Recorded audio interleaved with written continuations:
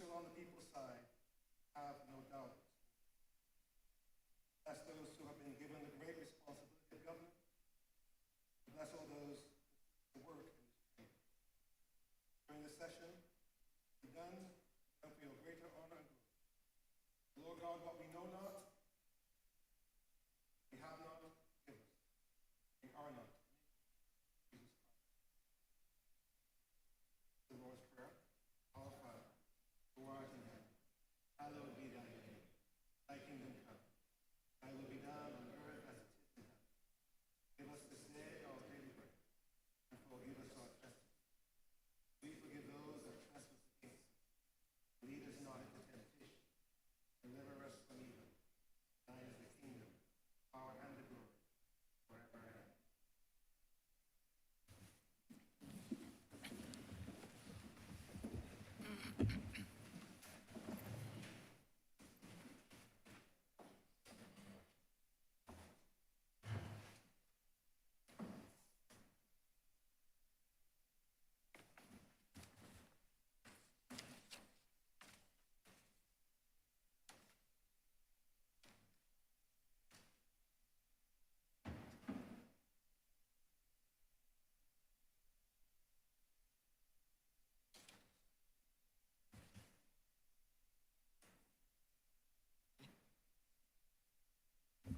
This House is in session. I wish to acknowledge the presence of the families of Mr. Joseph Tudor, Mr. Ezra Aline, and the Reverend Canon Ivan Herod. I also wish to welcome to these hallowed chambers the Student Council of Combermere School and the teacher. I do not want to be biased at this stage, but this is an extra special welcome to those students from the University of Waterford and the greatest educational institution in this country. I hope that you will enjoy your time here.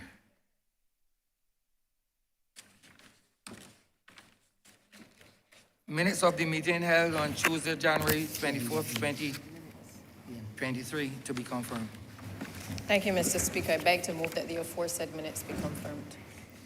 Seconder, please. Can I have a seconder, please? The question is that the aforementioned minutes be confirmed. All those honorable members in favor, please say aye. Those against, please say no. Me think the ayes have it. The aforementioned minutes are confirmed. Messages from Her Excellency the President. I am in receipt of a message from the President dated 3rd February 2023. Dear Mr. Speaker, I shall be away from the island on duty leave during the period 3rd to 5th February 2023. In accordance with the provisions of Section 33 of the Constitution, the Very Reverend Dr. Jeffrey Douglas Gibson will perform the functions of the office of the President during my absence. As the Honourable the House of Assembly will not be meeting prior to my departure, it will not be possible for the usual formal message to be sent to your chamber. Will you therefore please bring my absence formally to the attention of the Honourable the House of Assembly when next it meets. Yours faithfully, President.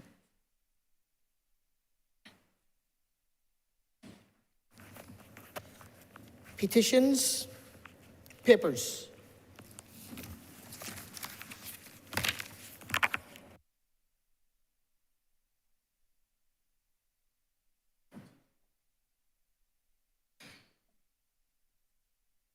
Honourable Leader of Government Business. Thank you, Mr. Speaker. I'm commanded to lay the audited financial statements of the Barbados Tourism Product Authority for the years 2015 to 2020.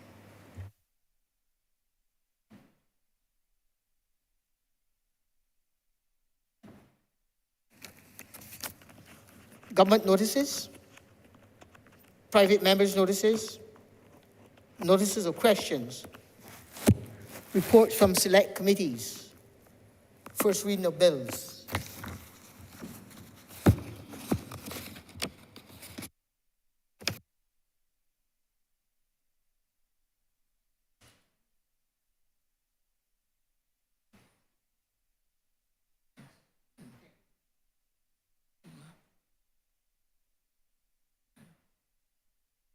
Honourable Member for St. Joseph.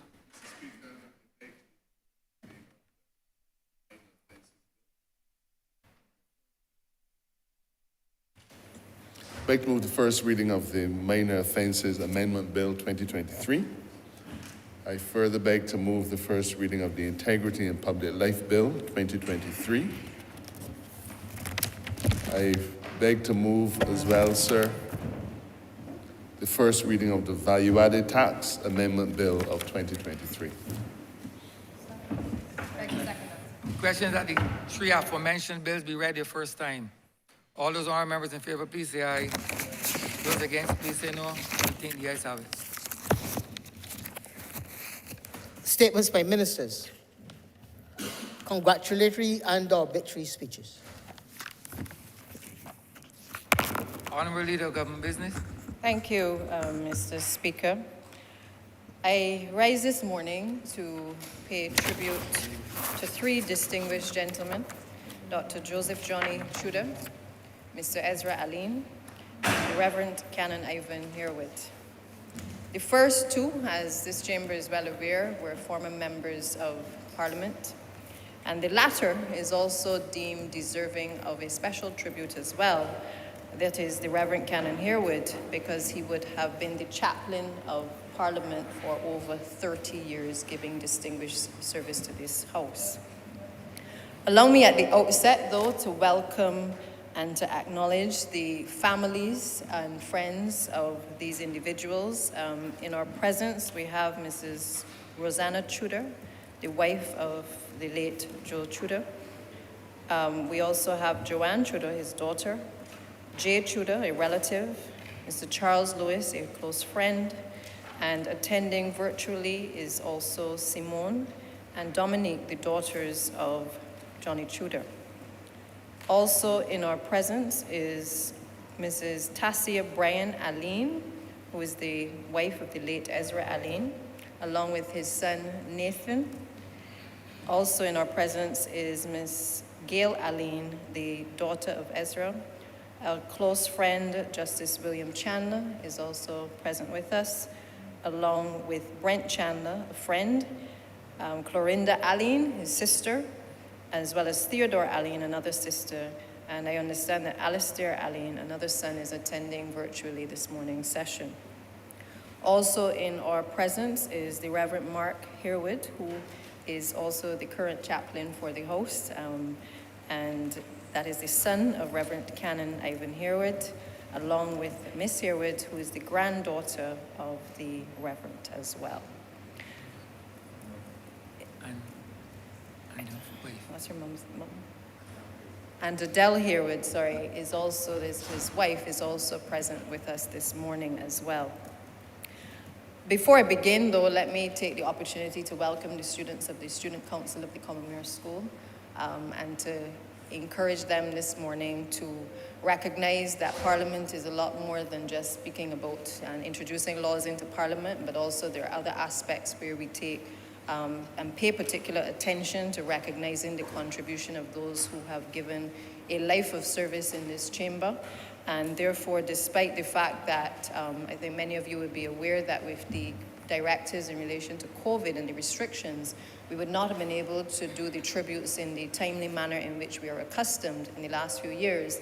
And therefore, we have had to obviously wait until those restrictions had been lifted to accommodate families and friends of the deceased in order to be able to participate in these types of tributes in the last few weeks.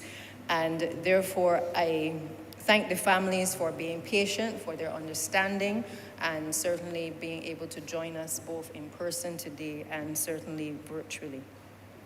I propose, as I did on the last occasion, to introduce the tributes of each of the individuals this morning. starting first of all with the Reverend Dr. Joseph Johnny Tudor, who was born on November 3rd of 1948 and would have left this earth on the 25th of May of 2022 at the age of 73. He was the son of a late Barbadian actor, radio host, comedian, and entertainment promoter who went by the name of Joe Tudor, and also his mother was called Beverly.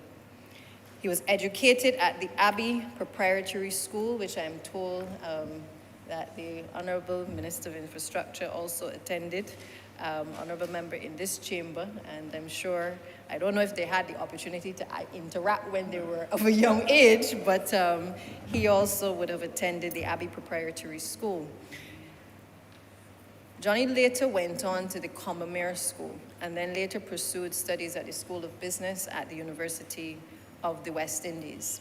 In relation to his career in politics, he would have aligned himself with the Democratic Labour Party and was successful in securing 2 terms in Parliament representing the constituency of St. Michael East from the period 1991 until 1999. In the 1991 election, Johnny Tudor was victorious against the then Barbados Labour Party, securing 2,101 votes to the Barbados Labour Party's candidate Jessica Odell at the time, who secured 1,230. And the current member for St. Michael's East, who was then running on the NDP ticket, the National Democratic Party's ticket, would have secured 802. I mentioned that to the chamber because what is interesting is that by 1999, the honourable member, current sitting member for St. Michael East, was then running on a Barbados Labour Party ticket and was able to secure 2,645 votes to Tudor's 1778, thereby not only reversing his majority, but also gaining a couple hundred votes on top of that. And I think that it is quite interesting because I know that Mr. Tudor would obviously have replaced Dr. Don Blackman, who we will pay tribute to in another week or two. And that constituency obviously has benefited from very fearless leadership. Dr. Don Blackman is well known in that constituency, so is the current sitting MP. And Mr. Johnny Tudor was also well known for being a defender of the poor and the most vulnerable in our society. Perhaps he was best known for his work with persons with disabilities, both before Parliament and certainly while he was in Parliament as well. He continued to support the cause to improve the lives of persons with disabilities. He was commended for bringing to Barbados the first disabled bus. This was spearheaded by him, and because of his influence and contacts within the automobile industry, he was able to ensure that assistance was provided, which I believe has now catapulted not only a keen interest in this area, but obviously we've seen the concessions granted by government as well and other private sector entities being able to assist persons with disabilities. And for that, I think this Parliament and certainly the people of Barbados and the entire disability community are certainly grateful for the foresight which he had and the fact that he led the charge not just in Parliament, but he also continued his efforts to support persons with disabilities outside of these hallowed walls. He received an Independence Honour in 2020, which was the Silver Crown of Merit, for this service and contribution to the Barbados Council for the Disabled and his support that he'd given to persons with disabilities. And that was really, I think, a signal moment in his career as well, because there's no greater thing that can be done than when a country actually stands and recognizes a person for a contribution in a particular area. Many of us come to public life. Some will leave public life having been varied in our interests. Others will be very singular in their focus in terms of their fight for particular things or becoming known for particular things. And I think that what many people remember about Johnny Tudor is the fact that he fought for the persons who were most vulnerable, but in particular for persons who were also within the disabled community. But he was more than just an advocate for the vulnerable. He had a stint at the Samuel Jackman Prescott then Polytechnic, now Institute. He was a chairman, and during his tenure there, he was credited as having engineered the online learning, which has now become commonplace today for a number of students attending that particular institution. He also had a stint as the chairman of the Government Industrial School, and I'm sure that if he were here today, he would be pleased with the progress that we have started to make in that area in terms of the several reforms that are being introduced to ensure that, again, that vulnerable group who has to attend that institution is properly catered for within our society. He also played another significant role, and quite apart from being known as for his contribution with the disabled community, he has been credited during his time on the Barbados Board of Tourism, which was then the Barbados Board of Tourism, and when he was a chairman, as the individual who was credited for the slogan, "Tourism is our business, let's play our part." And I think every child growing up in the 80s and 90s, certainly that slogan became ingrained in the minds of all of us, that tourism was our business and that we had a responsibility to play our part. He was part of the marketing committee, the PR committee, and therefore I think that he obviously had a good sense of what was necessary for us as a people to not just make sure that we improve Barbados for Barbadians, but that we appreciated that how we generated revenue obviously came in large measure from the way we treated tourists as well. And therefore, it was our business to make sure that we were playing our part in how we spoke to people when they arrived on island, how we delivered our services to individuals when they came to be offered a service, and generally how we interacted as locals around the tourism product. And I think that, again, that is the other area that he will perhaps best be remembered for in terms of his contribution throughout his entire career. He was also active in job creation through his leadership roles in Caribbean Airways Limited, the Barbados Board of Tourism, and also Joseph Tudor Enterprises, because he was also an entrepreneur as well. He was also a leader in such organizations as the Barbados Workers' Union, part of the trade union movement, and also the Barbados Chamber of Commerce and the Barbados Cricket Association. But regardless of the position which the Reverend Johnny Tudor held, it didn't matter. It was clear that he was, again, fighting for the interests of the poor, the underprivileged, and the most vulnerable. In his latter years, and perhaps those who are a little bit younger in this chamber may recall him in his capacity as an astute businessman who was holding the position of the group brand manager for BMW and Mini with the McInerney Quality Inc. I certainly, back in my days in entertainment, interacted with him quite a bit because during the crop over season, I would often have to go to McInerney where they were giving away a car for one of the Calypsonians. And just as he was cordial when I interacted and engaged with him as a child growing up in the political arena, he was equally accommodating in that sphere as well as business. The thing about Mr. Tudor was that you knew where he stood. You didn't have to ask him what was on his mind. You knew what was on his mind, you knew where he stood and the positions that he took. But he was also very likable. And even both in and out of politics, I think that has been the common thread when you speak to people. People liked Johnny Tudor. They just liked him.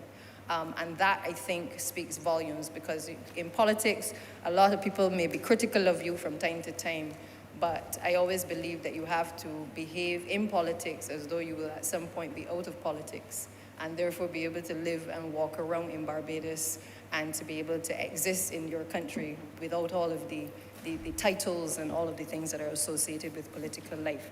And I think that Johnny represented that in terms of his ability to cross over the political divide and to have friends on both sides. But also, I mean, he was not afraid when he was asked a couple of years ago about our current Prime Minister, how he felt about her tenure in public life. And he was very supportive, regardless of the fact that he did not start out supporting the Barbados Labour Party. He was very clear in his support for her stewardship and her leadership of the country. And again, did not mince words in terms of where he stood. If he stood for a particular position, he let it be known that that is where he stood, and he was going to stand by those words regardless of what others thought of him. I found it interesting, though, that when he left political life, and obviously he was involved in the automobile business, that he also, in 2016, became ordained as a minister with the Signs and Wonders International Ministries, which is a Pentecostal church. And I say interesting because obviously he had an experience within his life which led him to God.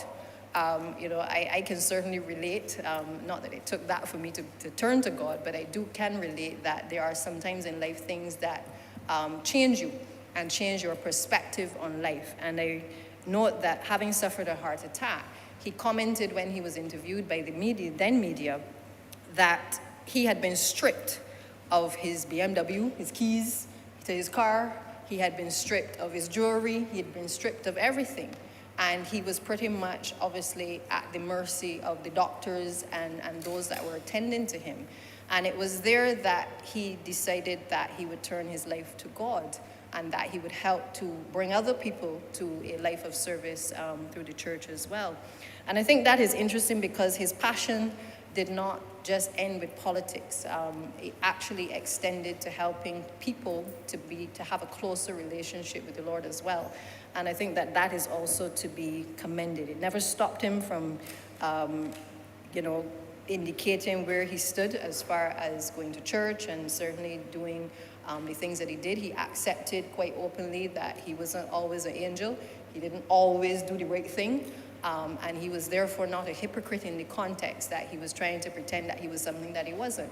But he had a life-changing experience, and with that came obviously a different outlook on life, which led him to recognize that there was more to this life than sometimes what we get caught up in. And therefore, I think that speaks volumes in terms of that recognition that he obviously came to in his latter days of life. Now, he was the father of 5 children: Simone, Jason, Dominic, Shari, and Joseph Jr.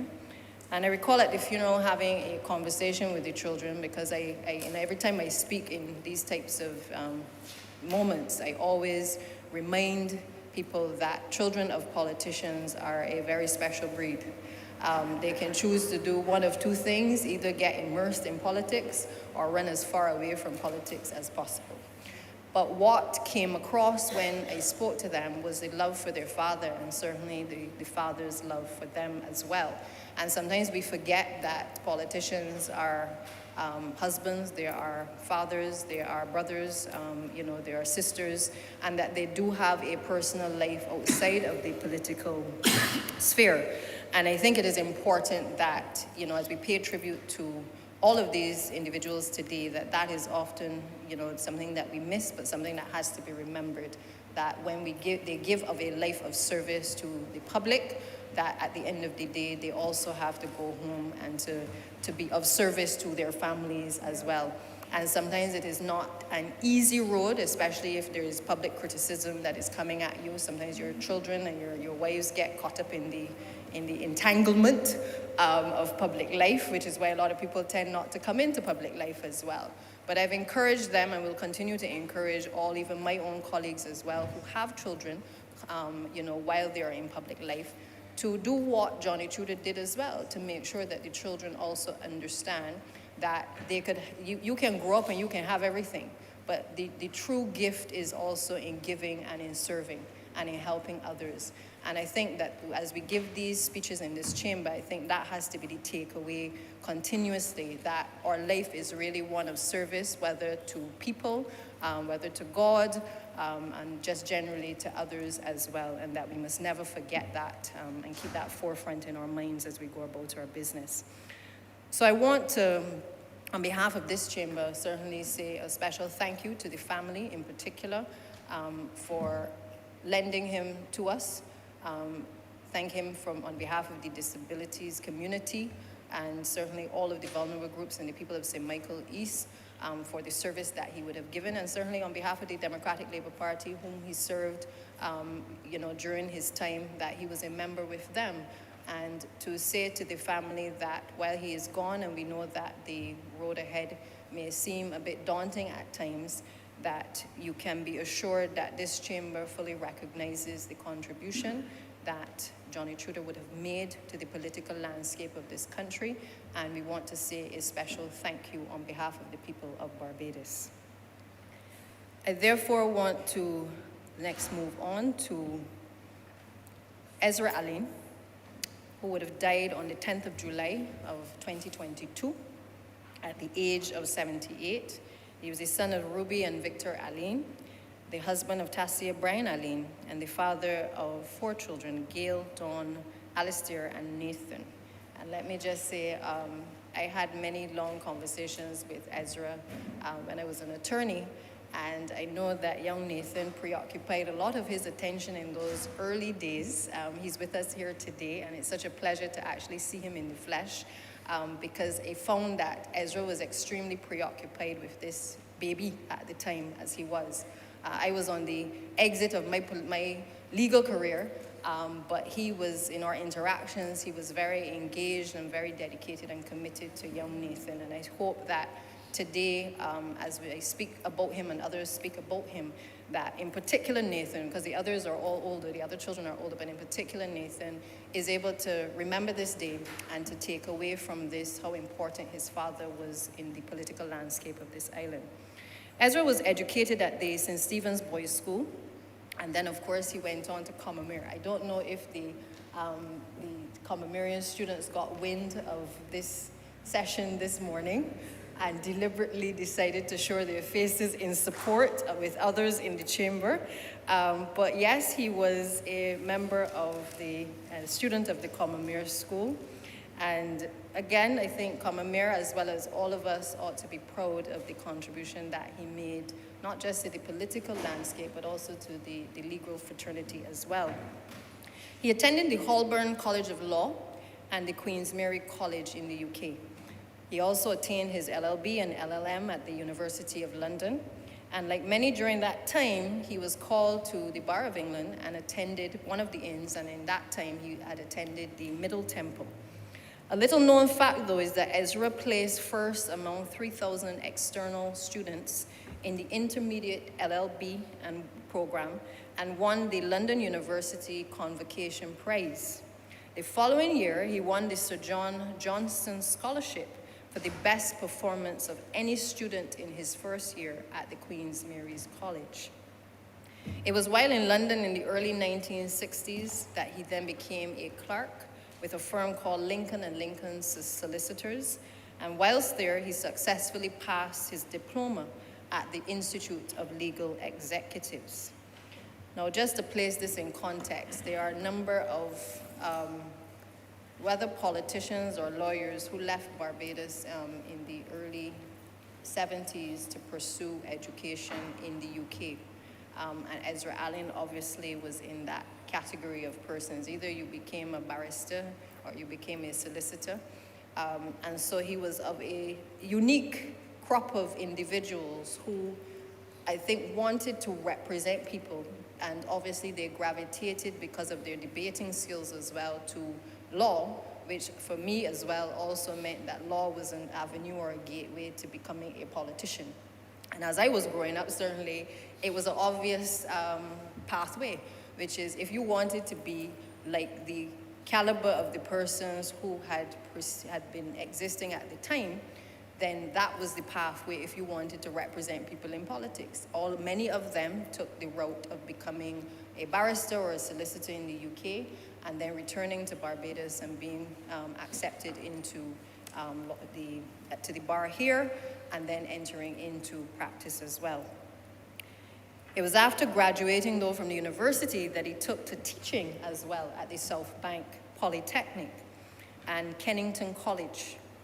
And he later returned to Barbados to assume position again in teaching as a law lecturer and tutor at the University of the West Indies Cave Hill campus. It was at Cave Hill campus, though, that he distinguished himself as an expert in constitutional law.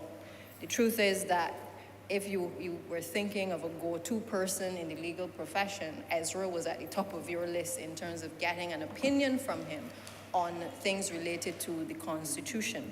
And I suspect because he had spent the time in the UK, he obviously studied closely the Westminster system of government on which this system is also modeled, and developed a keen interest in the way in which government works, but also governance as a whole. And you could always expect that you could open the newspaper whenever there was any interesting discussion on the Constitution, and you could find an article or comment written by Ezra Alin. His brilliance as well, though, was not only in the area of constitutional law. Ezra also exhibited brilliance in his early years of practice at the criminal bar, and soon he was referenced by his peers as the Perry Mason of law in Barbados. His prowess and his tenacity as a brilliant lawyer was recounted by many of his peers, and many of them, again, regarded his opinions highly in relation to constitutional matters, but also in relation to the law. As I said earlier, I have fond memories of Ezra Alin. Certainly in my latter years in chambers with the Cheltenhams, we would work together very closely in settling and negotiating personal injury matters. The thing about it was that Ezra was never wanting to give up any money, and so the negotiations were always long and arduous in terms of our discussions. He did not want to give up a bad penny, as he would work oftentimes for the insurance companies. And so we would have quite a bit of banter. At the end of the negotiation, though, what was always interesting is that he would smile, he would tilt the glasses a little bit and look at you, and he would say, "If you were not Brady's daughter, I would give you real trouble, you know." And so I really always appreciated, the stories that came from Ezra in relation to his early years and his struggles to be able to be the best at what he did. But I always remember him always asking for my father as well in all of our encounters. They had a long history, and they're both running the 1976 election. And I will share with young Nathan and the family, I have one of the manifestos of 1976 with me today, which my father was able to dust off of out of the filing cabinet and produce, showing a much younger Ezra Alin. And so I will share that with you later. But the good thing was, again, that he had, there was a mutual respect for his colleagues, and certainly a mutual respect by his peers within the profession as well. He was an ardent supporter of the Barbados Labour Party, and he made an indelible contribution to the party, one which the Barbados Labour Party will be forever grateful to him for. Again, he always was there not just to defend, but also to bring balance in the conversation about any issues that arose, whether in relation mainly to the constitutional issues of the day. He entered politics at a time in 1976 at the age of 32. Again, quite young, along with people like Dame Billy and Sir Richard, Lionel Craig, Sir Henry Ford, my father at the time, part of what was then the great combination, the Tom Adams cabinet. And so I'm sure that anybody in that period would have learned quite a bit from the then former Prime Minister of the day, and would have certainly had laid the foundation for a lot of his thinking, and certainly a lot of the things that he did afterwards within politics. He had defeated Sir Philip Graves, Queen's Counsel, in the 1976 election to win the constituency of St. Michael Northwest. But then he was defeated in 1981 by the same Sir Philip Graves. That is the way politics sometimes plays you. And that's why I always maintain you must plan for being out of politics while you are in politics as well.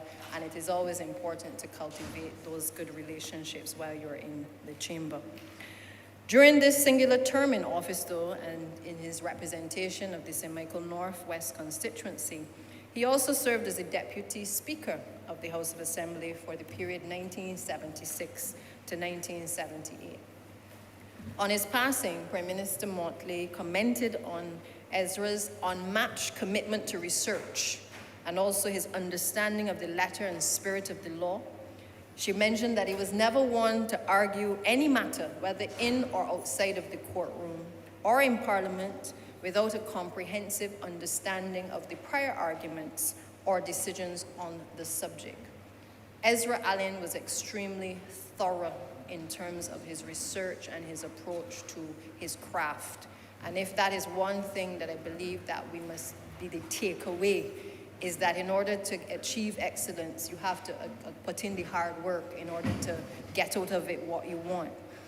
It was against this background that he distinguished himself as the go-to person on also parliamentary democracy issues. Basically, anything to do with the Westminster style of government, Ezra Allen was the authority on it. And this was reflected in his weekly column in the Nation newspaper as well.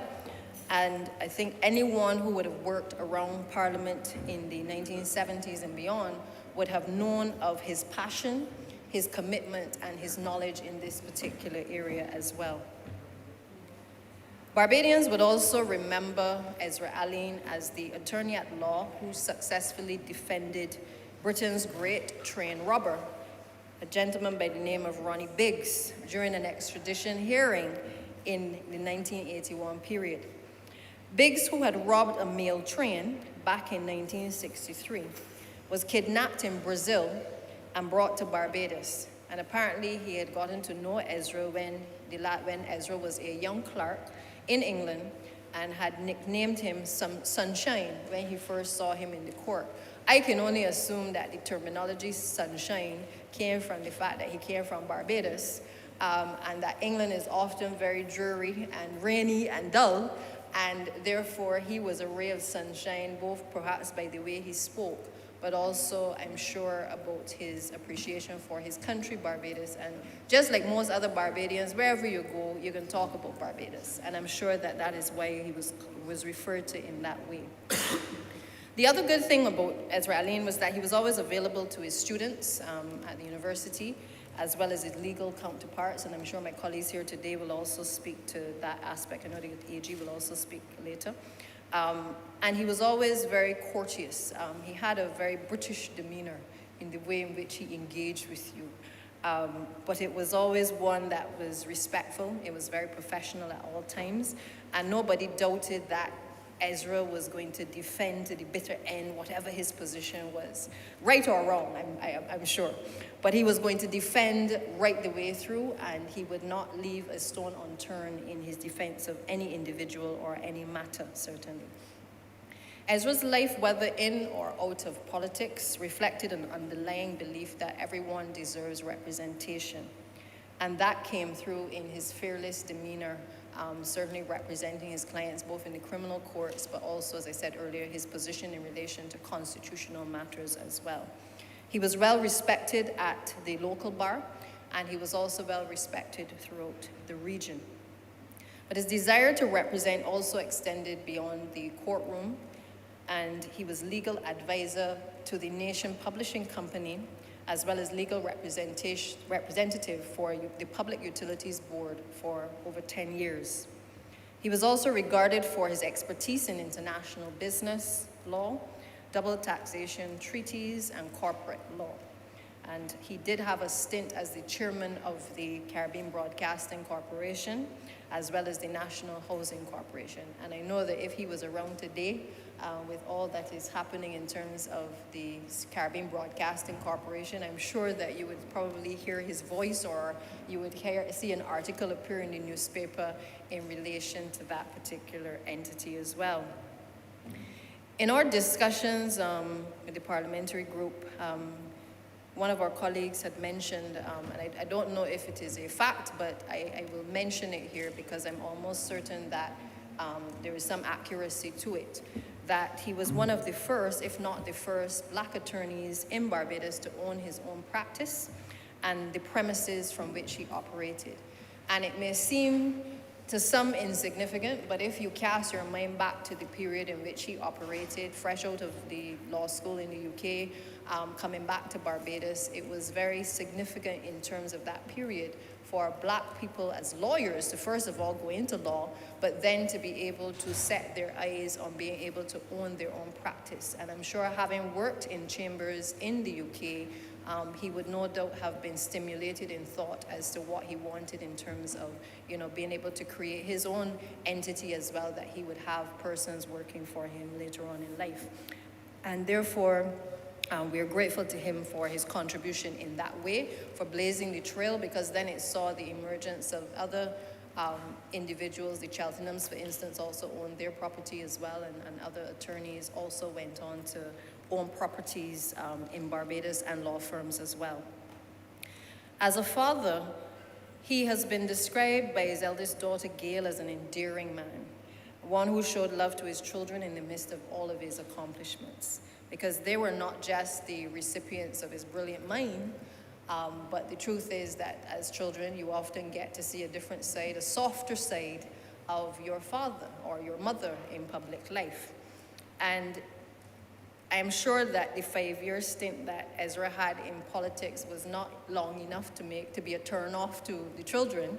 And so I am sure that they, in their own way, will find a way to be of service in one way or the other, maybe not in politics directly, but certainly to be able to find a way to be of service and to exhibit the same level of brilliance that their father did in Barbadian politics and certainly in the legal profession.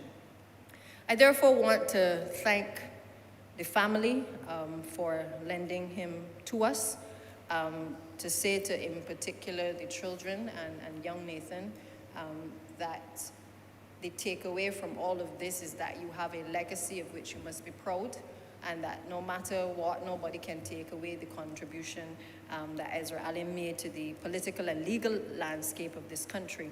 And therefore, you should use that as your encouragement to do well and to continue to be of service in this country and certainly beyond these shores as well. The Reverend Canon Ivan Herwood was born on December 17th of 1936 in Lears to the late Helen and Joseph Herwood. He would have died on the 15th of August of 2022 at the age of 85 years. Reverend Herwood was the husband of Adele Herwood, the father of 3 children, Curtis, Mark, who is the current chaplain of the house, and Suzanne, grandfather of Ayana and Camus, brother of Etha and Van and the late Elysia, Duncan, Carlotta, and Lionel. He's also the uncle of Dennis Tull and Sir Louis Tull. Reverend Herwood was a beloved family man who was described as loving unconditionally.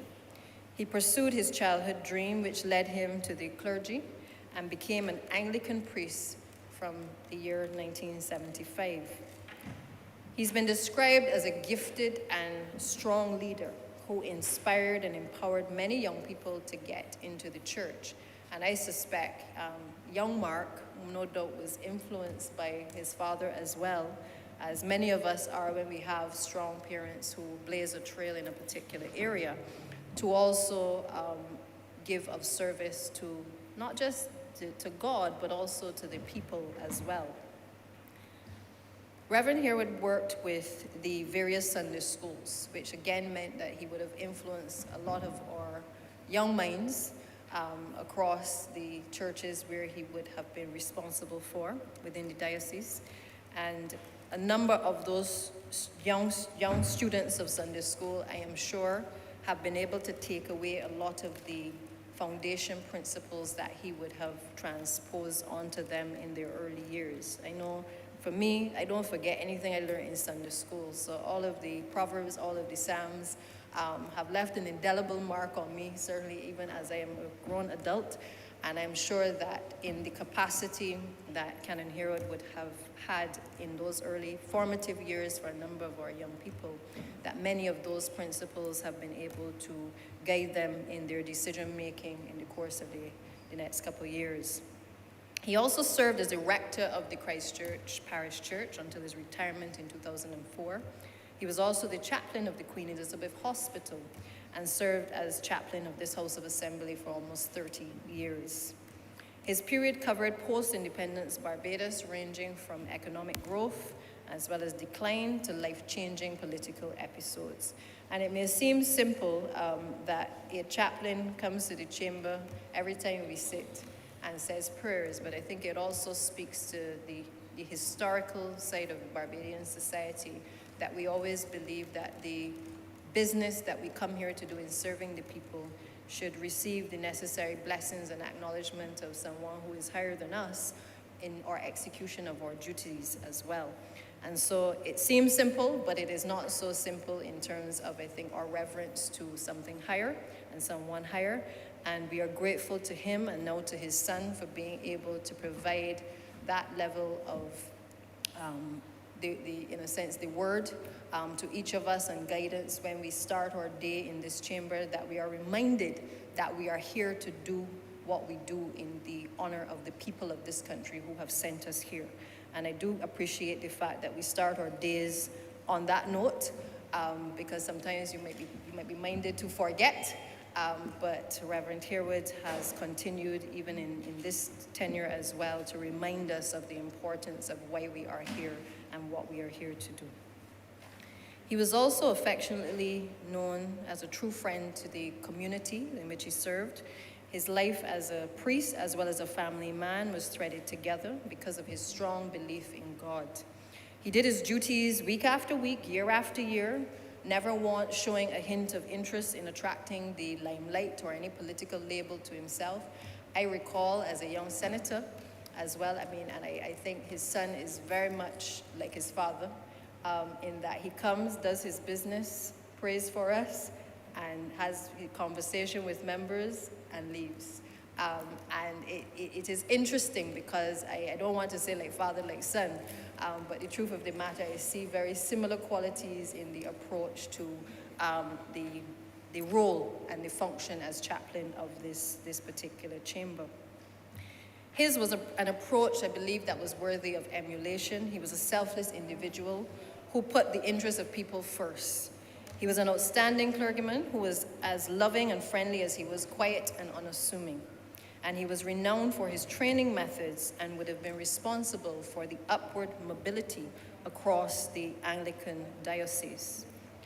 While most Barbadians would know Reverend Harewood as the most dignified man of God and a servant of the people, many would not be aware that he had worked in the nursing service in Britain, and that this, I believe, was just another continuation of his giving and his compassionate nature, which he exhibited certainly in his role as chaplain in this parliament. I therefore want to thank his family for lending him to us as well, and to allow him to be able to, through his prayers at the beginning of our sessions, and certainly at various functions, to being able to help to guide us and to root us in the reminder of why we are here.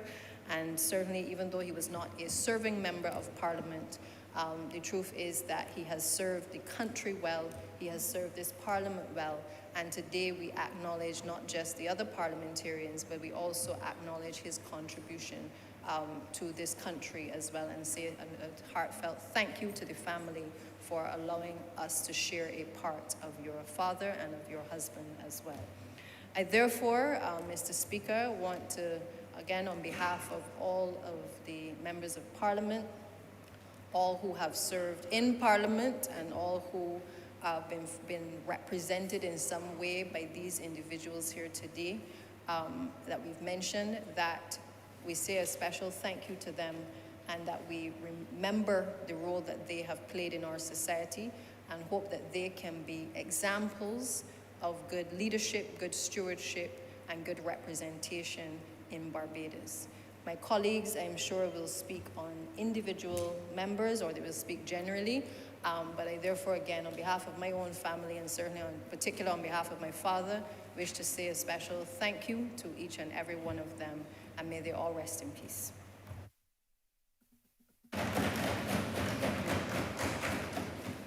Honourable Member for Christchurch West. Thank you very much, Mr. Speaker.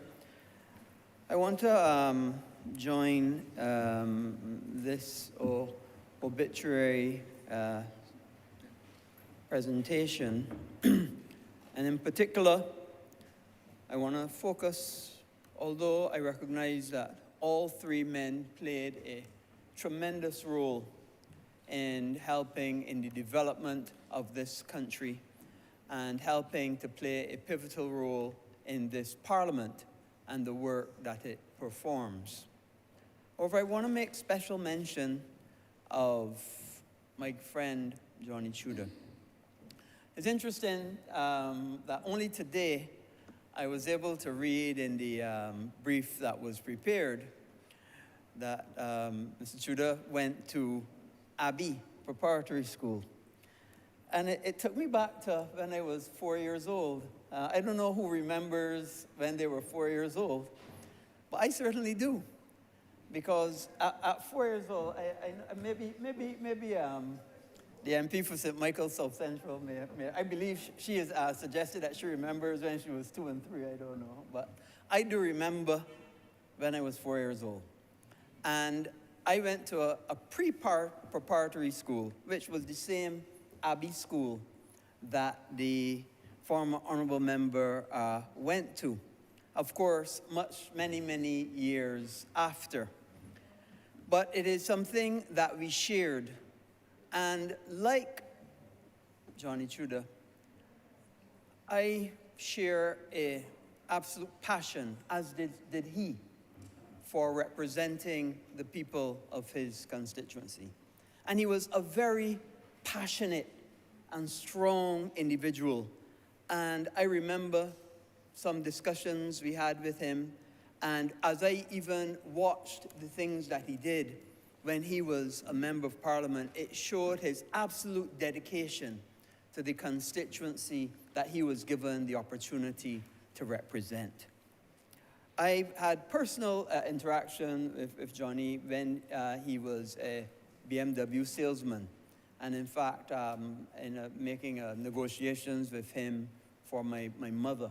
And he was an excellent salesman. People often said that Johnny had the gift of the gab. And he was able to leverage that ability in all spheres and all walks of life. And I am sure that his family is absolutely proud of what he was able to accomplish for himself over the years. I am particularly moved as well, Mr. Speaker, for the work that he did for the disabled in the disabled community. And I know the member for St. James North has intimated that he will speak on the tremendous work that he and also his spouse continues to do in the disabled community. And as I was driving here today, I in fact saw one of the buses being used to transport the members of the disabled. And it had an interesting slogan on it: disability is not inability. And I think that that is something that we all need to internalize. Many people of this world have disabilities of various levels, of various kinds. But a disability can never be seen as an inability. And the reason why that slogan ran forth to me on the bus that is being used is that when Johnny Tudor was the Minister of Transport, and he was the Minister of Transport like I was, he was able to get a disabled bus for it to be able to transport people in the disabled community. And I thought that was an excellent opportunity. A bus for the disabled, a bus for the disabled. My colleagues are telling me to rephrase it. A bus for the disabled. But the vernacular in the base, people would call it the disabled bus, because that's what they would reach out to me and say. But I focus on that because when we were designing the new electric buses, we focused on the fact that the disabled people had to be able to travel on those buses like everybody else. So we incorporated the ramps. We got the buses so they could kneel. We had a place that if you had a wheelchair, it would go into a slot and be able to use a seat belt for it. This was all part of the legacy that was set first by the member, Johnny Tudor. Now, we recognize that he was a member of parliament for the other side, and we forgive him for that.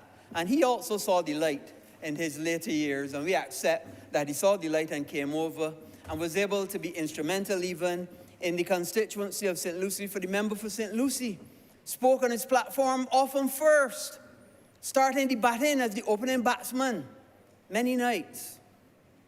And we are really, really appreciative of all of the work that he did when he then saw the light and came over and left the dark side. But we understand that. So I definitely have to say that on a personal level, I also had interaction with Johnny when we were negotiating a matter for the Ministry of Housing. And I must say that he was one of the hardest negotiators I have come up against. And I tend to do a lot of negotiations for the government or in my personal life, negotiating land or property interactions. I could not get over get over Johnny Tudor. Anytime that I felt I was making headway, he would resort to passion. And he would go into a very passionate representation of why his side was more important and why this had to be the way. And no matter how I tried, Johnny Tudor always prevailed. So I salute the work that he was able to do.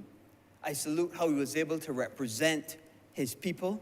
I salute how he was able to then become a man of the cloth as well and to take on that mantle.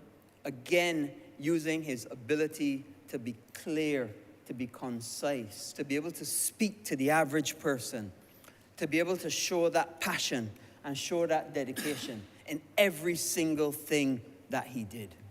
And I am proud to say that he was a friend of mine. I also could not take my seat without recognizing the former chaplain of this Honourable Parliament. He was instrumental in guiding us. And you know, often, many times, people come to Parliament and you hear the prayer and it becomes a formality to some extent for some members. But I listen very, very carefully to the prayer. And often that prayer sets the tone for the day for me.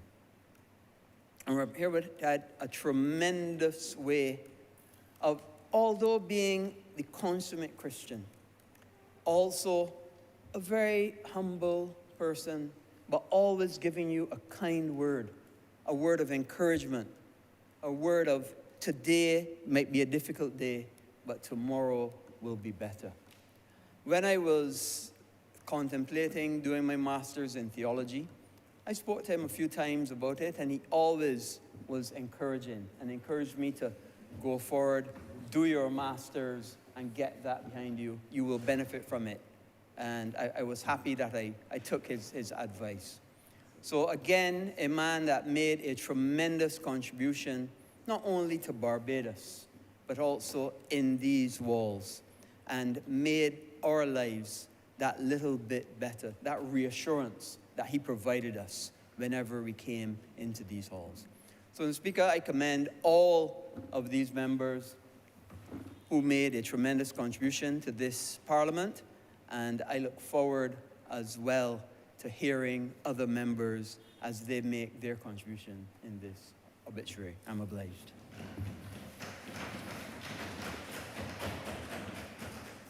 Honourable Member for St. Thomas. Thank you very much, Mr. Speaker.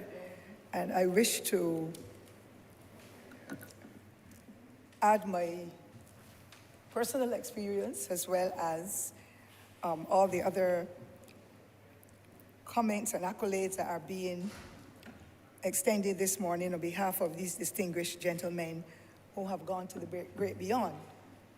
And I would wish, sir, to start as a proud Anglican with none other than Canon H. Haywood. Sir, I see you're smiling because you know well too your All Souls connection and others. But in any case, despite whatever religion there is that we are involved in, once we are reflecting on Almighty God, that's fine for me. And therefore, that whole inclusive approach with faith-based institutions in this country, where we can all come together as one and worship and praise and make sure that people leave us better than they would have come. And so this morning, I want to dedicate most of what I will wish to say to none other than Canon H. Haywood. And somehow I never was able to find out what the H represented. But when I reflect on the personality of the goodly gentleman now deceased, and the performance that he extended to the rest of this society and the world, I have found 3 words that I have added.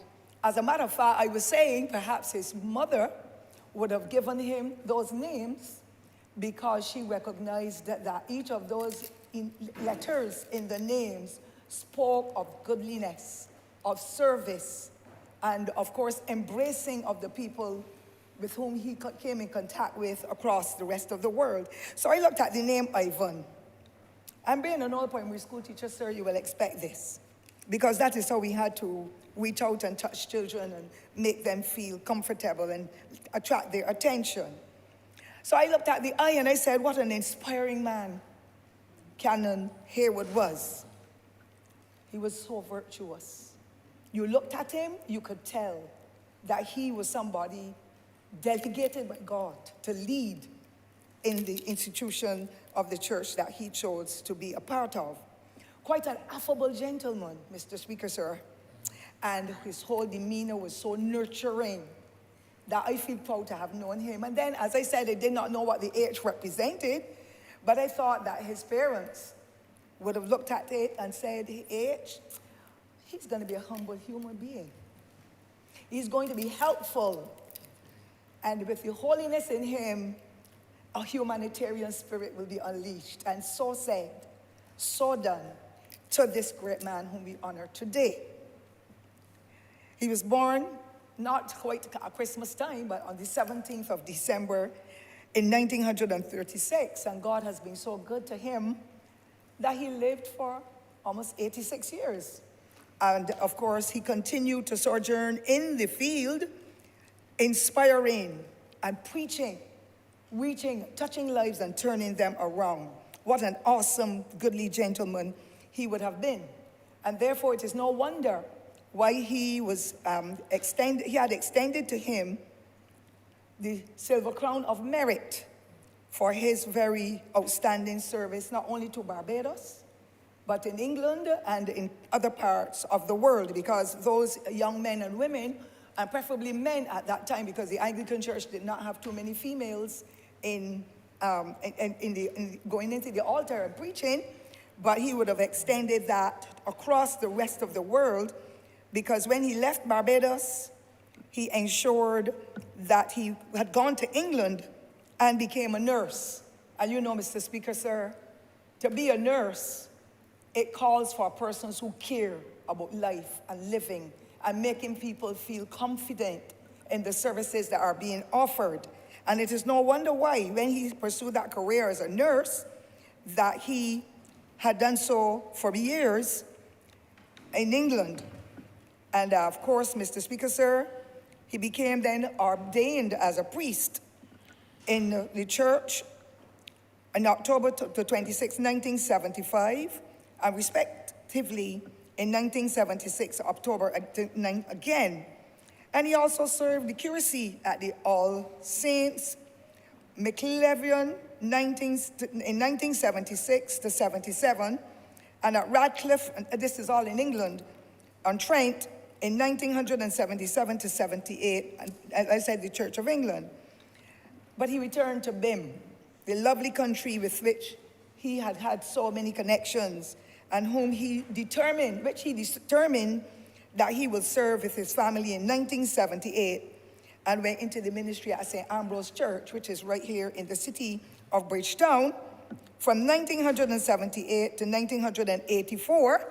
And then, of course, he left the Bridgetown and went into Christ Church, at the Christ Church Parish Church from 1984 to March 2002, serving for 18 consecutive years. And I have been to the Christ Church Parish Church. I have seen and heard him and the inspirational preaching that he extended. And of course, I believe that the church hall up there would have been part of his vision to be able to not only do ministering with the holiness of it all, but of course, allowing residents and others to come and have their meetings there, to come and be engaged in wedding receptions, to be involved in so many other activities. And to my mind, that is a man who would have had the confidence and the courage to reach out and touch. And I witnessed that. Even though I have not been a member of any of his churches, sir, I still belong to that little church on the hill, way up in St. Thomas, called the Holy Innocents. And you know, sir, what that represents when I indicate that. I also want to say, sir, that he further served in the faith ministry and was instituted to the stall on June 1996 and served in the Anglican Diocese as a member of the Dean and the chapter of St. Michael and All Angels Cathedral, which is right here again in the city. He also, because of his outstanding performance and his way to reach and touch and inspire the congregations, he also served as Rural Dean at the Christ Church until he retired. He never, Mr. Speaker, wavered with his commitment to God nor his service to humanity. And I think that is so profound that so many other young priests, and I know that his goodly son, sir, would have emulated his dad, and he is with us and has been doing excellent work. I know at the St. Barnabas Church, but I cannot go any further because sometimes there are shifts and changes as persons move through the system in the churches, but I know that I can speak to of his commitment. So it says to me that dad would have nurtured his son in a way to follow in his footsteps. And I believe that there are very few households in this country where father and son and daughter perhaps have been continuing in the same environment for work. Because sometimes people are teachers and they say, I don't want my child, it's too much to do teaching, too much nagging. Or an officer, a police officer, and then allow the exposure, I don't want my son to be in that, and I went through. No, I believe that Father Knight followed in his father's footsteps, and he too is making that outstanding contribution to the people of Barbados, and by extension, the people of the world, because nowadays we have the virtual sermons and so on going as a result of COVID. And people across the world are able to follow the speeches, the sermons, all the other activities. Canon Harewood did not quite have that, the late Canon Harewood, but I'm sure that his son and all others will continue to be able to reach out and touch and turn this world around. We need more persons, young persons as well, sir, to be in the priesthood or to be in apostles or reverends or whatever names are given, because we see what's happening in our society. And without us following in the footsteps of the late Canon Harewood and making sure that we nurture our young people to know that there is a God in heaven who wants us to follow in the footsteps and to be able to do the things that will hold communities, first households, communities, and then the entire society together, we are going to lose more of our people through all kinds of negative activities that this speech this morning, sir, will not in any way engage. I also want, sir, to say that his service as a priest in charge at St. Ambrose in 2003, an assistant priest at St. Barnabas, and the churches there, he so ministered to so many people. And then he went further with his work. Rather, beyond the church, he became the chaplain at the Queen Elizabeth Hospital. And then, of course, sir, this honorable chamber, where he served for an extremely long period of time. He was the second longest serving chaplain, sir, I must say, in Barbados in this distinguished chamber, after 28 years of sacrifice and quality, dignified service. And I say hats off to his family for helping him to be able to achieve that goal, because it's no easy tasks. There are no easy tasks for families who have to have partners and leaders in the household away from home for so long, but he did it and did it well, hence his son following in the footsteps when he exited that role in 2014. Canon Haywood possessed that quiet demeanor in everything he said and did. As a young person, not only here, sir, but in the Anglican Church, I admired the ease with which he moved. When you looked at him, there was always this glow, this smile. You could not fathom the individual. But when you heard him speak, nothing like me, Mr. Speaker, sir. I can speak very loudly and sometimes it can be very soft. But he was always level with what he had to say, but it attracted the attention of his parishioners and others. And I think he did it with grace. Let me say it that way. That will better express what I wish to say, sir, on his behalf. So Canon Haywood, he had that kind of way of embracing people and endearing them towards him.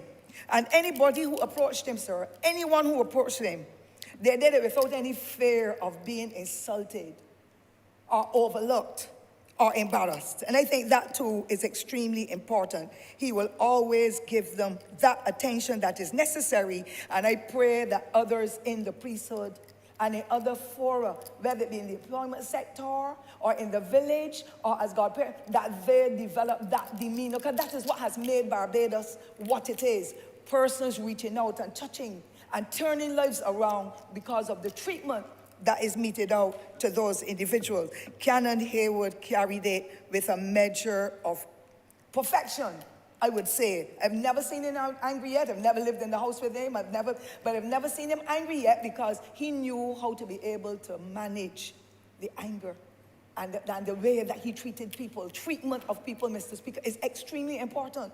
Not only in Barbados, but in the rest of the world.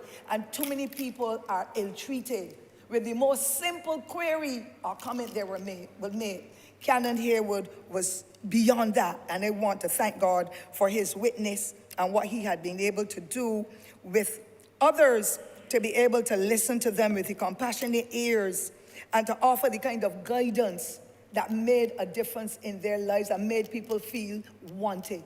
We need to get back to that, or for those who continue to do it, let us do it with grace and make Barbadians and others among us feel well. During his pastoral service too, sir, he always extended kindness. He embraced people. He offered that kind of quality advice and respect despite the occasion.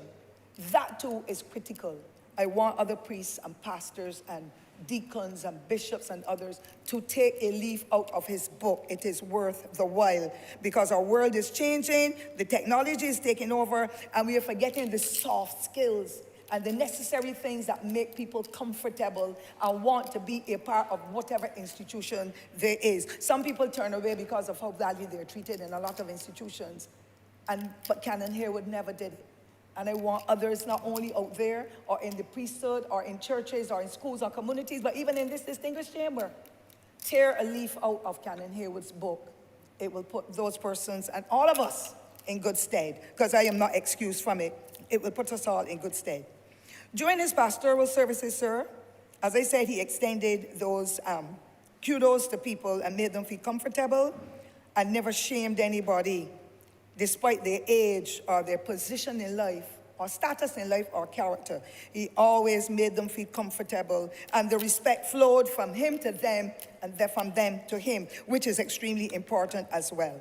There were several other people who were nurtured at his feet.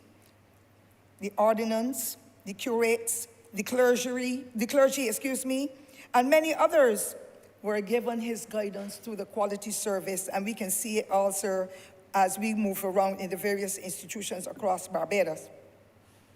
I also want, sir, to say he has lived a wonderful life. 86 years is a long time to live. But you know, sir, he could not have done it because in Barbados, and I believe in other sayings across the world, people say behind every successful man, there is a woman. And in this case, I want to say a powerful woman. And none other than, I call her Madam Adele. I met her, and you know, sir, I am over the hills now with age.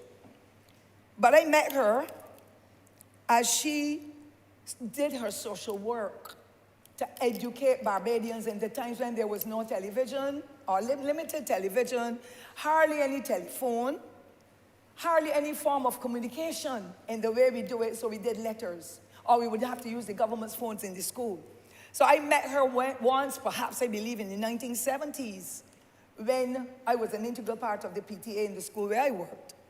And no time would she have been invited to attend that she did not accede to the request, and had the PTA sitting and literally looking into her mouth because of the kind of wisdom that she shared with them. Because you know, sir, at that time, ordinary women with many children could not go anywhere. But once they heard that we had a guest speaker and they learned that it was Mrs. Adele Haywood, they made it their business to be there, because she talked about nurturing children. She talked about the family planning. She talked about so many different things that parents needed to be made aware of. And that captured my attention. And she too, an affable, beautiful, well-attired woman every time. I believe, sir, that I had to pick some leaves out of her book in the entire part, because when you want to present yourself to people, you must do it with grace and make sure that you can tap into them, that you can capture their attention. And so across the island of Barbados, sir, she would have given those lectures, those speeches, those demonstrations, the advice that parents at that time required, because all they had was a rediffusion, perhaps, nothing more. And therefore, the message was out there, reaching them in the spaces where they occupied, in the schools and the villages and other churches and so on. I believe, sir, she must have been a very active member of the Priest Wives Association, and of course, the Mothers Union and all the other institutions within the Anglican Church, because that is where the grounding can happen for young women and young men in those institutions. Her elegance, her grace, Mr. Speaker, sir, the hard work, everything else that you could expect in a woman would have been Mrs. Adele, who is here with us this morning. And I am so happy to see how she has continued to survive. She has lost her husband, but she too would have been steeped in the faith that he has gone to the great beyond, but he had served his time well on earth and with distinction. Therefore, she's going to be going through the moments. She's only human. Her children are going to going through the moments. They're only human, but they understand. Daddy at 86 years has gone to the great beyond, but he laid the foundation in this society and in others before he left this goodly earth. And so I know that her heart will be overwhelmed at this time, because we're bringing back memories in her thoughts and in that of her family. But we share in these moments of grief, because it was only last year that he passed away. And we share the moments of grief with them and ask God to continue to strengthen and to bless them in every way possible.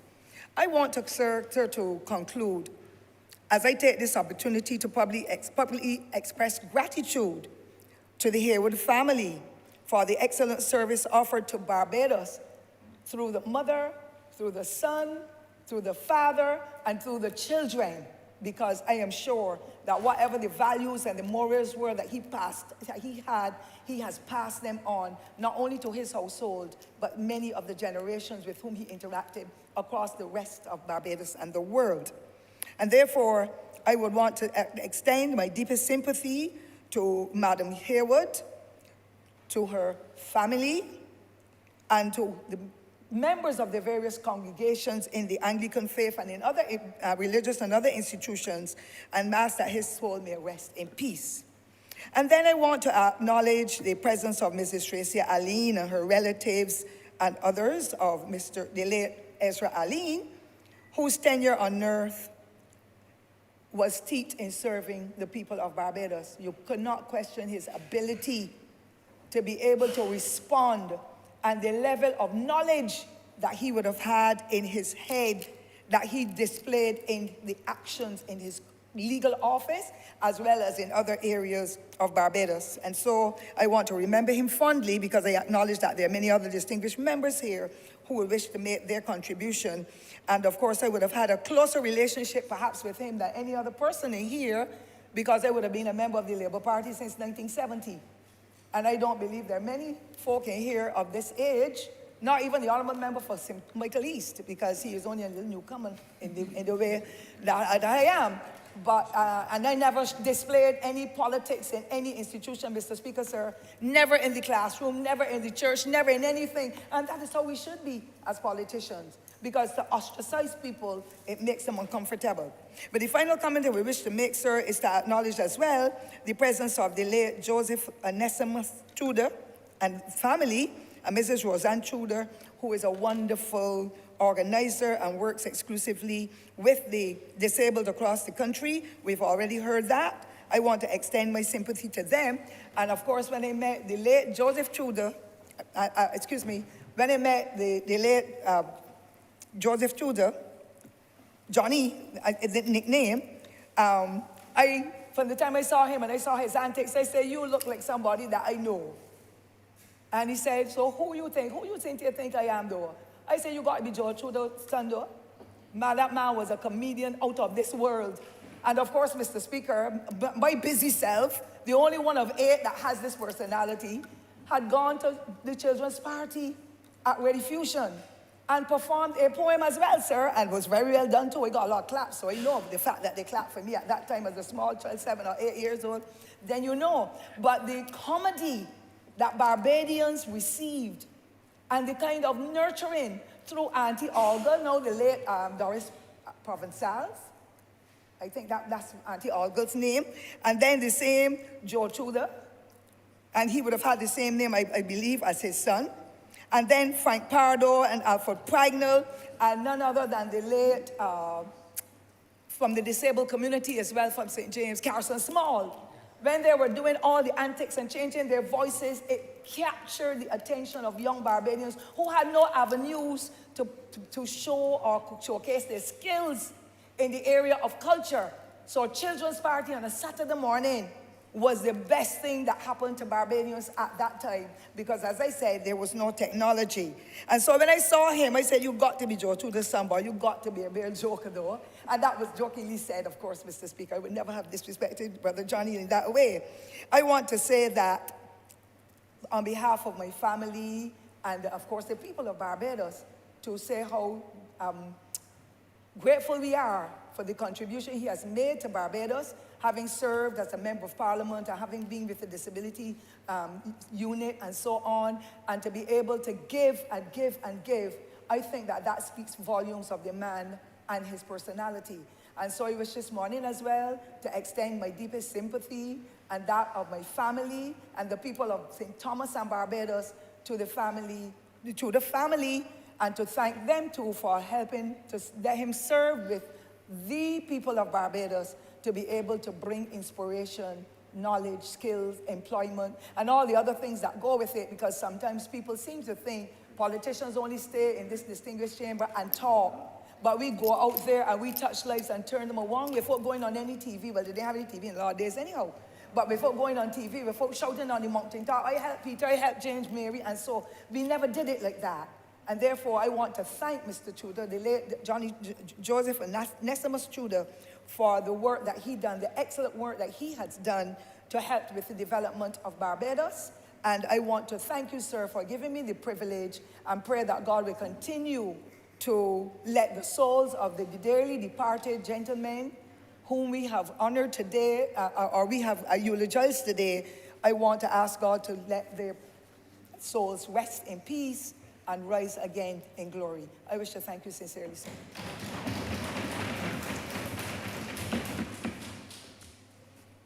Honourable Member for St. Michael West.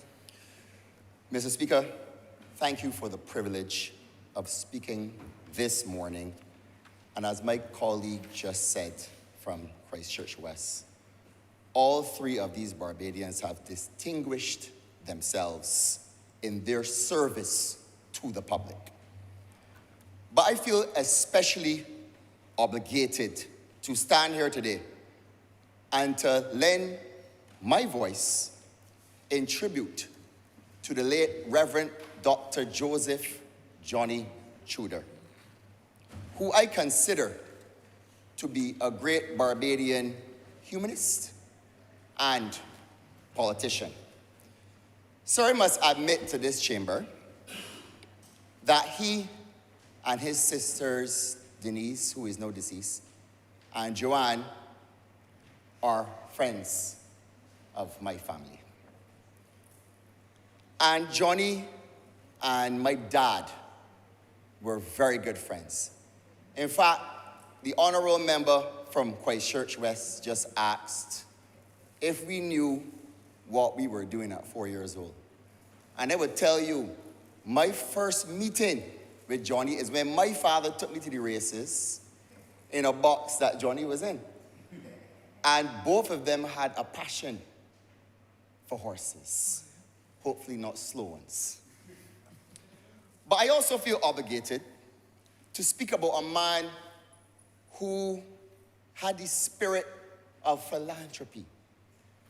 And he and my dad shared that passion. And quite frequently, Johnny would find his way down to our family business, asking my father for food stuff to put into hampers for all kinds of people. Not only people who hailed from his constituency, but people all over Barbados. And that was the mark of the man. And thirdly, and certainly not the least, I feel obligated to stand here and give my voice to a man who was a brethren of the University of Waterford, where myself, the Honourable Speaker, and the AG hail from. And I also want to welcome my brothers and sisters who are here to represent that esteemed school.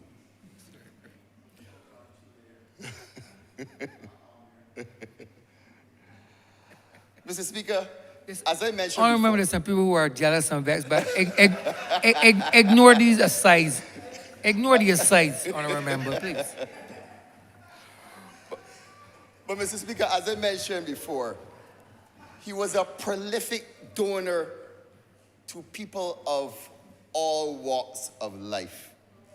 Hence the obvious partnership with my father, who was quite willing to give to people in the city of Bridgetown. And as the Morris clan from Westbury Road would have told me, that he was a man that would give $1 with 10 cents in his pocket. What I found especially inspiring about him is that in his ministerial portfolios, in both of them, he would look after anybody who came to him. It didn't matter if you were from his constituency, he would end all Barbadians. And as the Morris clan said to me, that even on his sick bed, he was on the phone looking for help. And my colleague from St. Andrew will be pleased to hear he was looking for help for a lady from Orange Hill. That is absolutely remarkable. That for two reasons. One, he was no longer a politician, but had the deep feeling of giving service to the public still. And this lady was not even in his constituency, probably didn't know her that well. But that was just the man that we speak of here today. That passion and empathy for people. So, sir, this was the heart of the man. And he was a public servant for 2 terms, hailing from St. Michael East, of which my brother to my right is now the current representative. And I can say that, as my father used to call it, retail politics. What it means is empathy, passion for people, putting people at the center of everything that you do, was definitely passed down from Dr. Don Blackman to Joseph Shooter, and then to my brother to my right, who definitely has the people in his heart. So that is one successful succession plan. That was not a plan in a coronation, but a plan in having the people at the center of everything you do. So as a government, as we seek to, for the second time, pass integrity legislation, which will put the guardrails on ourselves as public servants and also future public servants as it pertains to financial conduct which will keep us honest. But sir, this is not the only definition of integrity. Mr. Speaker, I say to you that what is also the hallmarks of integrity is dependability. And without a doubt, I can say that this is something that accurately describes the good Mr. Tudor. Also, loyalty. Loyalty to our mission and our creed as a government and a party. This is what we can learn from him as well. And as my fellow colleague from Christchurch West just alluded to, is that Johnny could probably sell snow to Eskimo. His mouth was real, real sweet. And that quality obviously served him well when he was the group brand manager of McInerney Quality Motors.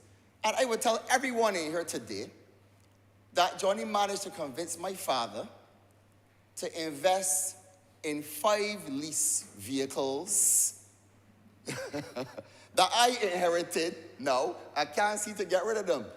So that is Johnny right there. He convinced my father, convinced me the best thing to do is to lease these vehicles. So that is on a personal note. And I think that when we give tribute, you know, it's important for the public to hear, you know, more personal stories about these great Barbadians that will give them depth, that the public can understand what these men gave to the public. So, Mr. Speaker, in closing, this son of the soil, what I think about the most is that Bob Marley song. Johnny was a good man. He wasn't a perfect man, like none of us are. But through his work with persons with disability, as you heard from the 2 members just now, with the Disabilities Unit, and in his work with the tourism sector, as the scion of that famous phrase, and I didn't even know until I saw the brief that he could be credited to tourism is our business, let's play our part. That obviously was a fantastic slogan, which was hugely successful, but it showed the creativity of this man. And that is something that I think young people today can take a lesson from. That creativity is key in everything that we do, including politics. So his legacy continues through those accomplishments. But also I'd like to say to everyone today that it's obvious that his legacy continues as a nation builder and through his beautiful family. Mr. Speaker, with that, I'm obliged to you.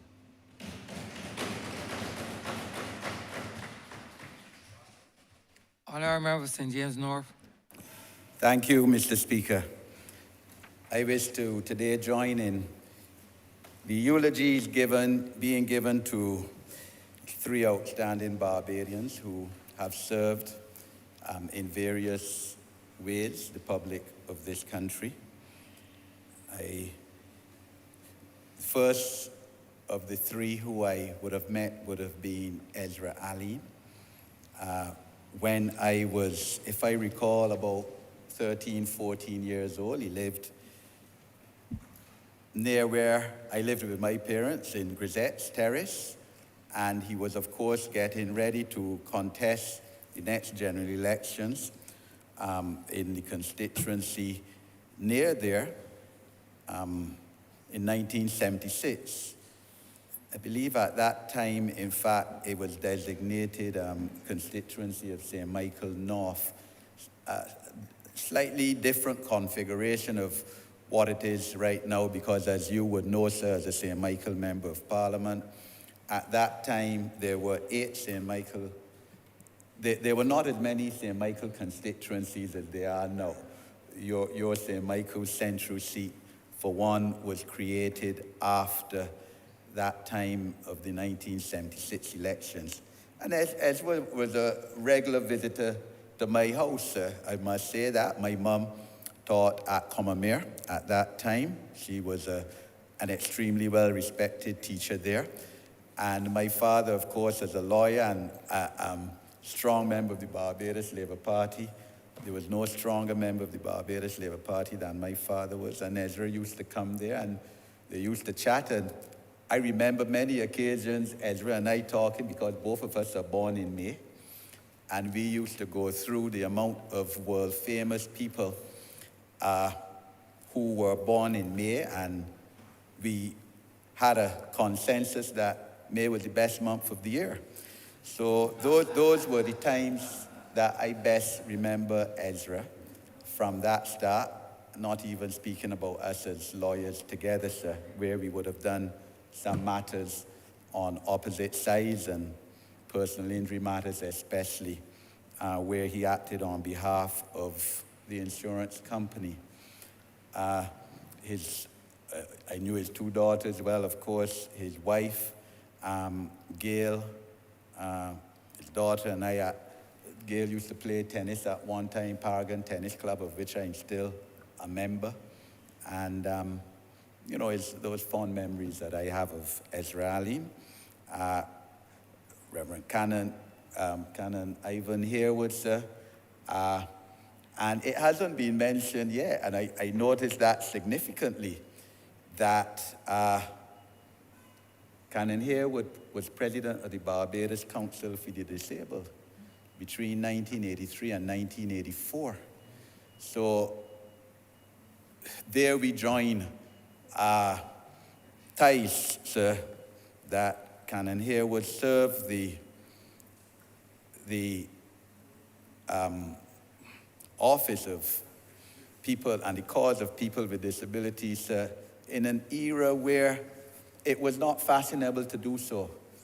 That was even before my time of service started to people with disabilities, about 33, 34 years ago, sir. And for that, of course, I commend him. His picture stands in the Harambee House, the Barbados Council for the Disabled, as a former president. Out of the three outstanding individuals who we are eulogizing today, sir, of course, the one I would have known best is Dr. Joseph Johnny Truder, mainly because, as has been said previously by, I think, two members, our joining together in the cause for persons with disabilities. But Johnny, of course, is a lot more than that.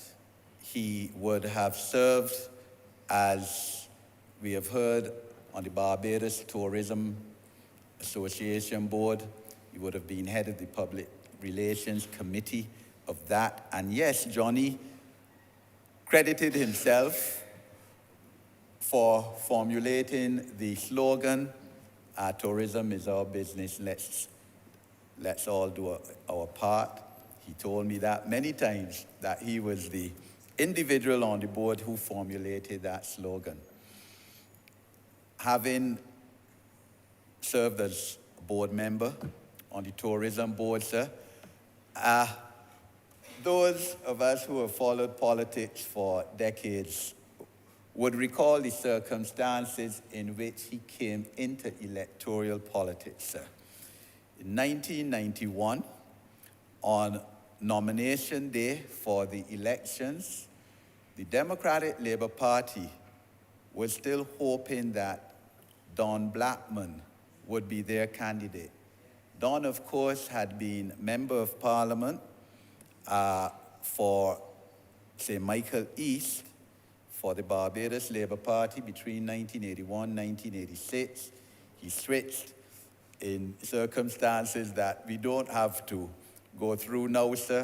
In 1986, he became the Democratic Labour Party candidate and was one of their trump cards in the 24-3 victory of the Democratic Labour Party, serving as that party's Member of Parliament for St. Michael East for those 5 years, 1986, 1991, but did not turn up at the nomination on nomination day. I believe it might have been St. Giles School, primary school, to be nominated as candidate in the 1991 election for the Democratic Labour Party.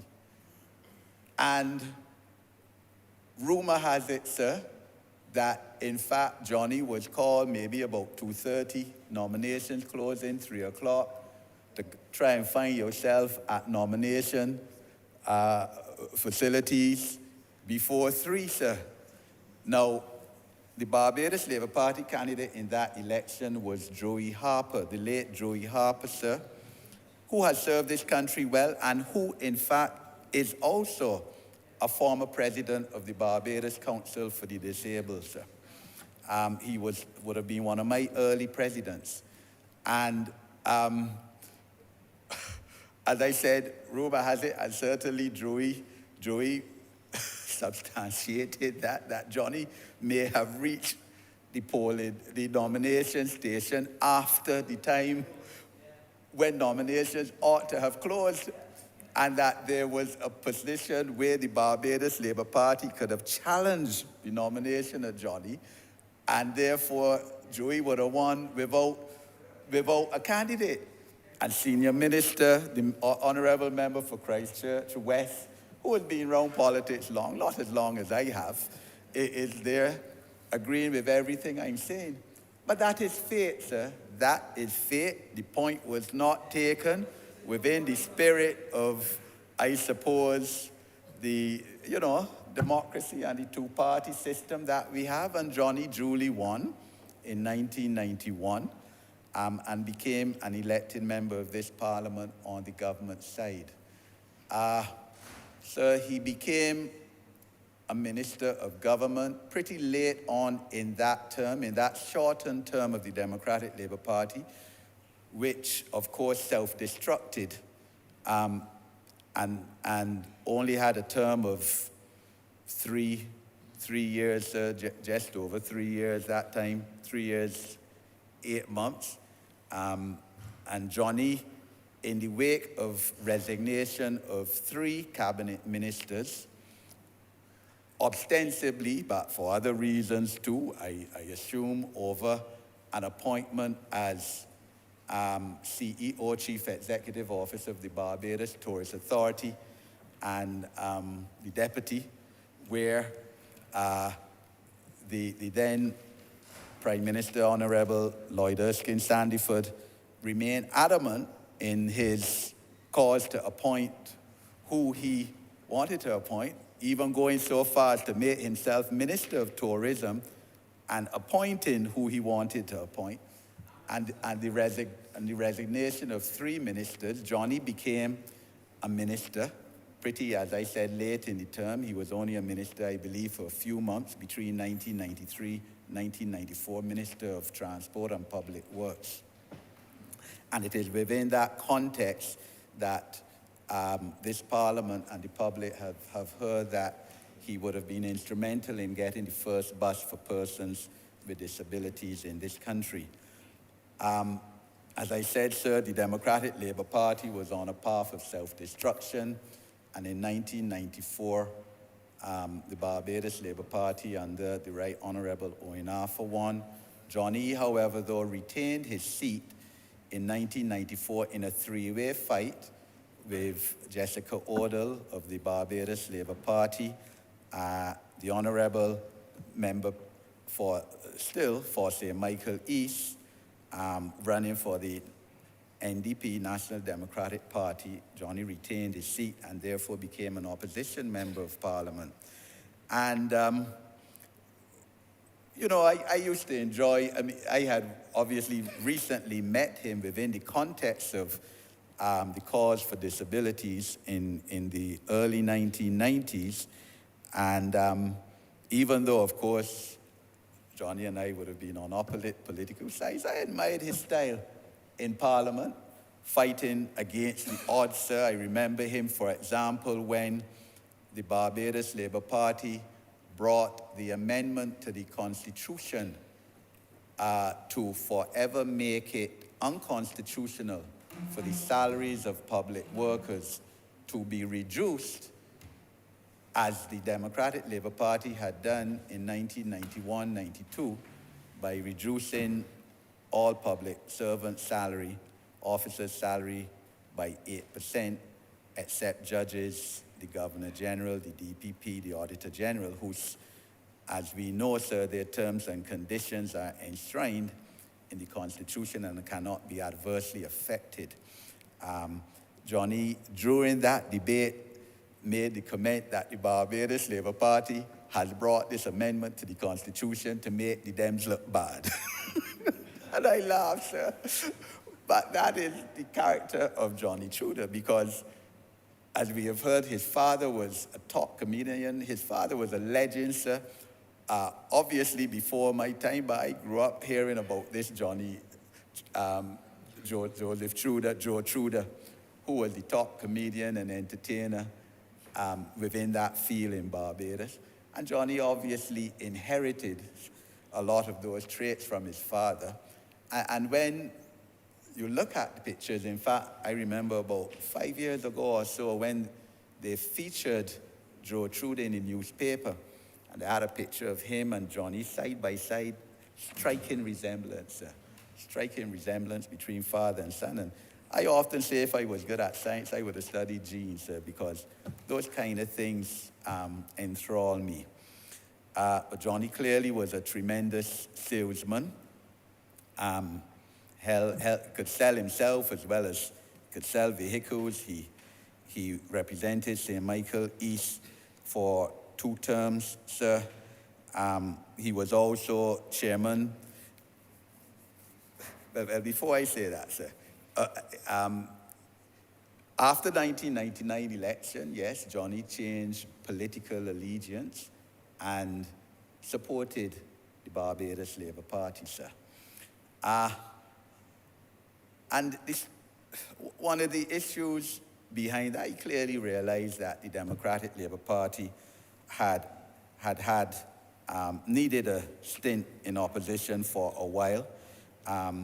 He became, under the Barbados Labour Party, chairman of the Samuel Jackman Prescott Polytechnic, for which he's accredited with bringing online training to that institution, online education to that institution. He was also a member of the National Vocational Training Board during that time of Barbados Labour Party governance, sir. But the major roles and the role for which Johnny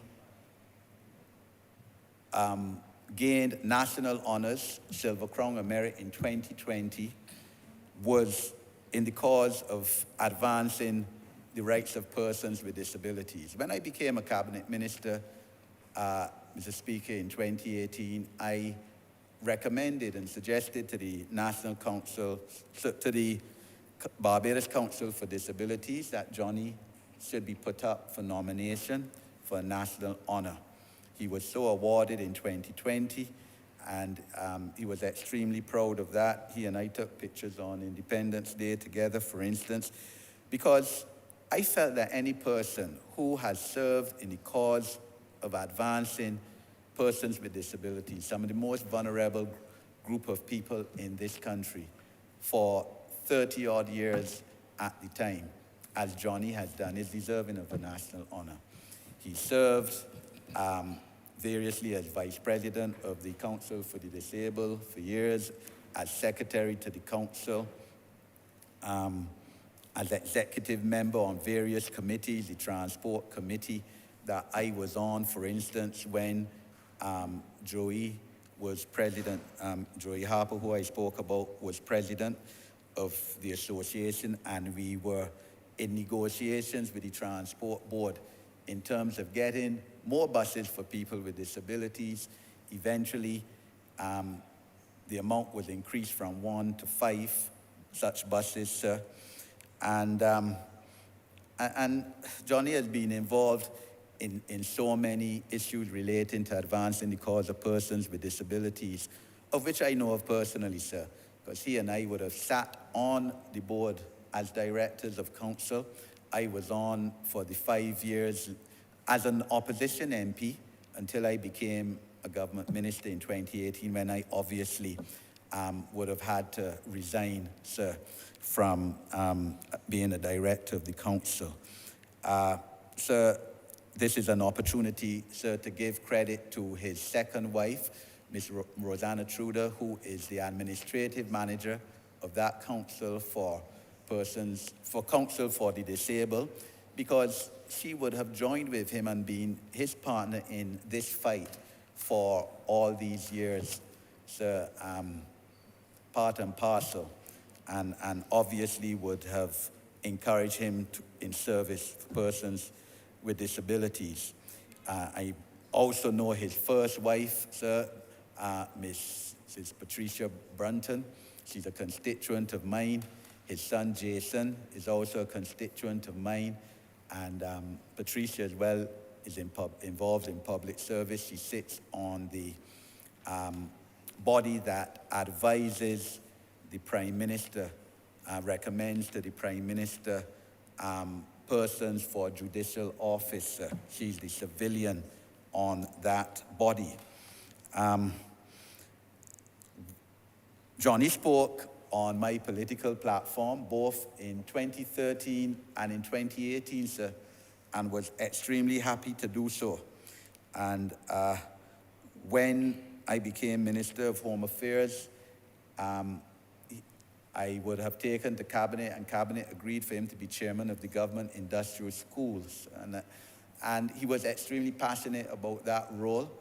We started the reforms of that school. For instance, I would have, on recommendation from the advisory committee, released a lot of the girls and boys at that school. When I became minister, they had about 60 minors in the government industrial school. By the time I left, there were less than 20, sir, especially in terms of the girls, and we channeled them into the National Youth Corps, which regrettably, of course, would have been curtailed then with COVID coming on.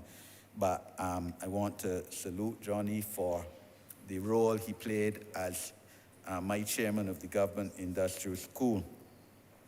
He, as we've heard, sir, he also became an ordained minister of religion, sir, and we commend him from that, for that as well. But sir, I need to speak a bit too in terms of his transition to allegiance with this party, sir, and this speaks, sir, of the maturity of our politicians in this country, and still the civility, even though maybe we are on opposite sides of the fence, and long may this last, sir, because of the fact that then Prime Minister, now Sir Lloyd Erskine Sandiford, opted to call a general election in 1994, September, when he had faced a no-confidence vote that year, in which he did not win. And he had the option either of stepping aside and someone else becoming Prime Minister or call an election. He chose to call an election. And therefore, as I said, the Democratic Labour Party's term between 1991 and 1994 was short. By the time Johnny was defeated in the avalanche of seats by the Barbados Labour Party, the 26-2, in September 1999, he was just short of the period under the then rules, regulation, laws to obtain a gratuity and a pension. He was just short by a few days. There would have been two others who would have served between 1986 and 1994 who were also just short because of the early calling of that 1994 election. But the late Prime Minister, Right Honourable Owen Arthur, said, look, people have served this And you know, sir, a lot of the public feel that people come to politics and it's a life of luxury and traveling and big drinks and all that. So we all in here know that that isn't so, sir. There's hard work, there's sacrifice on the part of your families, your children if they're small, your finances. Many of us, and I'm sure Johnny as well, probably made more money professionally or in their careers outside before they became into politics than they make in politics, sir. And this contrary to what the public feel. And Owen said, look, someone who has served 2 terms, out a few days, I think it might have been a week or less, I changed the rules so that Johnny and these 2 others could get the pension and gratuity, sir. And that is something clearly is an admiration of the late Prime Minister, but also to the credit of Johnny. And I can tell you, sir, because, I mean, I knew Johnny well, you could appreciate he was extremely grateful for Owen doing that so that he could get a deserved pension and gratuity, sir. As I said, he became aligned to the Barbados Labour Party, and that was to his credit, sir. It brings me, sir, if you indulge me for a few more minutes, sir, to speak within that context of Johnny being, the rules being changed to make that adjustment so Johnny could get a deserved gratuity and pension, to speak on issues related to terms and conditions of parliamentarians, sir. I have a much shorter time in this parliament than I have had in the past, sir. This month will be 10 years, a whole decade I've been in this parliament. And I wish to take the opportunity to thank the Deputy Prime Minister, Honourable Member for St. Michael South East, and Minister of Housing, Honourable Member for St. George South, sir, who came into this parliament with me and as opposition MPs, who have been part, I think, all 3 of us, of each other's political development.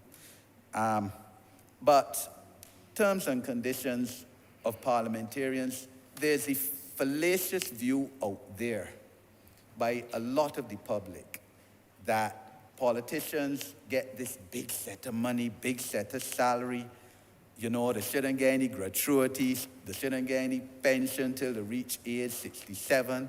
In fact, that should be increased. I hear some people saying they shouldn't get none till age 70, sir, not knowing that 10 years in politics, as an elected member, is like a lifetime in some other fields, sir.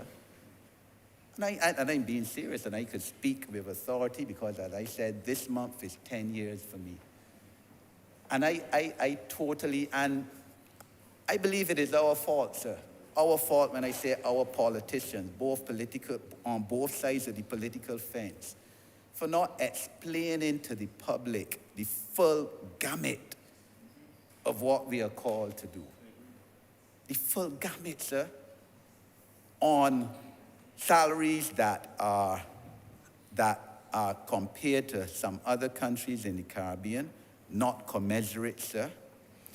That as a minister of government and a sitting MP, in my opinion, sir, you should be entitled to 2 salaries, but yet ministers of government who are MPs get the same salary as ministers of government who are in the Senate, who don't have a constituency. That the allowances we get, $2,500 a month, sir, well, let me speak for me, sir, that covers the expenses of my constituency office, sir.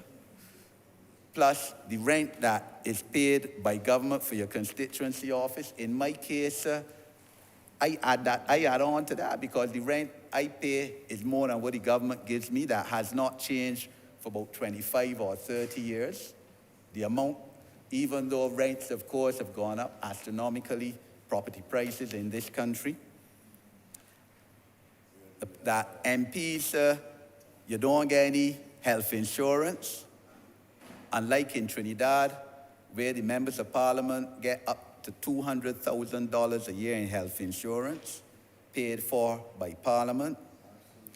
You don't have, ministers don't have any drivers, sir, so you have to be fighting up in the traffic like everybody else. For instance, in the morning, when you may be going to make a speech at a big conference opening or whatever, and you should be thinking about what you're saying, you're fighting up in traffic, getting tense and pressured, sir, whereas that is standard in many Caribbean countries, Trinidad, Guyana, Jamaica. In Jamaica, ministers of government have maids, gardeners, butlers, all of that, sir. In Guyana, Trinidad, they bring in duty-free cars, sir. Get cars on duty-free every 3-4 years in Trinidad. We don't have any of those terms and conditions, not one of them, sir. It even support staff in a situation where, unless you're a minister of government sitting in cabinet, you don't have a personal assistant. In Trinidad, you got about 4 employees, sir. There are rooms in Parliament, in the Trinidad Parliament, offices for members of Parliament, sir. Here, you got to be scotching up in somewhere, and if a minister has a meeting, you got to leave. So no place that you could meet or do research or whatever. These are things, sir, not for the benefit of the member of Parliament, but for the benefit of the people who we represent. And there's the point that I wish to make. It's not a personal benefit. It's for a personal assistant to every member of Parliament, not a personal benefit. It helps with your representation of your constituency. And we don't have it in Barbados as they have it in other countries. In Trinidad,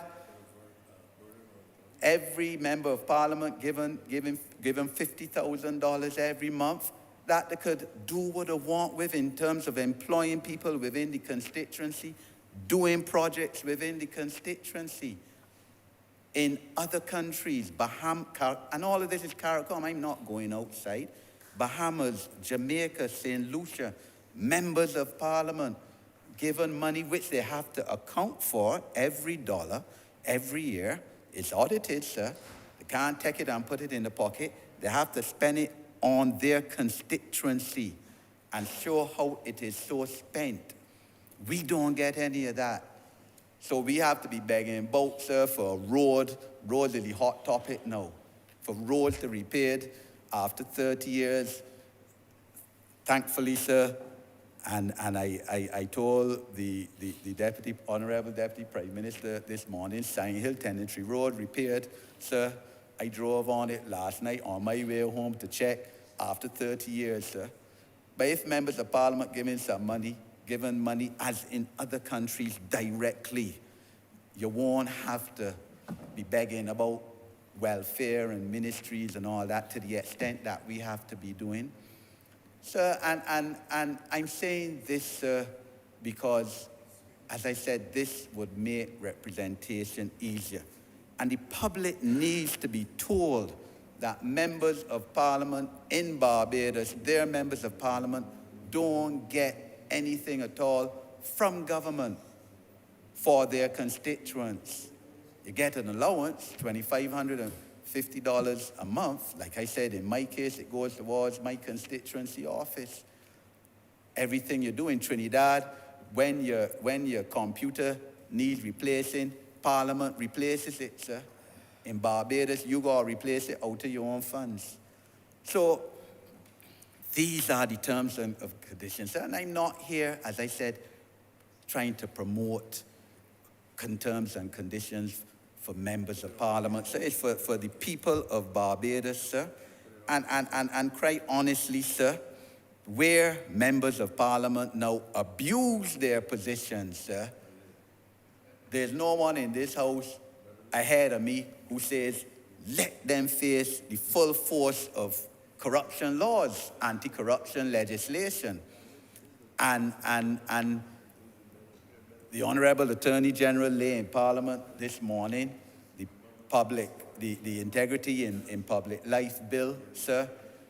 I don't know, sir, why we get here, because we debated this, 4 years ago or 3 years ago, sir. But we back here because of the vagaries of the Senate, sir. Even though this Barbados Labour Party had all the seats, how our Constitution set up, a Senate can still defeat what is in here on an amendment to a Constitution, and so did. But I look forward to debating this renascent bill in Parliament very shortly, sir, because I fully feel, yes, members of Parliament should be adequately remunerated, sir. But if you're found with your hand in the pot, bribery, whatever, face the full force of the law, and like Singapore, to put you away for life, sir. So let me balance it by saying that as well, sir.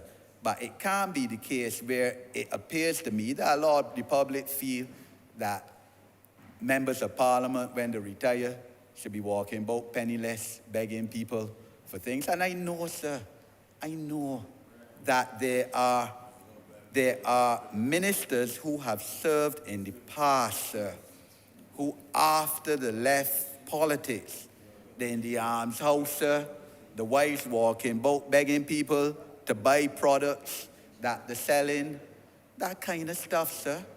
Because we don't have a situation such as in Antigua, for instance, where every time the pension or gratuity of current members of Parliament serving rises, that the previous members of Parliament, ministers who are still alive, that their pension or gratuity increases as well, sir. And like I said, sir, I feel the opportunity. I've been looking for it for a while to make these points. As I said, someone who served now 10 years in here, who don't have as long in here as I've had in the past, sir.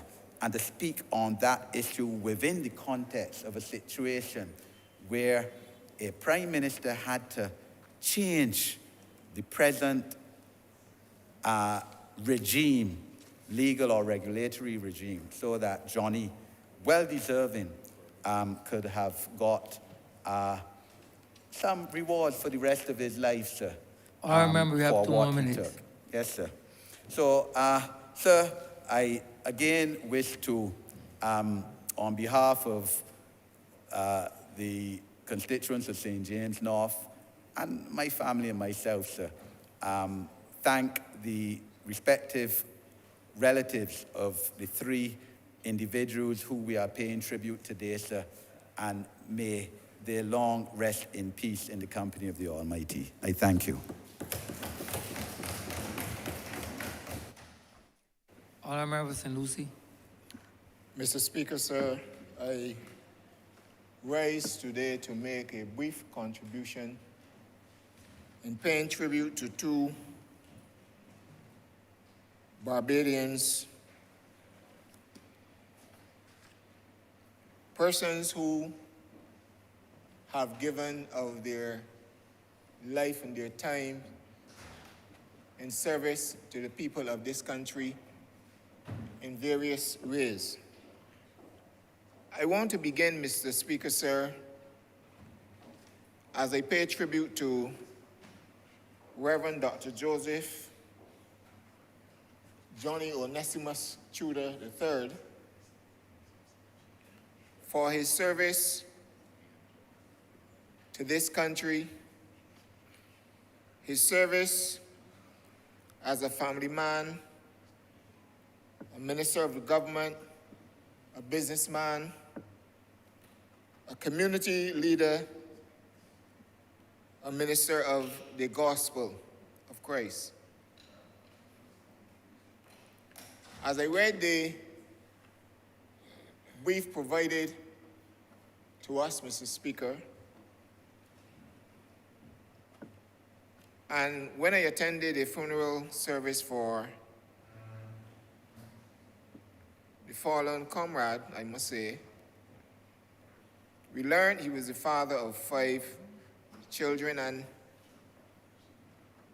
in a day when, or at a time, perhaps when fathers are looked upon sometimes with a bitter scorn, or men are looked upon sometimes with a bitter scorn as not being the fathers that they ought to be. We have a good example today of what those fathers and persons like Reverend Tudor have done as a father. Mr. Speaker, his children, let me say, must have suffered quite a bit, because you know when you enter politics, all sorts of shots are fired at you. Your back has to be broad. You're accused of all sorts of things. And not just you, your children suffer as a result of that. I believe that Simone, Jason, Dominique, and Sherry and Joseph Jr. face similar circumstances. But today they can be proud of the contribution that their father has made to this country. His wife, here present with us today, would be also proud that a man stood in the gap for those less fortunate in terms of their abilities or inabilities. At some point in time, he fought a case. He stood for their cause. And he also served, Mr. Speaker, as a member of Parliament. And I do remember quite well, as a student of politics, or one who followed politics closely from 1970s. And hence I joined this great party, the Barbados Labour Party, in 1980. I remember the date was the 17th of August, 1980. Because I felt the vision and that was enunciated by our leader, the late former Prime Minister GM Tom Adams, put this party in good stead in that sort of leadership, person that looked after the ordinary person and who had a progressive way of thinking and carrying Barbados forward, Mr. Speaker.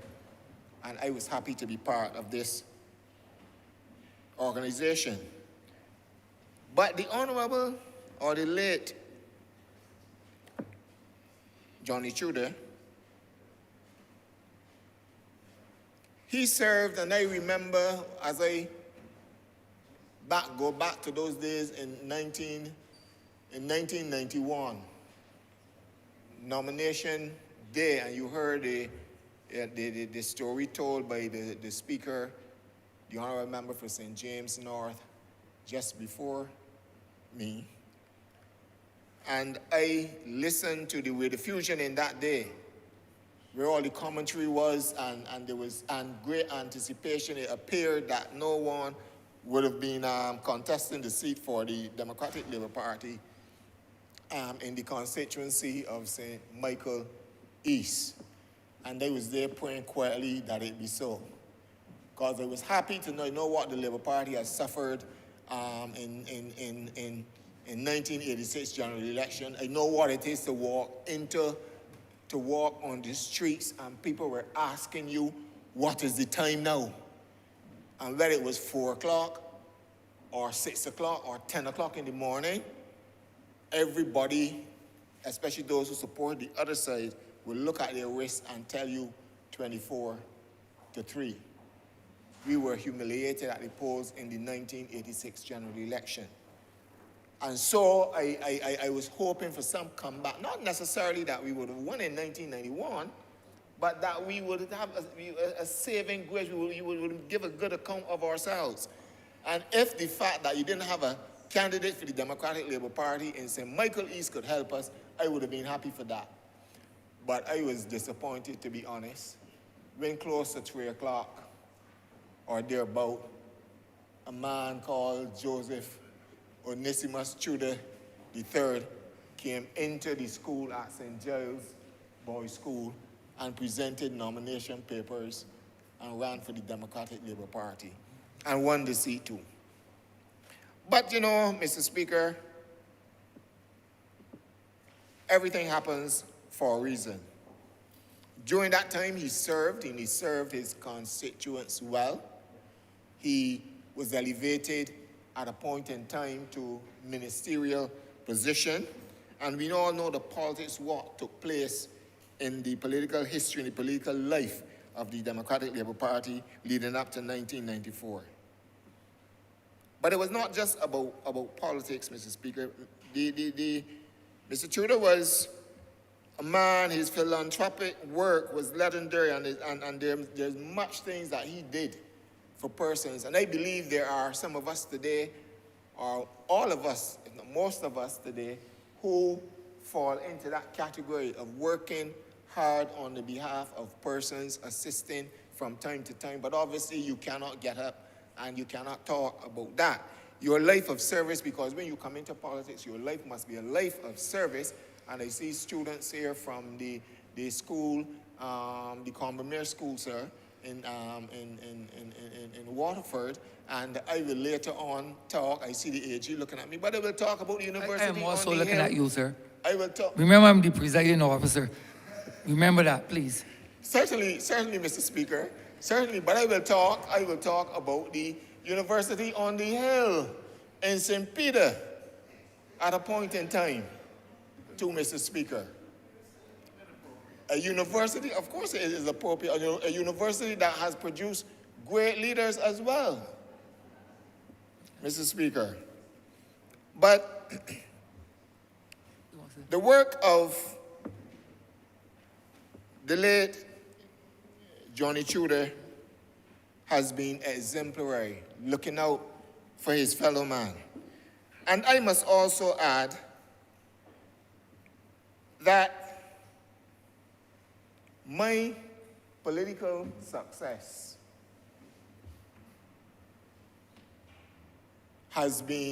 can be attributed as well, Mr. Speaker, to his work. You know, in politics, as you enter a campaign, and when the bell rings, all sorts of things have to happen. The campaign starts in earnest. Sometimes it is very short, quick, and you have to hit the ground running. And when you come from a rural constituency like mine, wonderful constituency of St. Lucie in the north, and you have speakers, you sometimes struggle to get speakers to come because, you know, as we say now in Barbados, and I don't know why we say that, it's too far, I ain't going all down there, and those are things. But Joseph Tudor, from the time the bell rang for the 2013 election,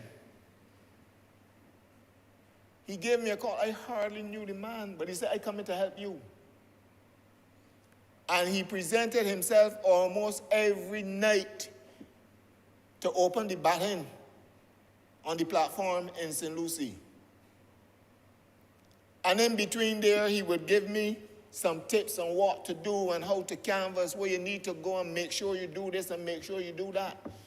That support was phenomenal because at least, of course, there were other persons in this in this party who were ever present from time to time during the course of that campaign. And my good friend from the Honourable AG from St. Joseph was always there as well.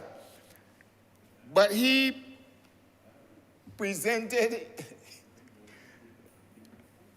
yes, Honourable for St. Michael East. St. Michael, that year part of St. Michael, loves St. Lucie. But he contributed immensely to my success. In 2013, we went close, but we didn't make it. And he was back in 2018 to put the finishing touches on to ensure that this time that we made it to Parliament. And I am eternally grateful for that. I'm eternally grateful to his family for lending him to Barbados and to the people of St. Michael East, lending him to that he was able to form and work with the disabilities unit and make such a tremendous contribution to move forward. This was simply the measure of the man. Mr. Speaker, I want to quickly just say a few words about the former late Deputy Speaker of this Parliament, Ezra Ederson Aline. I never perhaps got the chance to really interact with him on a one-on-one basis. But, Mr. Speaker, I am pretty close to two of his sisters, one of whom I can see here today, his nephew, Carlos. And he was a very quiet, perhaps soft-spoken individual, but one who was very diligent in whatever he had to do, particularly in his law practice. A man with a brilliant mind. Mr. Speaker, as a youngster, I followed politics from an early age. And this is what used to happen. I would make sure every Sunday, whichever papers had in political columns, whether it was the Sunday Sun or the Weekend Nation on a Friday, and I would follow and read every political column. I would particularly read the columns written by persons like the late Sir James Tudor first. So I read the Democratic Labour Party columns first. So I want to hear what they had to say. Then I would go for columns by our good friend and comrade, former member for St. Michael North, Ronald Topping. He used to write too. You had Harold Hoyt, the late Harold Hoyt, who also wrote. And you also had a column written by a man whose name is Ezra Ederson Aline. So I would read all the political columns, the views on what was happening. Because when I was at school, at the university on the Hill in St. Peter, I used to argue politics hard. And perhaps then I didn't know that I would be so deeply involved to the point where I am now a member of Parliament for the constituency, but I just love politics and I just love debating. And, Mr. Speaker, men like Ezra Aline contributed immensely. And they didn't necessarily always take a political side, but they spoke as citizens of this country in ways that would have built the country, in ways that would educate youngsters. And I want to encourage all those young students here today, and all those who can hear me or will listen to this debate later, to ensure that you do a lot of reading as it relates to the systems and so the political system, politics, because people often form a conclusion about politics, that politics is bad, it is not anything so good. But yet you have men like Ezra Alleen who made a tremendous contribution, who got involved. So it is always interesting, and I'm advising that you read and follow your part. Sometimes you hear things, read and make sure you understand and ask questions. Because columns written by Ezra Ali educated me to some extent, and all the other persons you heard me mention before, plus others I didn't mention at all. It is good to be in service, or it is good to serve your country. And you don't necessarily, I'm not saying that you necessarily serve, you have to serve at the political level or as an MP, because I would tell you, sometimes this position, it is rough. It is difficult. When you look at it back then, and you figure that those members of parliament before, persons like Ezra Alleen, persons like Johnny Tudor, you look at it and you figure that they had it rough, but times are different, so you cannot necessarily make a decision based on what is happening now. But you got to make up in your mind, if you're going to serve your country, you're going to serve your country and be prepared at times that it may be rough, it may be challenging, it may be difficult, but it is always good to serve your country. And I want to salute these two men today, Mr. Speaker, for all that they have done, the tremendous contributions that they have made. I want to thank their families for lending them to us. They have helped persons like me to fashion and to shape my life, a life which I have come to give service to my country, and I want to salute them today, and I want to thank you, your families, for lending them to us, lending them to Barbados. I'm obliged to you, Mr. Speaker. Honorary Member St. Michaelis. Thank you, Mr. Speaker. I wish I could spread my discourse to include all three individuals today, but within the limits of time. And so much has been said before. I want to express my gratitude to the contribution made by Reverend Yearwood over the years here. I also want to express my gratitude to Brother Ezra Alleen. The reality is that I would love to be able to speak passionately and as deep as I can on the work of these two gentlemen in their different professions.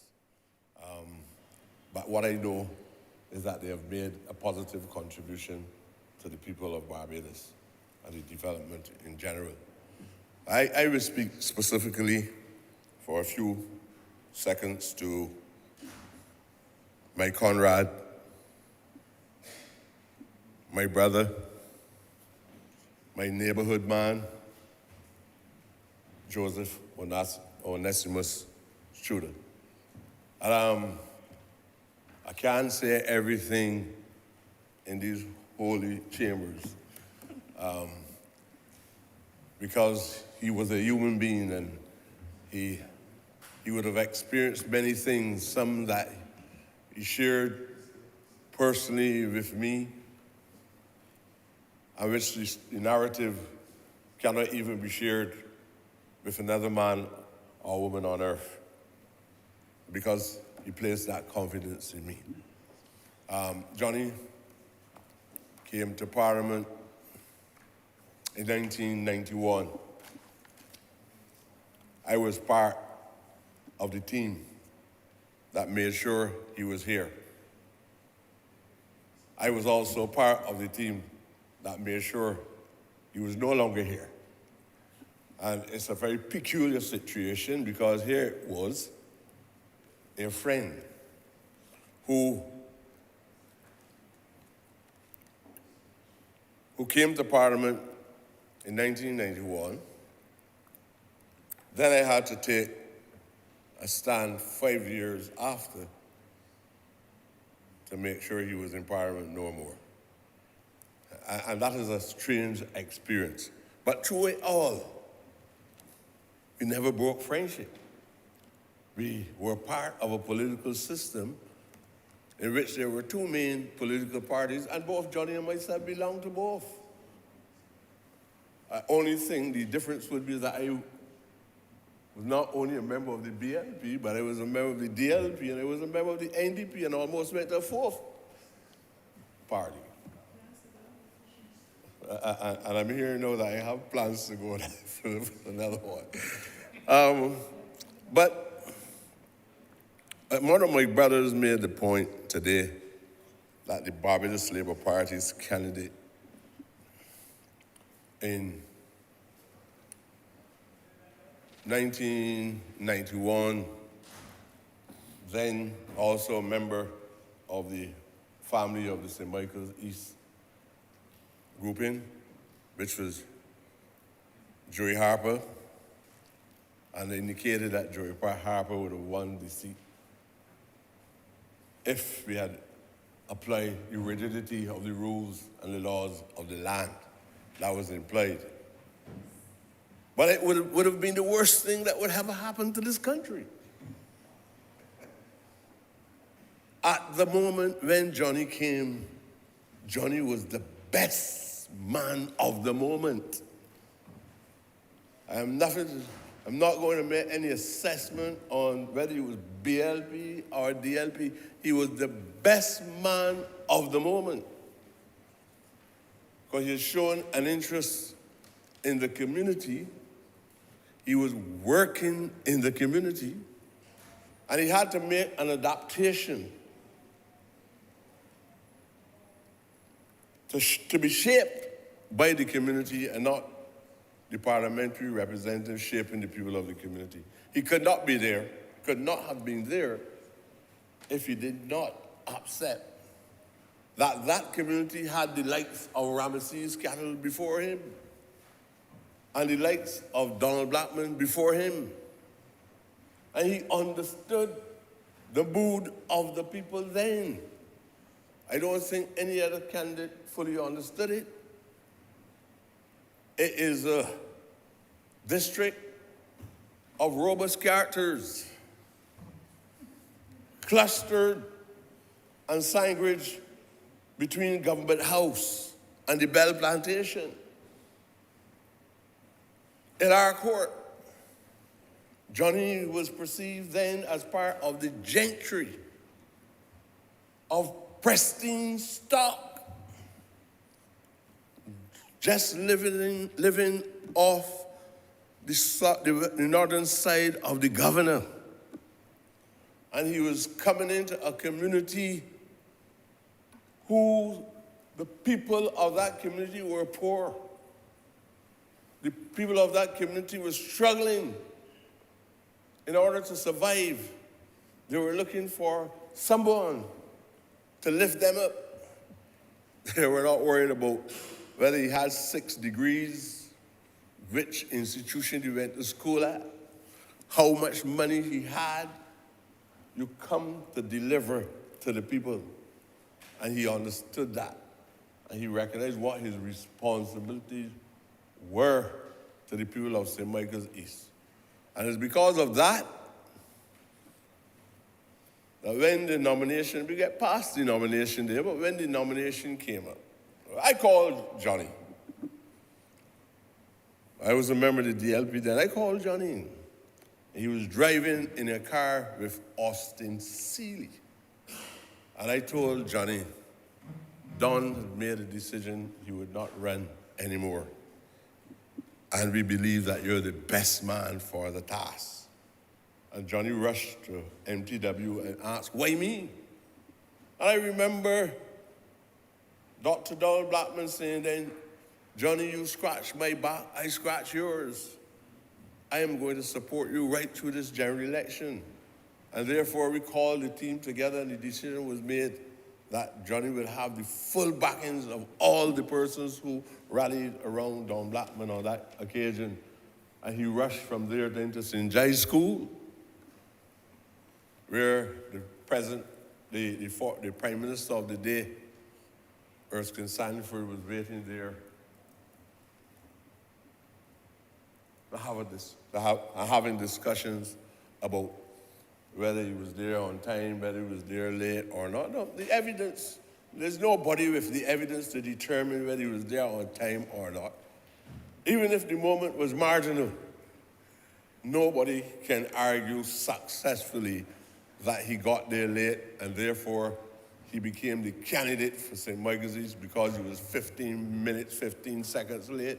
I consider that to be trivial because then it meant that the officers who presided over the moment did not do justice.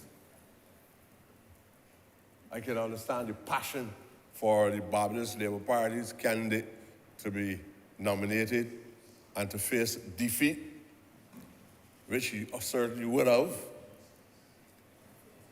because he had no strong groundings. He born in the area, he grew up in the area, but he had no record of positive contribution to the community. I know that. So I'm saying that the people's decision was the correct decision.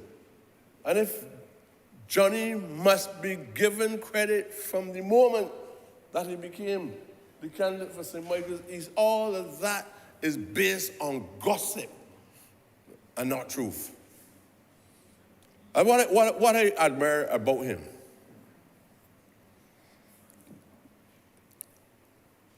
he wasn't a pig-headed individual. There was no sign of arrogance. And I remember the first speech that I made on his behalf was at St. Giles Boys' School. And I was there with David Thompson at the time. And David, when I spoke for Johnny, David said to me, the job that you have done has seen it all. I can well go, I am going back home. And he said, you sure you have everything wrapped up? And I told him, yes.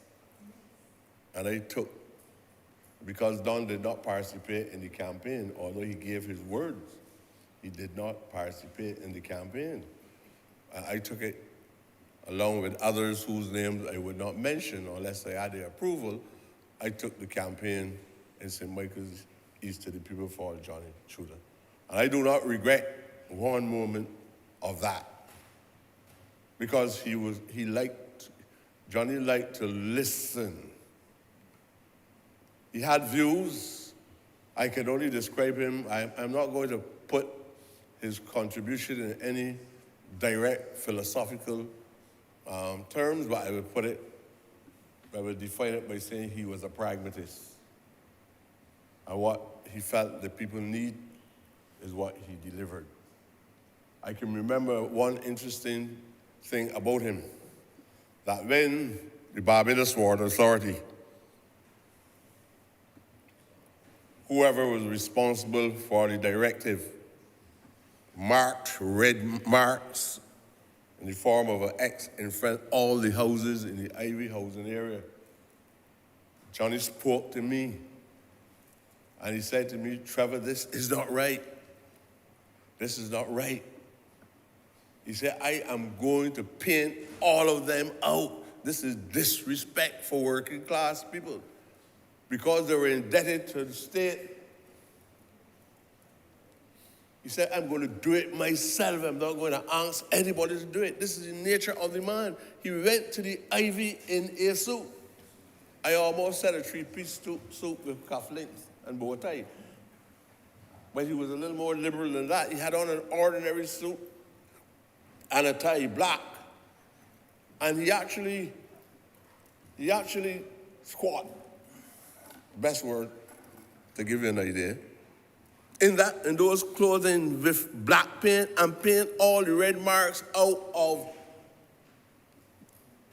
the car park and the entire street, where the government officers and the minister did not take into consideration that what they were doing was humiliating ordinary people in the street. And those were indications of the manner in which Johnny Trudeau empathized with the people of that community. A man with a heart. You don't even have to hear what a man has to say, because there are men who talk one thing and do other things. Johnny was a doer. That is why I call him a pragmatist. I remember not only Johnny's interaction with the people in the streets and the ordinary people and some of the most vulnerable people in the area, but when he was Minister of Transport and Works, people felt that he did things without thought. I don't know why when people live in certain communities, even when their forms of social stratification, you get tarnished with the same brush, as though the community is made up of erratic, headless men. So we do all kinds of things that you don't. You know, Parliamentary Representative Ramesses Cattle at the time was perceived as a man who was so unorthodox. He, in my view, was also transformative. But people felt he was not the typical politician. They could not understand him. Don Blackman came thereafter. I don't know if it is because people believe that you come out of Nazareth, that you come from Carrington Village and the Ivy and the Pine and the Orleans and these communities, that nobody believes that you can do anything good. And there's nothing genuine about what you did. I say that as I reflect also on why Johnny became, it was a divine gift at the time when Johnny became the representative. Because I know what he did, the other person that people would have wished for, only because of the party in which they belonged to at this specific time. I know that he would have never done that, because he was very individualistic. He was not community-oriented.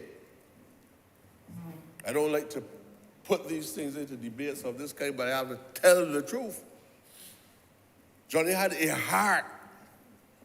If Johnny had a loaf of bread at home, even if his family object to it, Johnny would go and bring the bread and give somebody. And as rightfully indicated, he would go around. Even if he had no money, he would go around from place to place. I used to ask him, how you get this thing done? And he would come back with 20 hampers in a car and look for the most vulnerable people across the community and deliver the hampers to them. He didn't wait on Christmas Day. He didn't do it for somebody's birthday. He recognized the persistency of the poverty in the community, and he felt that he had a responsibility to mitigate the pressures of the society itself, and he brought that level of representation to the people of St. Michael's East. So don't poo-paw J.O. Trudeau. J.O. Trudeau made a major contribution. He did not, in a major way, contribute, like hopefully at a later date I will speak about. It is pragmatic. I will speak about that at a later date, because I really thought that today I would have had the opportunity to speak about Dr. Don Blackman. Because there's none that I have ever seen in my life that demonstrate true representation in the manner in which he did. And I am pleased to know that preceding me in my career was Johnny Trudeau. and with Don Blackman and Ramesses cattle. It is not a history that I can easily dismiss, and for people to talk about it that are grounded in ignorance. This community that Johnny represented saw the light of Conrad Reeves.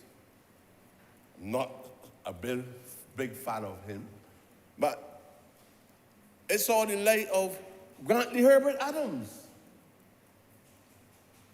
The land on which he lived is still there. It saw the light of Duncan O'Neill, still in the Ivy.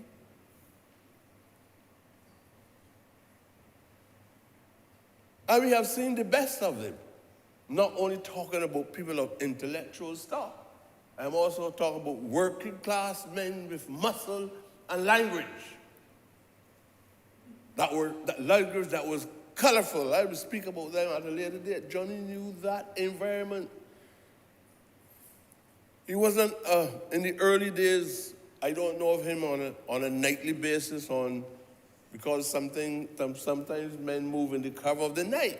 But I don't know about him every day coming into the Ivy. But when he came, he understood the environment because he was a malleable character. He understood the environment, and he tried to be part of that environment until he became a very integral part of the environment itself.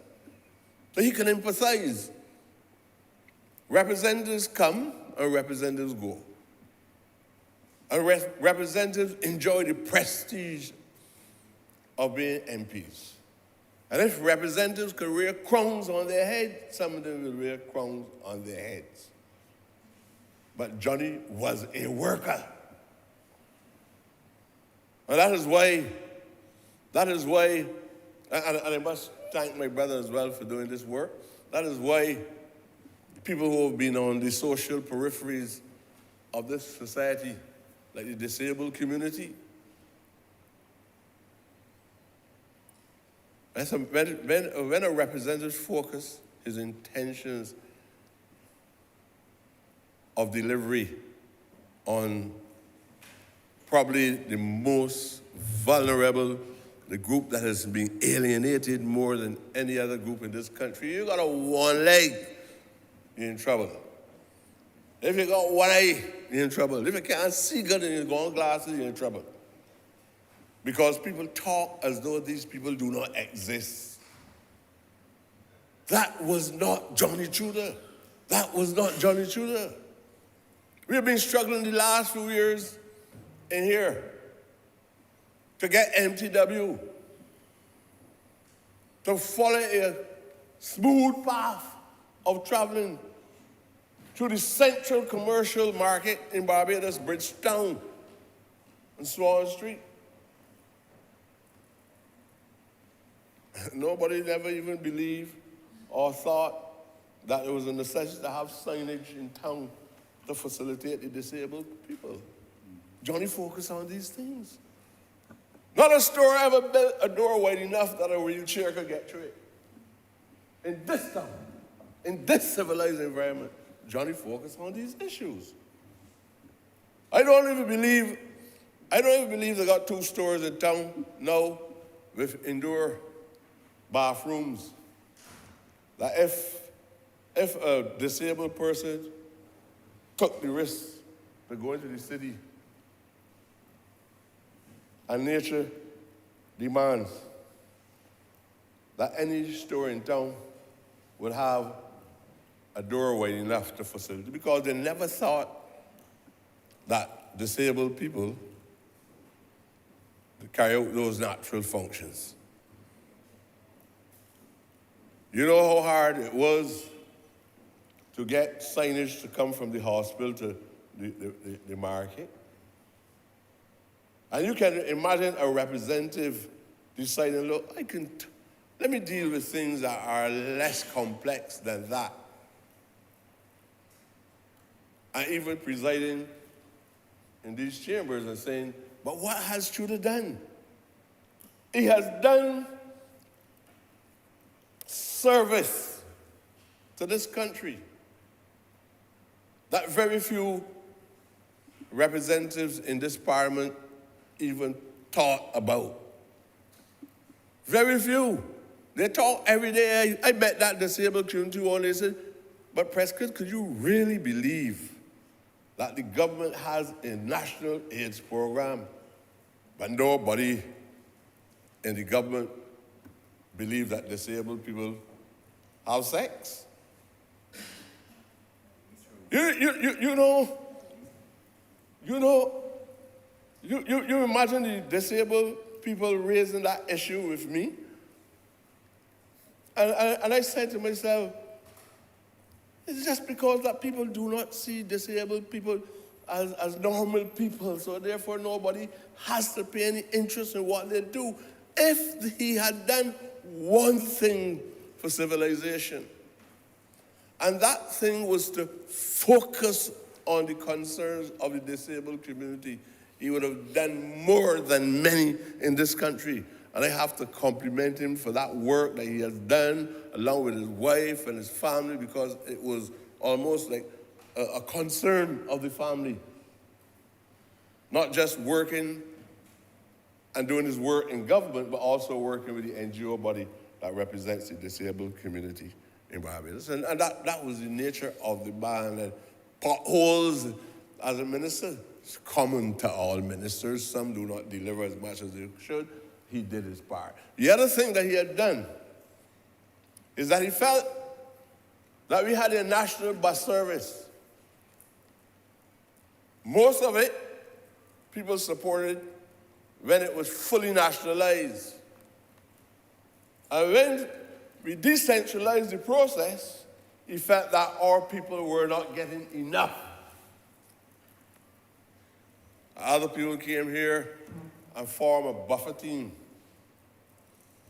that were recipients of minibus license and a whole set of stuff. And even when he did that work, it was interpreted in a negative way. But the man's rationale for doing such was that we must decentralize the service and put that transport industry in the hands of ordinary working class Barbadians. That was his position. So don't believe that he had no justification for anything that he did simply because I say he's a pragmatist. He was a pragmatist with sense. Because some other pragmatists will come along and say, there's a man with X amount of millions of dollars, black people ain't got the money, and get all the minibuses to one specific social type in this country. He did not do that. Many, many, many owners of minibuses and taxis in this country, Johnny Trudeau contributed to the opportunity to own something, to have an asset, to own property in this country. And that's why I say to him, to you, Honourable Speaker, and to all those within earshot who are privileged, whether being present or enjoying the benefits of the modern technology, I'm telling you, you cannot underestimate the contribution of Johnny Joseph Onesimus Trudeau.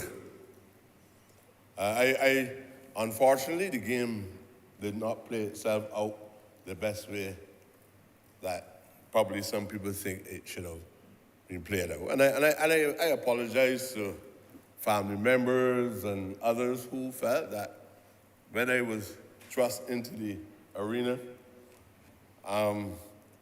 many persons asked me, tell me I could not do it and I should not do it. I just had to do it because I think that the time was right for me to do it. And it was unfortunate when I walked through streets and Johnny come from one side of Skeets Road, and I come from the other side of the highway. We meet in the street.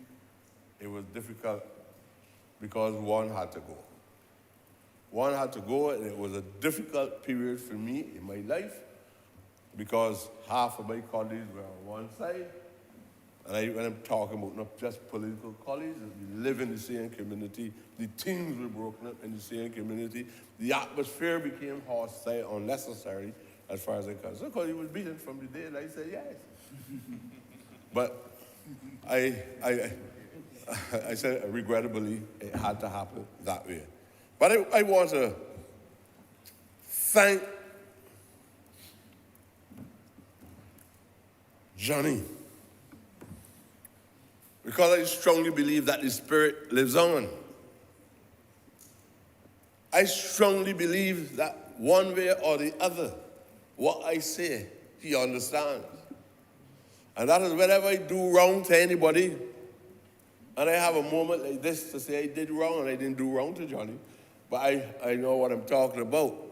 And I have the opportunity to say, I am sorry. I will say that I'm sorry because I'm not speaking to who is present. I'm speaking to the spirit of the individual. I would say, in my own way, this is a parliamentary representative to which I am proud to be associated with. And I believe that the people of St. Michael East will want me to say that. I can't say that for every parliamentary representative, including the ones who got there by accident. But I can say that for Johnny Joseph Shooter. And I want to close by saying, long live the spirit of Johnny Joseph Shooter. And we will forever remember his contribution to the development of the lives of the people of St. Michael's East. Thank you very much. Honourable Member for St. Joseph. Mr. Speaker, I believe that I am the subject, of course, to yourself. I am the last person on our slate who will speak in these obituaries today. Sir, it isn't often that we have the opportunity to speak in a public way, to eulogize and to pay respect to individuals such as the three who are the subject of this morning's resolution. It is not lost on me either, and I have to echo the comments of my friend, that we have present with us a new generation of leaders, a new generation of Commonwealths. And I know that there's no way that they or their teacher could have known that on this occasion we would be paying respects to two stalwarts of a school that we Honourable Member, for your information, all three. All three, that's Yes. right. All three that we hold dear. I cannot think of a happier coincidence. We've done many obituaries, but, you know, sir, somebody would think, if it wasn't the Deputy Prime Minister who was the leader of government business, that a cabal of Carmerians planned this happy coincidence. But perhaps, sir, perhaps, just perhaps it is possible for the significance of what we say about those who have left us to bear some mark in the young minds of our guests today. Perhaps they will listen and understand that a life of public service, whether through the church or through this place, is not about wealth and the accumulation of riches. Perhaps through these testimonies that we offer for fallen comrades, they will get a sense that public duty is something that no society can thrive without. And I sincerely hope that among our guests today, that there might be one or two of them who would be willing to stand up and follow in the example of our fallen brothers. Mr. Speaker, on the occasion of the appointment of Thurgood Marshall to the United States Supreme Court, Martin Luther King sent him a telegram. And it is such a short telegram. And among the few words that he said are these, and I can't make it a document of the House, but I hope that I have your permission to quote. This was sent on the 13th of June, 1967. And Martin Luther King Jr. wrote, "You have proved to be a giant of your profession, and your career has been one of the significant epochs of our time." You have proved to be a giant of your profession, and your career has been one of the significant epochs of our time.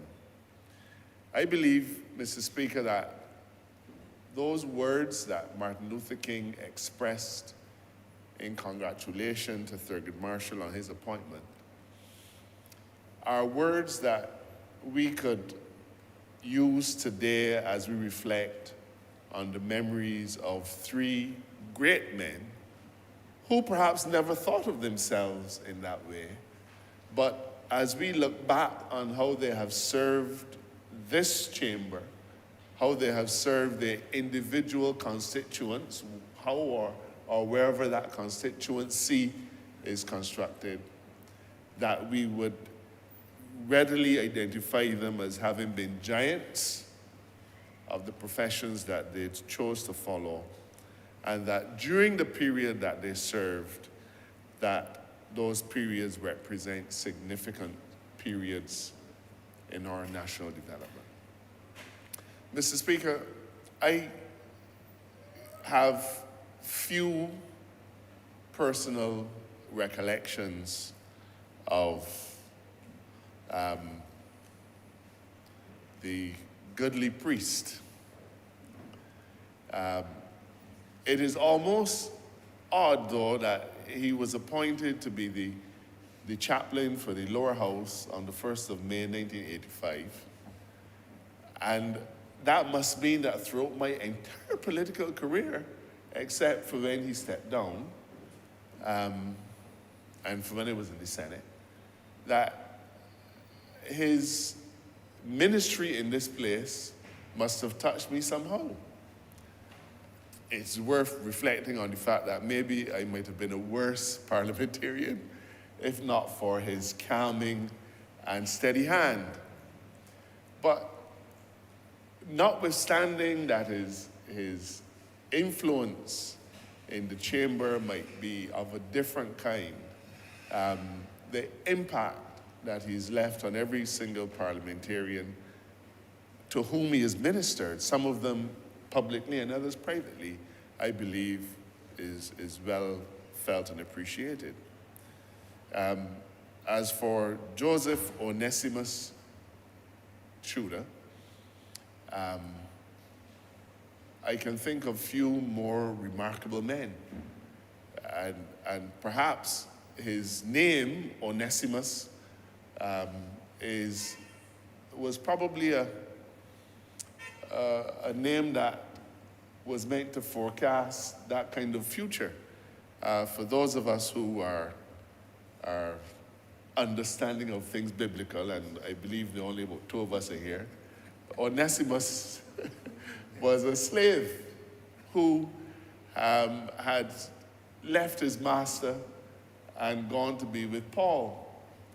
And Paul, driven by guilt, decided to send back Onesimus to his master, I think, Philemon. And we have the remarkable pun that this man may be as useful to you as he has been to me, but I don't want him unless I have your permission. And so Onesimus is, in essence, means useful or profitable. when we look at the life of Johnny Tudor as a parliamentarian in an urban constituency, perhaps we can see how the name Onesimus is more than just a name, but descriptive of the value that his constituents had for him. I've had many opportunity to relate to him. Occasionally he would come to the Old Scholars reunion, and wherever Johnny Tudor was, you couldn't miss him because people gravitated around him as if he were the center of attraction.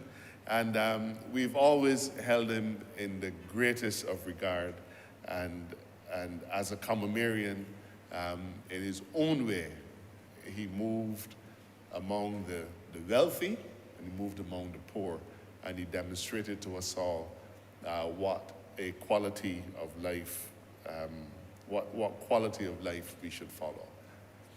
As for Ezra Aline, Mr. Speaker, I knew about Ezra Aline long before I met him. I have a cousin who, when I went to visit him in Canada, he said to me, "So, do you know Ezra Aline?" And I said to him, "I don't know him, I know who he is." He said to me, "Well, Ezra and I went into Combermere together. And we used to call him Ezra Aline OTSA."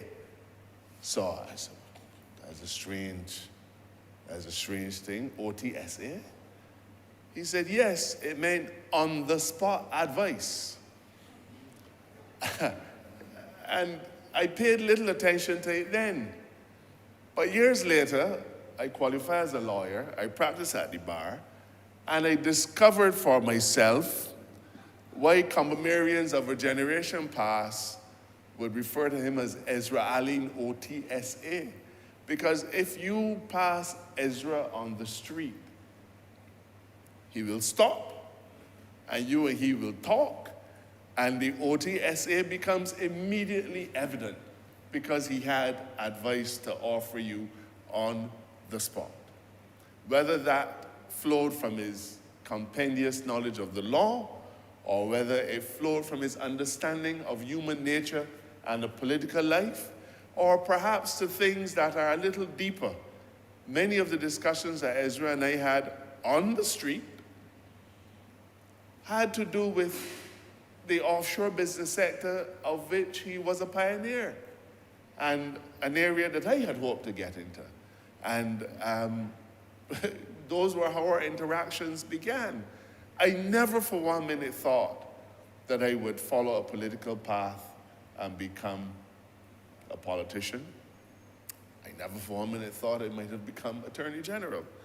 But as I have transitioned from a person who had only heard of Ezra Aline to a person who, in many respects, had important advice to offer me, sir, I have to say that his was a life that was impactful for me personally and impactful for many others. It would be wrong for me, sir, to delay the chamber much longer. I know that you have guests who you have invited to lunch. And I think that we have spent a sufficient amount of time today reflecting on the memories of people who have left a mark, an indelible mark, and on the lives of 3 individuals who we have come to love and cherish. The day may come, Mr. Speaker, when these encomiums may be offered about ourselves, if we are lucky and if we are deserving.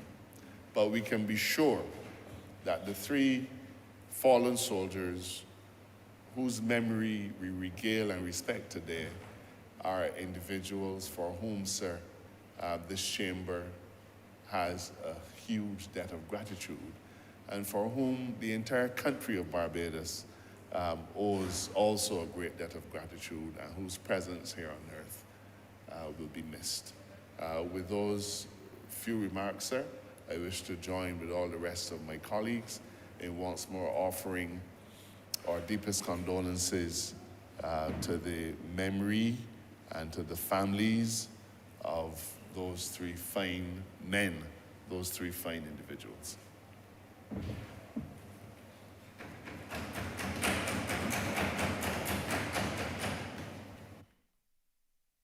I want to fully endorse all the comments that were made by the honorable speakers. And I ask humbly that we stand for 1 minute in silence.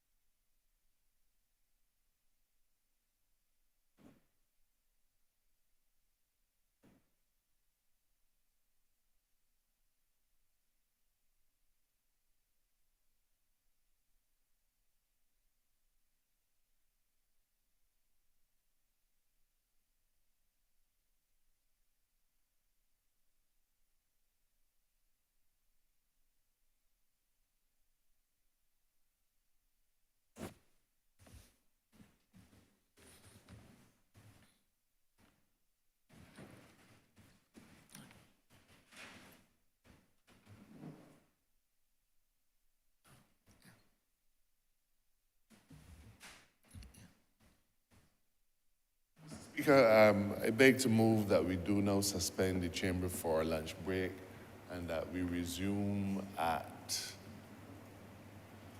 2:45. Second. The question is that this honorable chamber be suspended until 2:45 p.m. All those honorable members in favor, please say aye. Those against it, please say no. Meeting the ayes have it. This honorable chamber stands suspended until 2:45 p.m.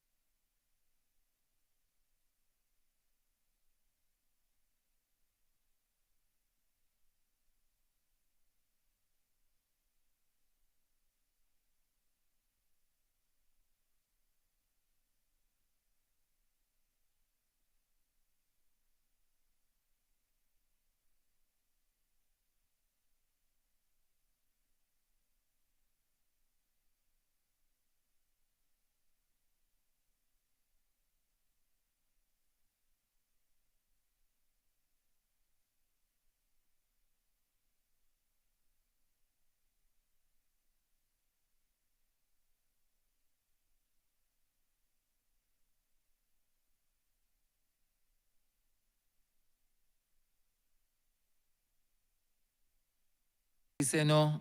We think the ayes have it. The aforementioned standing orders are hereby suspended for the remainder of the day sitting. Government business is the order be there.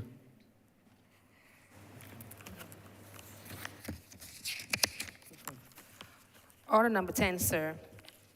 In the name of the Minister and the Ministry of Finance and Economic Affairs, to move the second reading of the Value Added Tax Amendment Bill 2023.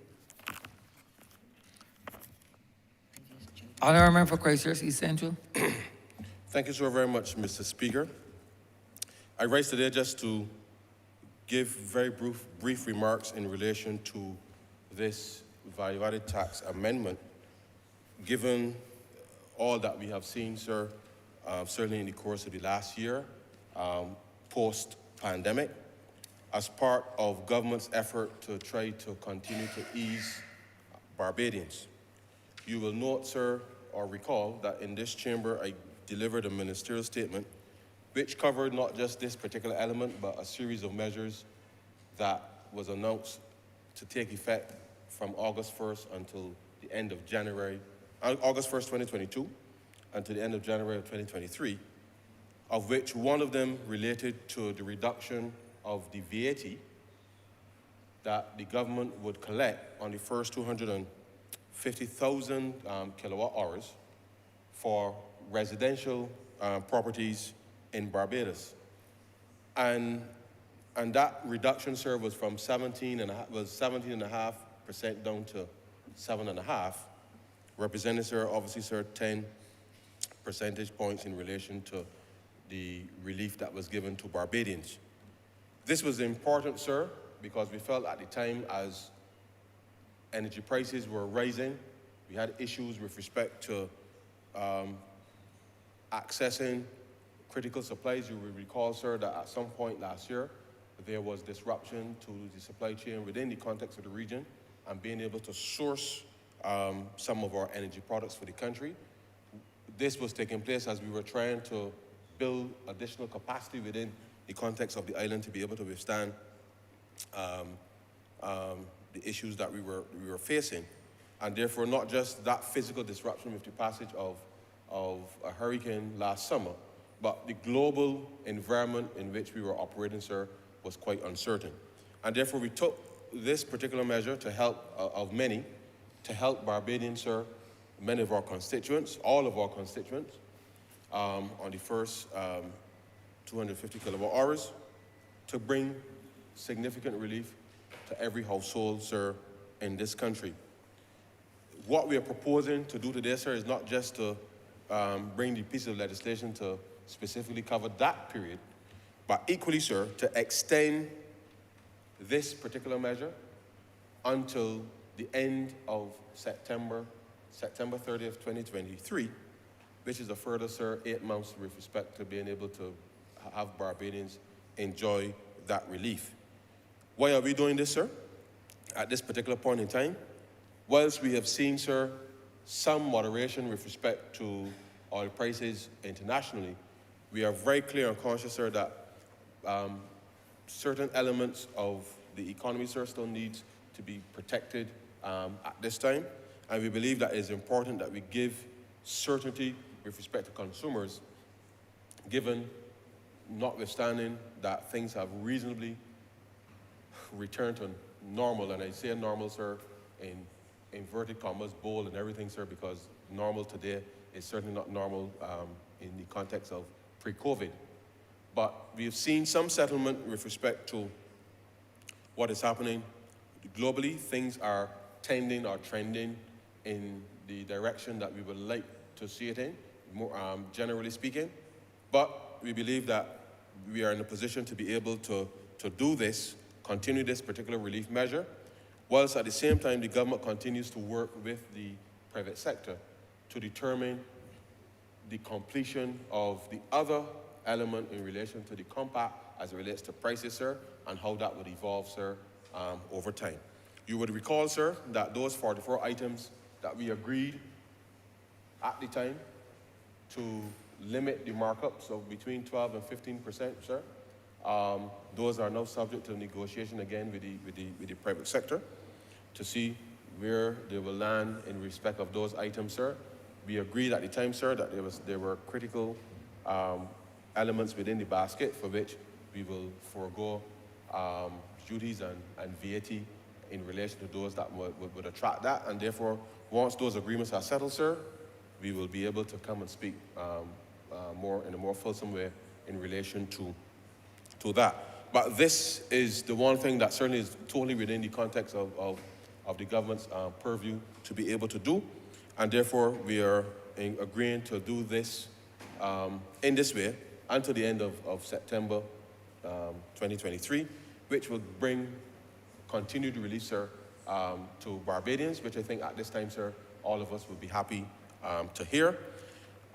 What we propose also in the bill, sir, is that when we review coming on to the end, because at the end of September, sir, is when we will be approaching the midterm review, which was normally presented in Parliament, sir.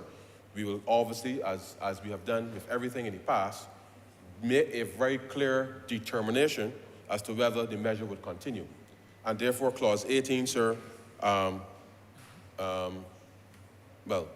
Subclause 18 in the bill, rather than having to come back and do a specific debate, the Minister may by order extend the expiration date as referred to there, if it is deemed, sir, that is the policy position to be continued at that time. And subsequently, and obviously, sir, once we conclude the other discussions, which I know the Honourable Member for St. James Central has been having with the business community along with the Minister responsible for business, as well as the Honourable Member for St. James South. Once those discussions have been concluded, we will, of course, bring the appropriate legislation to be able to put into effect what happens there. But similarly, we will be in a position then to if we're required to make any further adjustments, we would propose to do something very similar so as not to be able to have a smoother implementation with respect to where it is. So we've had to give, obviously, sir, today is February 7th. So we did have some exchange of information with the Barbados Light and Power to alert them that we were indeed going to be extending this, and therefore the bills that they will send out, obviously post January 30th, would reflect the continuation of the measure as it relates to the billing with respect to electricity relief on electricity bills. And just for the avoidance of any doubt, sir, because I recognize that these days headlines tend to convey a completely different story from what is actually written in much of the press, the copy. All electricity consumption, sir, above 250 kilowatt hours remains at 17.5% as before. And therefore, all we are doing here is extending the current provision in relation to what is happening with respect to fuel, to the charging of VAT on electricity bills in order to deliver relief for Barbadians. Equally, sir, you would recall that, and I know the Ministry of Energy is currently in consultation and looking at the information, but I just want to make it clear to the Chamber that you would recall, sir, that we had put a cap on the VAT that would be collected on fuel prices. During the course of the year, those fuel prices came down such that it rendered effectively the cap ineffective because the prices did not meet the threshold to be able to trigger the cap. That proposal came into effect again August 1st until January 30th. So obviously, being February, the prices are below where will trigger the cap, and therefore the Ministry of Energy will advise whether or not that is something that needs also to be continued given the trajectory for oil prices in the future. But as with everything, as this government has done consistently, we have put measures in place, sir. We have monitored, and at the appropriate time, if decisions have to be made about extending relief, we will do so given the context within which we are operating. And therefore, this government, sir, continues, and I give the commitment to all who wish to hear, that the government continues, sir, to not just deliver relief where it is needed, but our strategy is intended to make sure, sir, that we can build as much economic resilience as possible. We can deliver as much critical interventions in the economy as may be required.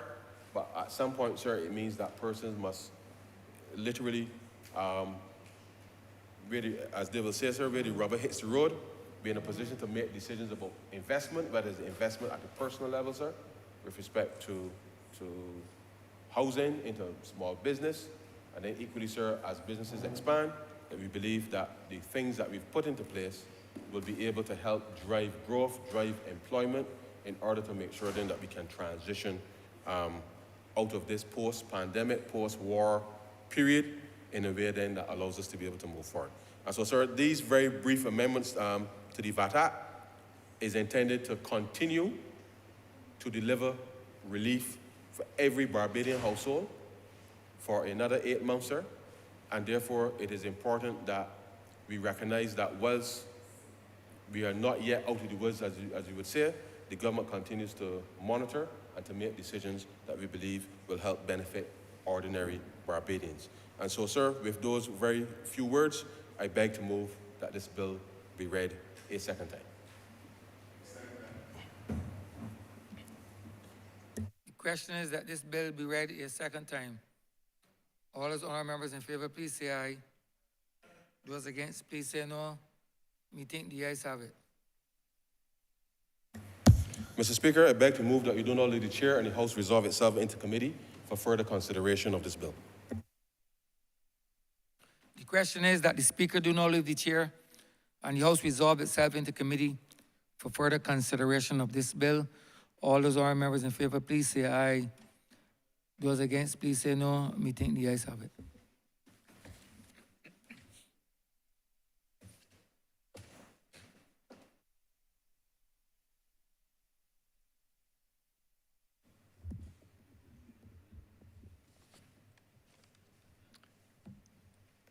This Honourable House is now in committee.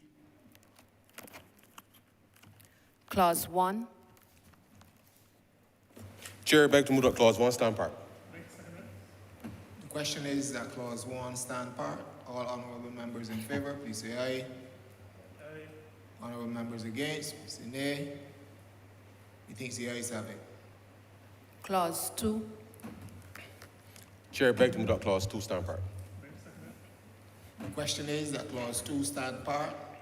All honourable members in favour, say aye. Aye. Honourable members against, please say nay.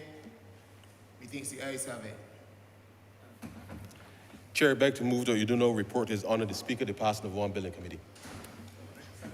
The question is that I do not report to His Honour the Speaker the passing of one bill in committee. All honourable members in favour, please say aye. Aye. All members against, please say nay.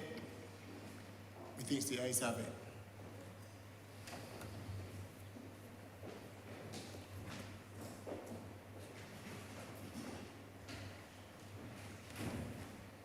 The chairman of committees has reported the passing of one bill in committee. Honourable member for Christchurch Central. Mr. Speaker, I beg to move that this bill be read a third time. The question is that the aforementioned bill be read a third time. All those honourable members in favour, please say aye. Aye. Those against, please say no. Me think the ayes have it. Mr. Speaker, I beg to move that this bill be now passed and cited as the Value-Added Tax Amendment Act 2023. The question is that this bill be passed and so cited. All those honourable members in favour, please say aye. Those against, please say no. Me think the ayes have it. This bill is passed and so cited.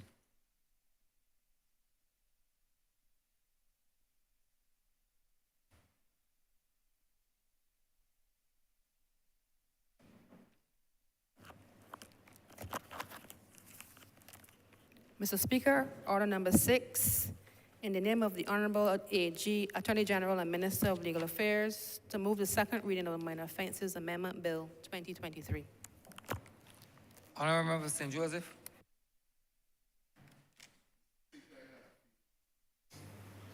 A fact lost on many people, particularly those who are not immersed in the criminal law, that on our statute books we actually have something called the Minor Offences Act.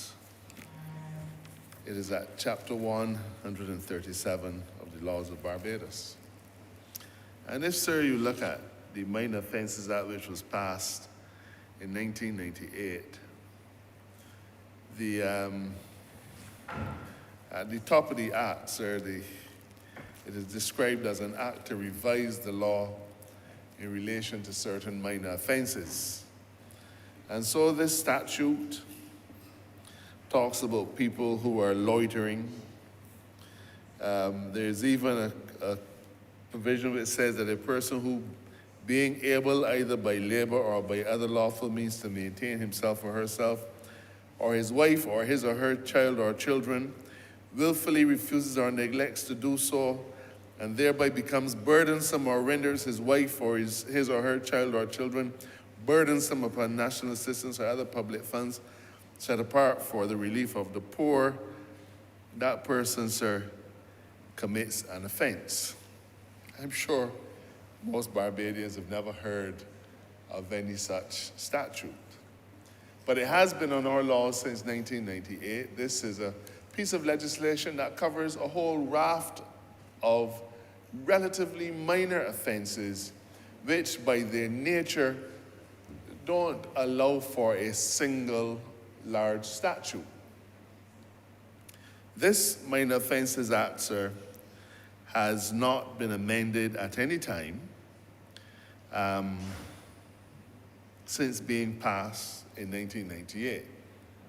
But we are proposing today to add certain provisions to this Minor Offences Act, thereby amending it, to provide for the treatment under the law of a particular nuisance, and that nuisance, sir, relates to the flying of kites at night with what we call a bull, and which is nothing more than a device attached to a kite to make noise.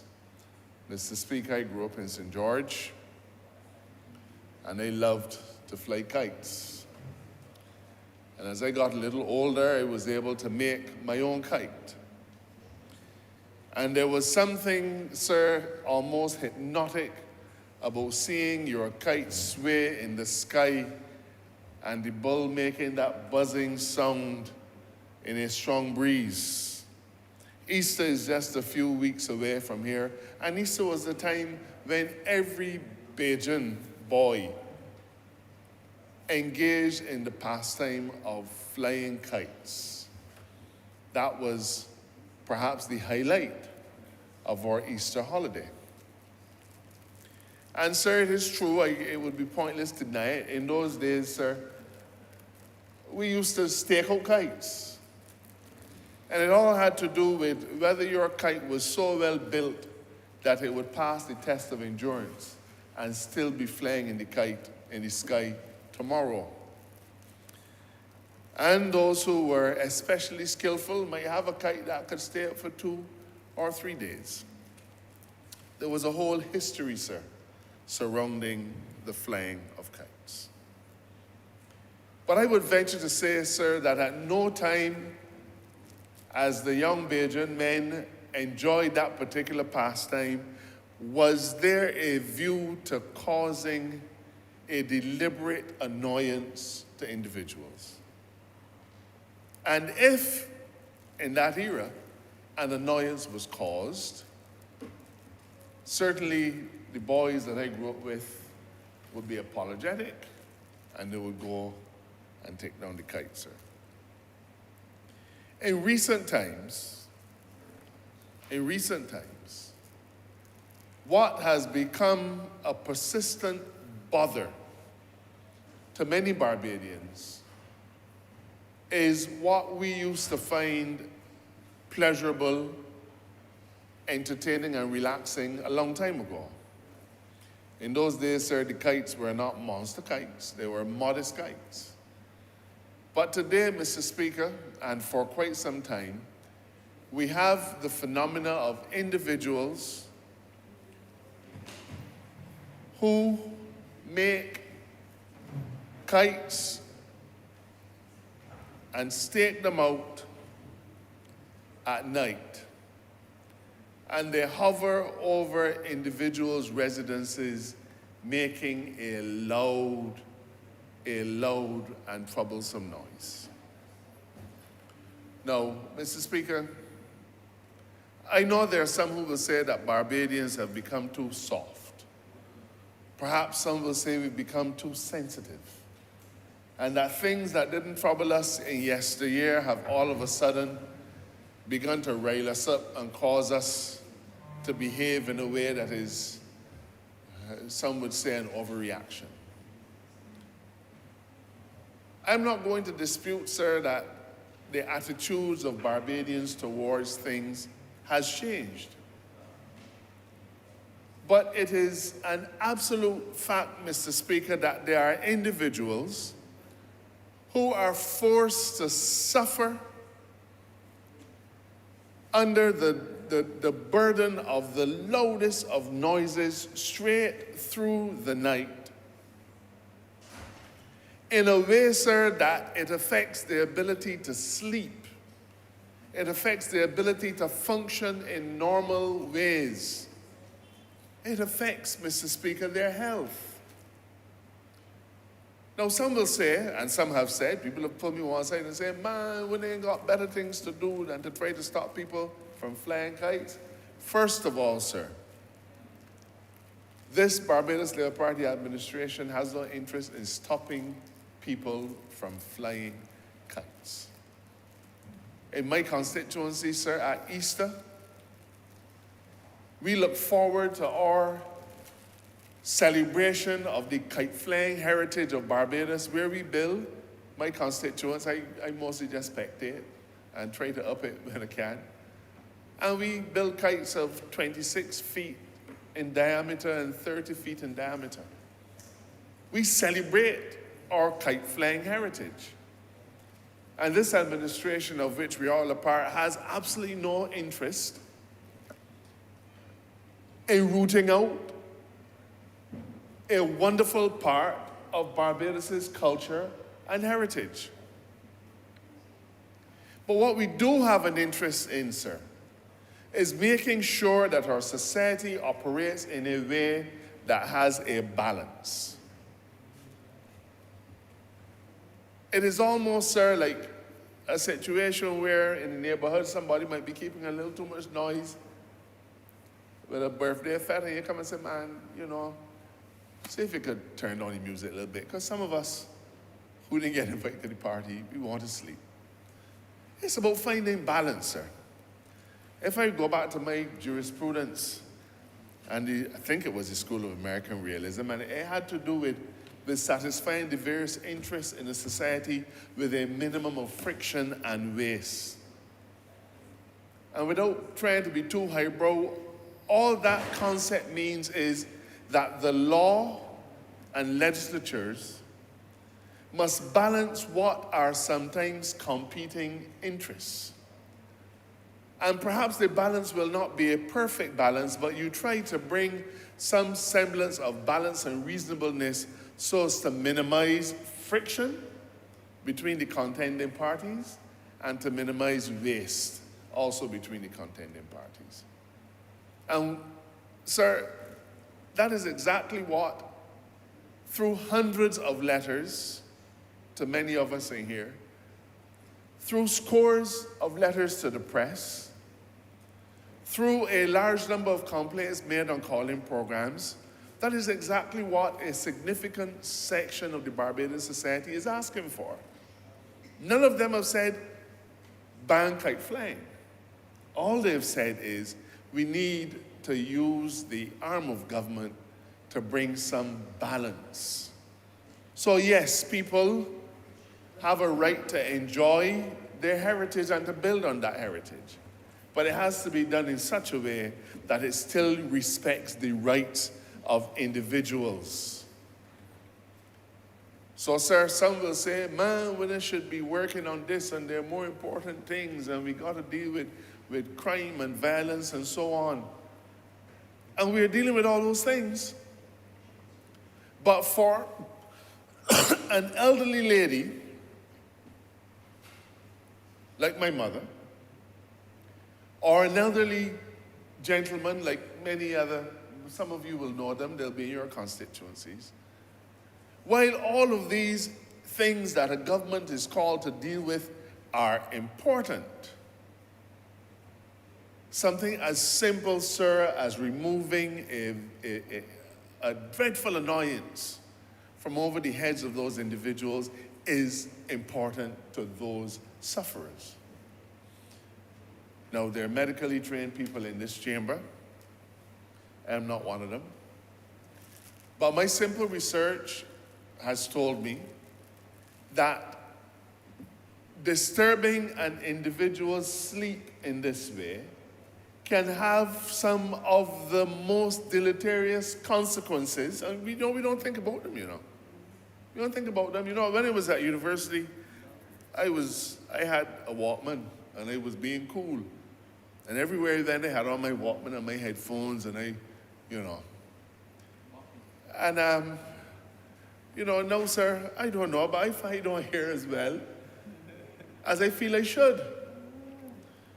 And it caused me to wonder whether what I so enjoyed as my pastime might not today be having an effect on my hearing. But at the time, I didn't think about it. Maybe if I had, I wouldn't have. The point I'm making is that there are things that we take for granted, but the impact on our health can be so severe and debilitating that the sufferer cries out for the assistance of the state. A person's inability to sleep, to rest, is sometimes as horrible as if you're breaking the house and committed some other offense against them. Where are we in government, sir? Where are we in government? When we took the decision to represent people, we did not say we are here to deal with only the big things. In fact, sir, think about when your constituents come to you, some of the things that they come to you about, you may say they're really quite small. In the scheme of things, they're small. But for that individual who has to endure whatever it is they're going through, it is a major thing for which they cry out for help. I wish government, perhaps I should put it another way, it would be a wrong thing for government to take on an aspect where we felt, as members of parliament, that we were only here to deal with big ticket items. When I canvassed my constituents, they didn't tell me that they wanted me to deal with big ticket items only. As their representative, they expect that I have to deal with all of the issues that concern them. And they may not concern anybody else, but it concerns them. So for those who feel that we should be focusing on the cost of living and the cost of energy and all of these other things, for those who feel that, I challenge them and say that a society is made up of many different component parts. But we are judged not just by how we deal with the big things and the victories, we are also judged by how we treat to what some would call the least, the smallest, the most insignificant of issues. Mr. Speaker, the issue is not a small one. And at some point in time, perhaps we have to sit down as a society and say, we have to deal with this thing called noise pollution. And I'm sure that that time will come. Because I've also had calls saying, AG, the motorbikes, them just keep enough noise in we head. AG, the car horns. AG, this, AG, that. Sometimes you worry that you've opened a little Pandora's box. But we can't be afraid to open the Pandora's box. We have to tackle these issues as they arise, when they arise, and try to do good for the broadest sector of Barbados. Mr. Speaker, I reiterate, this is not about stopping our young men from flying kites. We want to encourage that part of Bajan culture. I hate to see nothing. At Easter, I do not want to see a bat kite anywhere. In fact, growing up, and I believe other members of this chamber would relate to it, when you saw somebody with a bat kite, you used to laugh at him. In the first place, it never had enough cord. Ain't got the tail either. Ain't got the tail. It never lasted past one day, one afternoon. There's a rich history of kite flying. There's a rich history of kite making. And long may it last. I repeat it, this government is not interested in stopping people from pursuing that pastime. It kept me happy all through the crop season. I made more trash kites than anything else. My mother used to beg me to come out the cane ground. And as fast as it mash up, you get a theory exercise book, cut the little slits and make another one. And you grew and you got better, and kite flying was something exciting. I want to encourage that. I want our young men to see this as a rich part of our history, and I want them to seize it and accept it as a wholesome thing that they can and should do. But all we're saying is, whatever we do in our society, there are going to be restrictions on our ability to enjoy it, because we must balance the competing interests with a minimum of friction and waste. I'm sure I have colleagues in this chamber who drive very, very powerful cars. When they start out, you know, you feel, you can hear the engine, you know what I'm talking about. You hear, brrr. And I feel that he would like to be able to travel at 150 miles an hour, because I believe his vehicle could do it. But he also understands that he has a responsibility in a society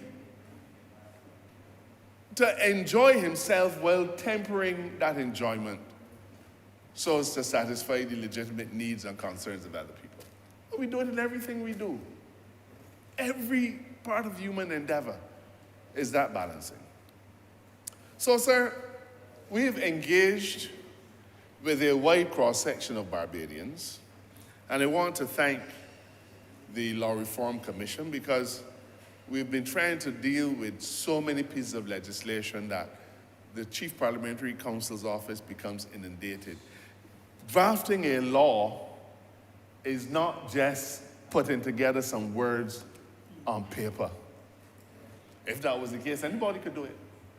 I hear people drafting laws up and down Barbados these days. I hear so.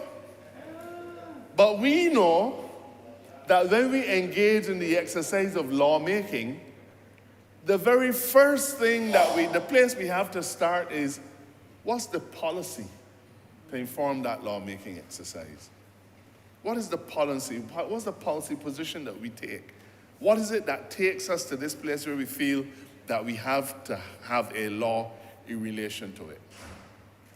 And the Law Reform Commission did a lot of that work for us. They spoke with individuals, they considered what it would look like, and they did a tremendous amount of work in helping us to get where we are. And even though we treat this as a minor offense, a lot of work went into it. Now, what does this minor offense amendment say?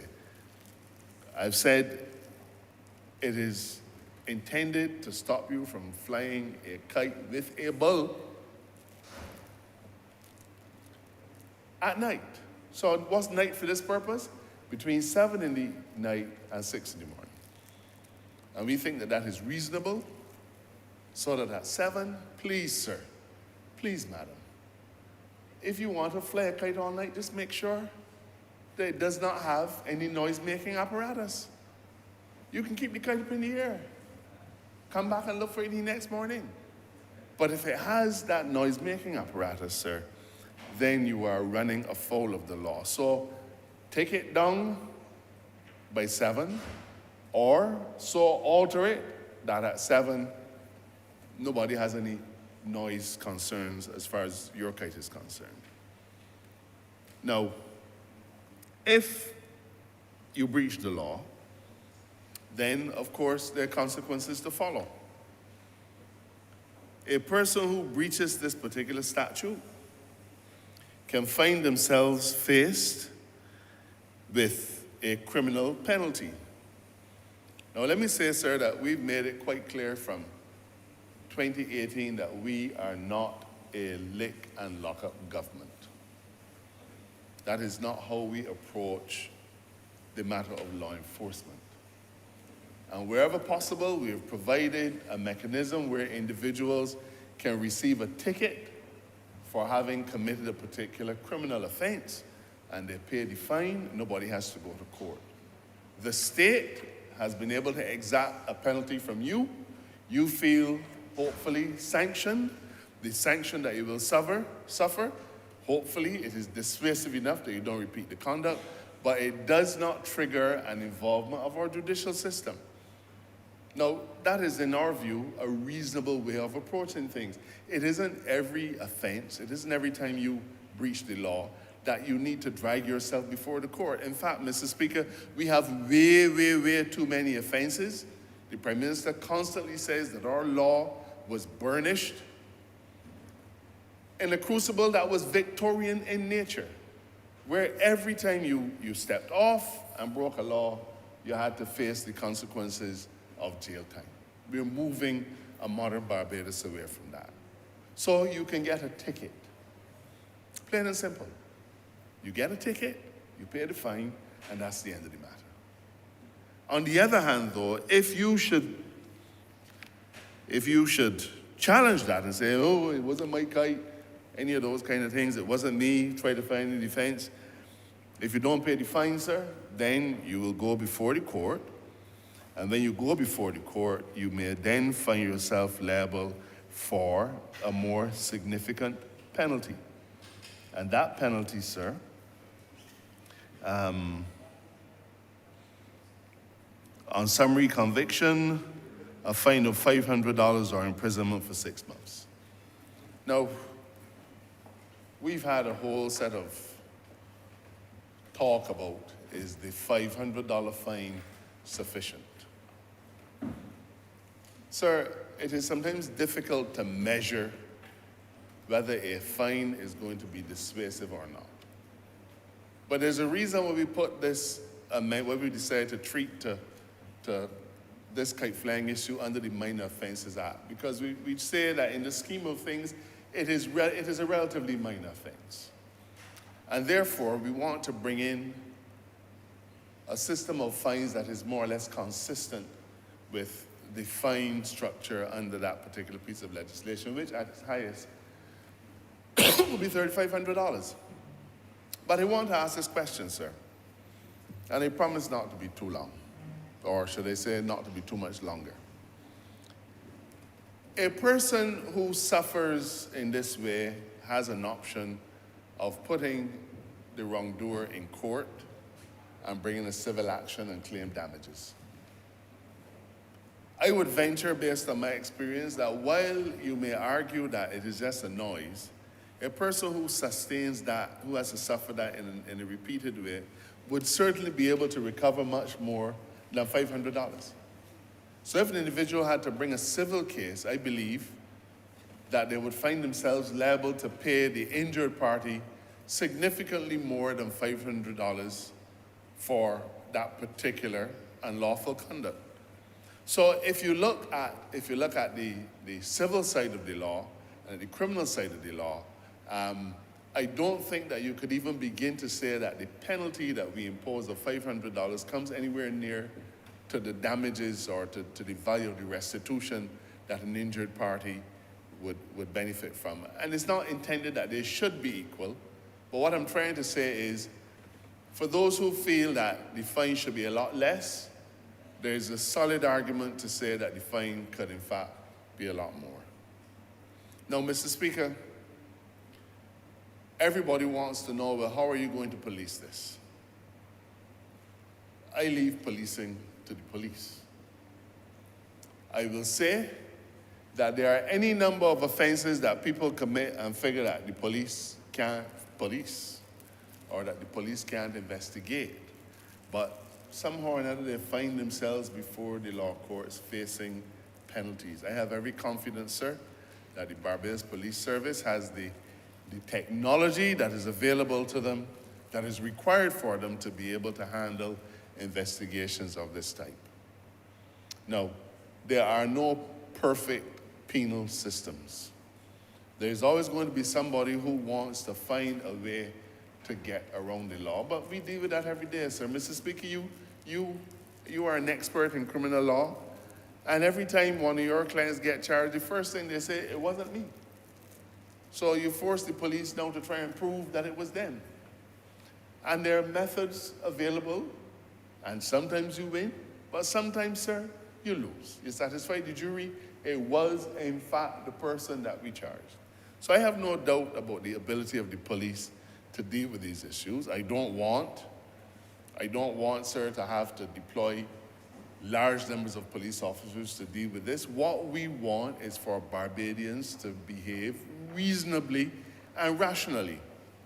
If you know that there is a law against that kind of conduct, please, please, please do not say, I am going to be a scofflaw, they got to catch me. Because we will catch you. We will catch you. The purpose of a criminal statute is not by the passing of a legislative magic wand going to weed out bad behavior. It won't. It never has. We've passed laws against firearms. We've passed laws against sexual offenses. The laws that we pass do not by themselves change conduct.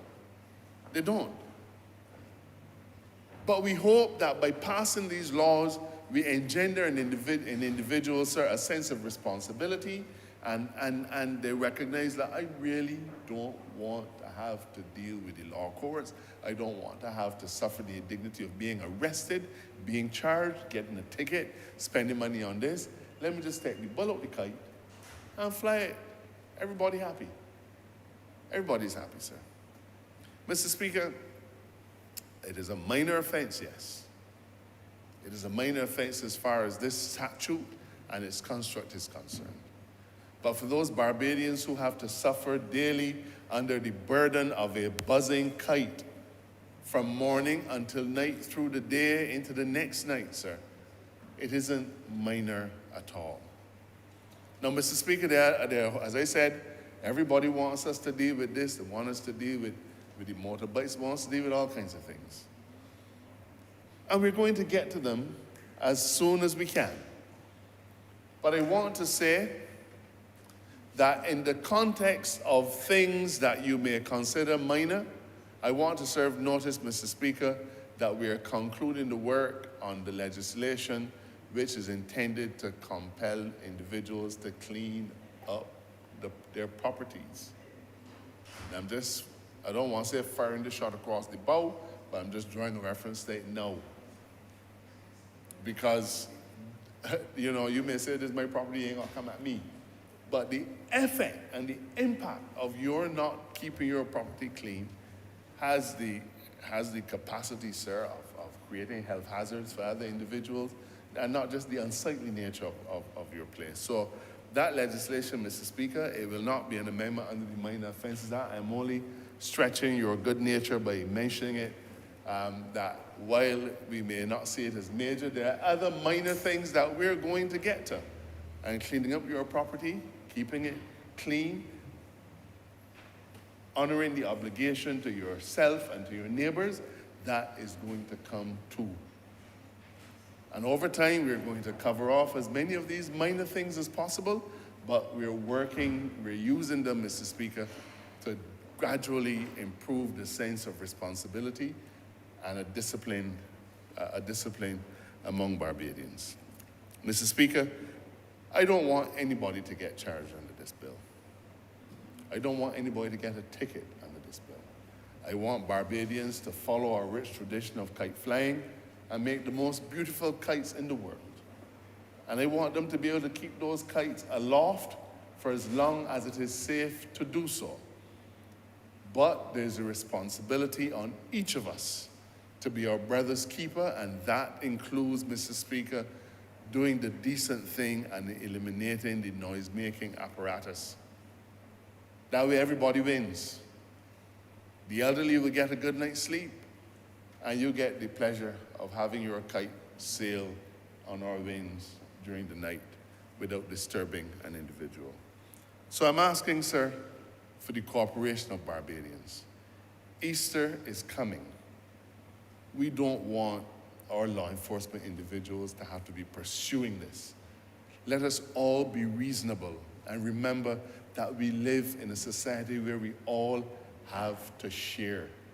We share the same airspace, we share the same desires as a human being. Some of us cope better than others. But for those who are less able to cope with the noise, this law is to benefit them. I'm obliged to you, sir.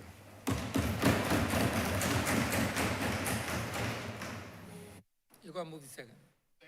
This bill be read a second time. I'd like to second that. Honourable Member for St. Joseph. Sorry for St. Thomas. Well, St. Joseph, sir, might be very well going somewhere else, but I know I will go nowhere else except home when I'm finished with this, sir. I want to thank you for the privilege and to thank the Honourable Member for St. Joseph and his team for framing this legislation to bring an element of discipline, peace, and serenity in my society, our society. I know, Mr. Speaker, that kite flying has been a cultural part of our being in Barbados. And I hope it will remain forever.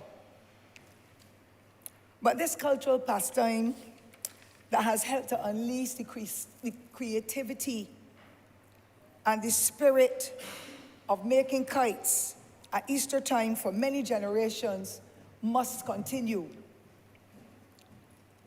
Indeed, I have been an active member of the community where I live and the community life that I enjoyed as I intimately engaged as a young girl in making kites.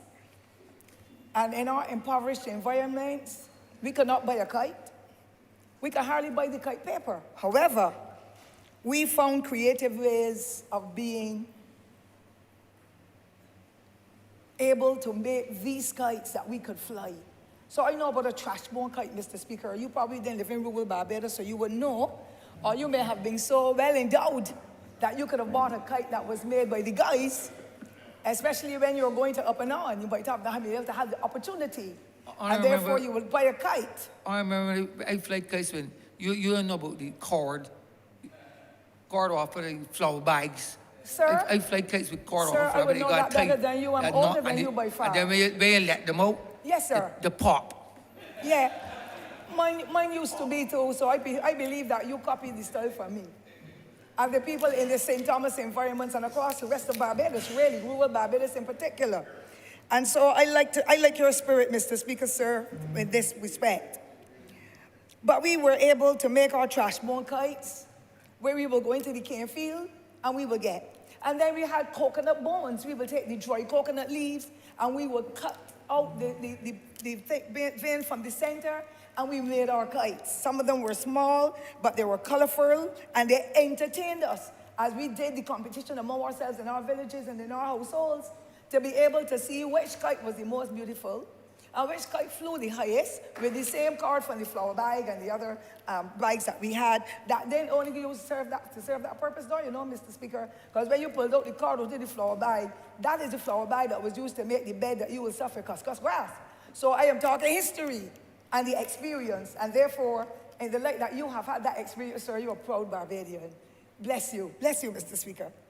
And therefore, and that was not all. We will also use pieces of wood that the carpenter will be using in helping to build the toilet or whatever they were building. And we will take them and get the little fine nails. I don't remember what the nails were called then. And we will make our own kites. We will use newspaper And our best glue would have been the flour that we will mix up and put it out to dry after we have put it into the frame and stuck on the paper, and we were good to go. But you know what, Mr. Speaker, sir, in our impoverished environs, our parents had a little sheet or two on the side, and we will go and tear off a piece of the sheet to make the kite tail. But we had our own time of using our creativity and the innate abilities we had with the skills to be happy in the villages and communities where we lived. And this is still continuing, Mr. Speaker. But, of course, our parents would have worked with us and to let us know they didn't have any money.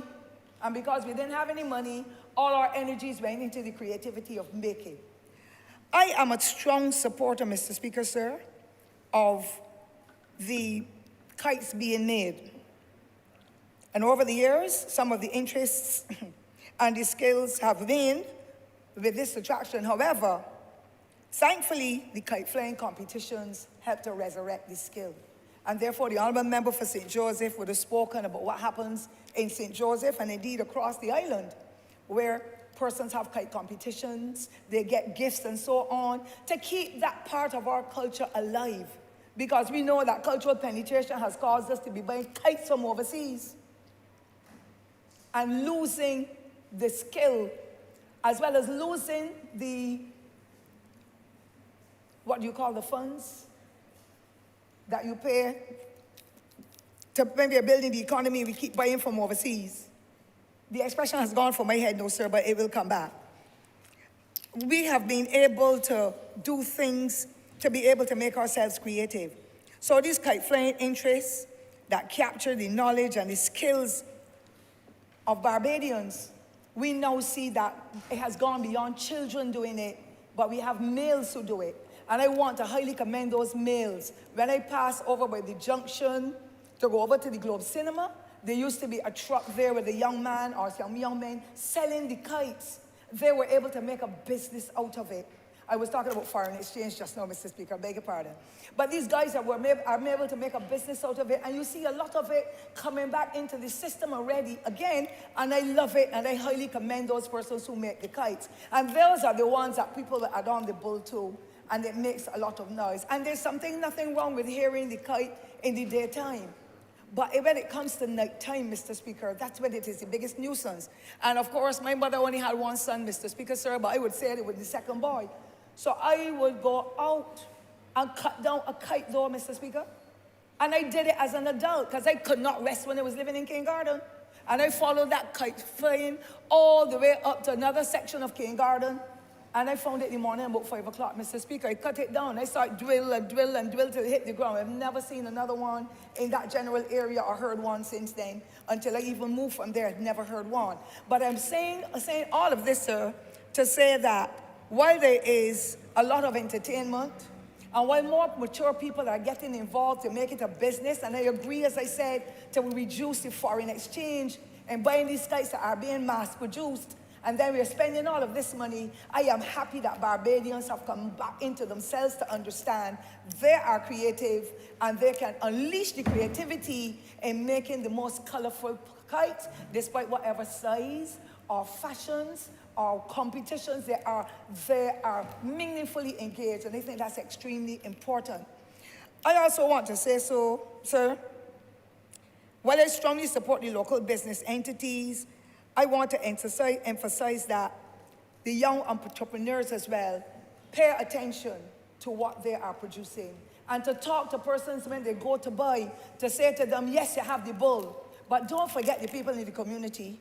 You all have your grandmothers, your grandfathers, the disabled, other people in the community, persons who are ill as a result of whatever reason, those who may have had surgery and recuperating, and somehow they cannot sleep in the day or night. It is not a happy experience, Mr. Speaker, and all of us in here know what it is like for a bull kite to be somewhere near our houses, and we cannot sleep after a long day. And you know what, Mr. Speaker, there's a good opportunity for me to say that Barbadians are of the opinion that when you're a politician, you only come in here and talk, and then you go home and rest. They are not aware, and we must educate our people that the role of a politician in this honorable chamber, I can't speak for the others, But I believe the others too, because if they have their own employment otherwise, or they're aspiring to be politicians, they still have to get a component of rest in order to be able to produce.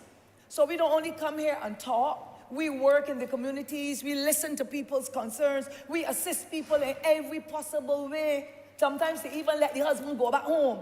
The husband is ignoring the wife, and you go to talk to him, and you're working like a counselor.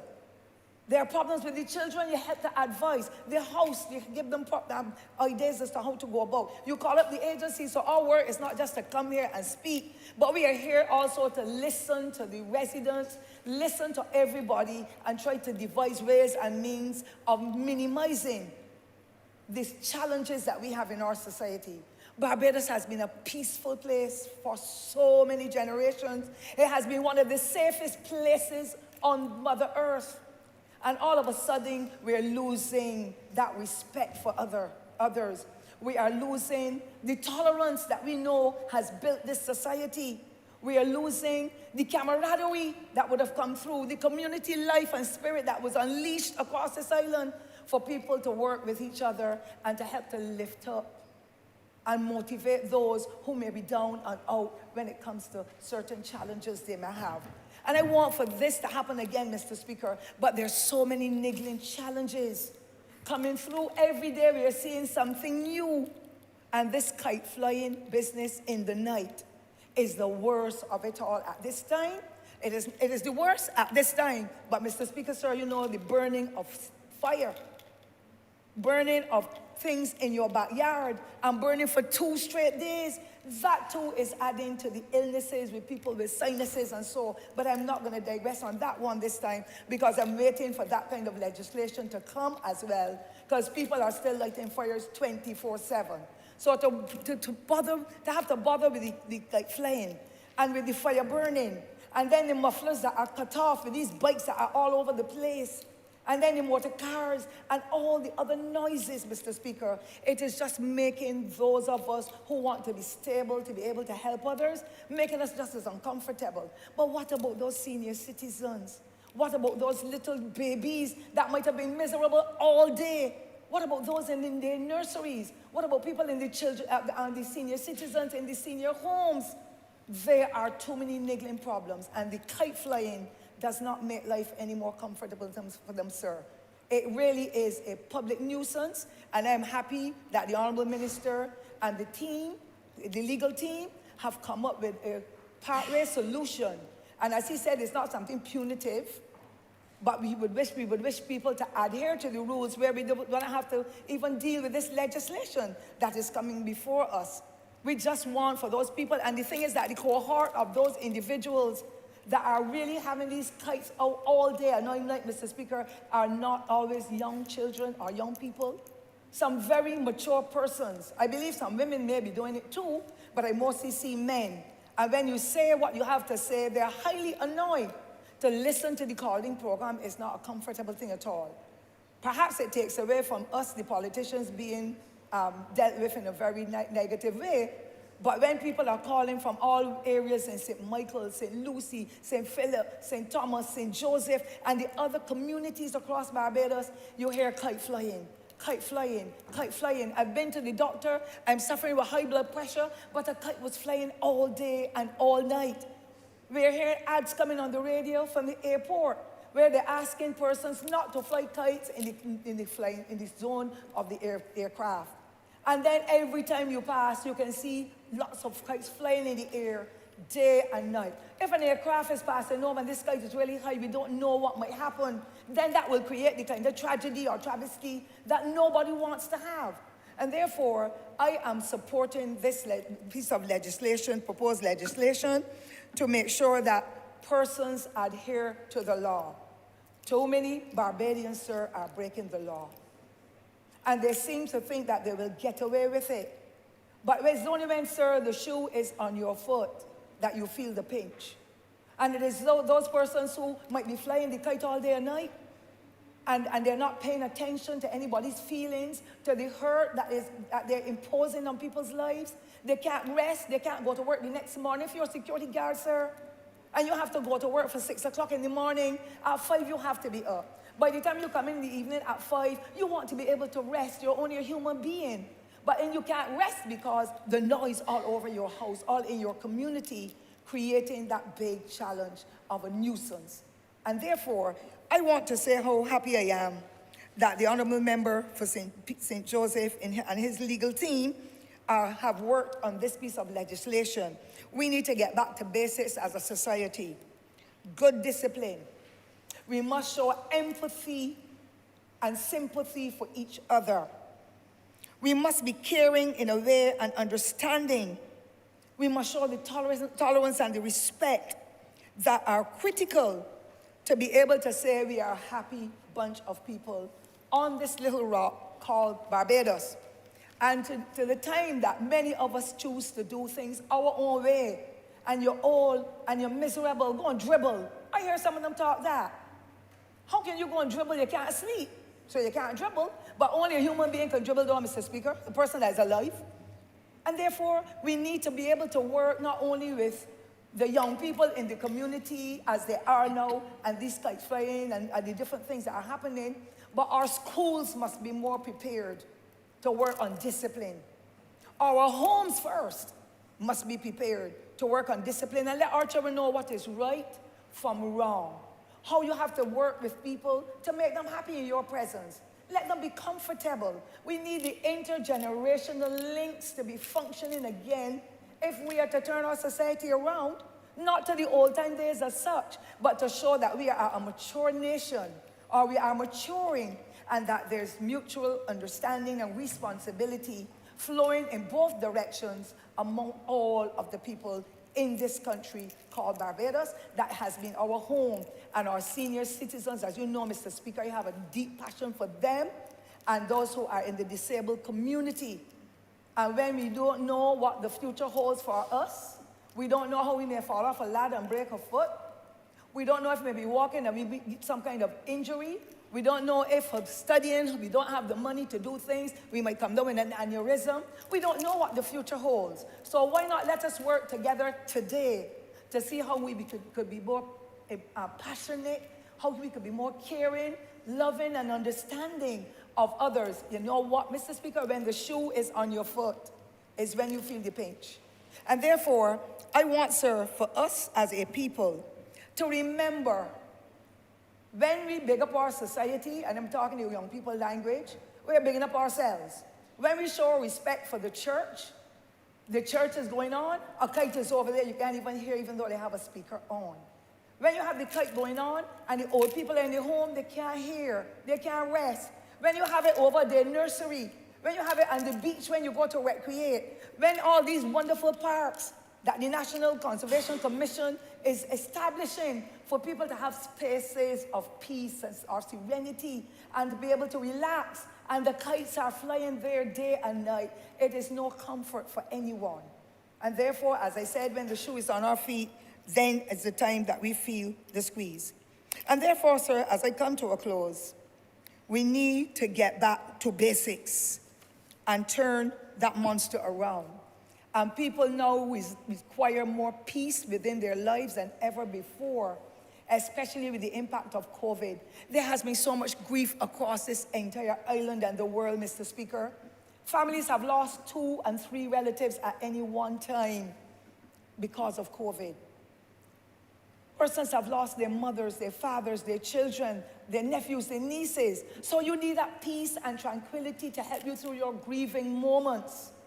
And if you can't get that with a kite flying all over, you can't use the phone unless you're speaking at the loudest sound in order to be able to understand what the person on the other end of the line is saying. You can't listen to the TV, or you have to turn it up so hard because it's buzz, buzz, buzz all the time. It is not fair to anybody. I don't care what color or class or creed those individuals are. I don't care what communities they are living in. As far as I am concerned, and I witness the kite flying at night is across the entire island.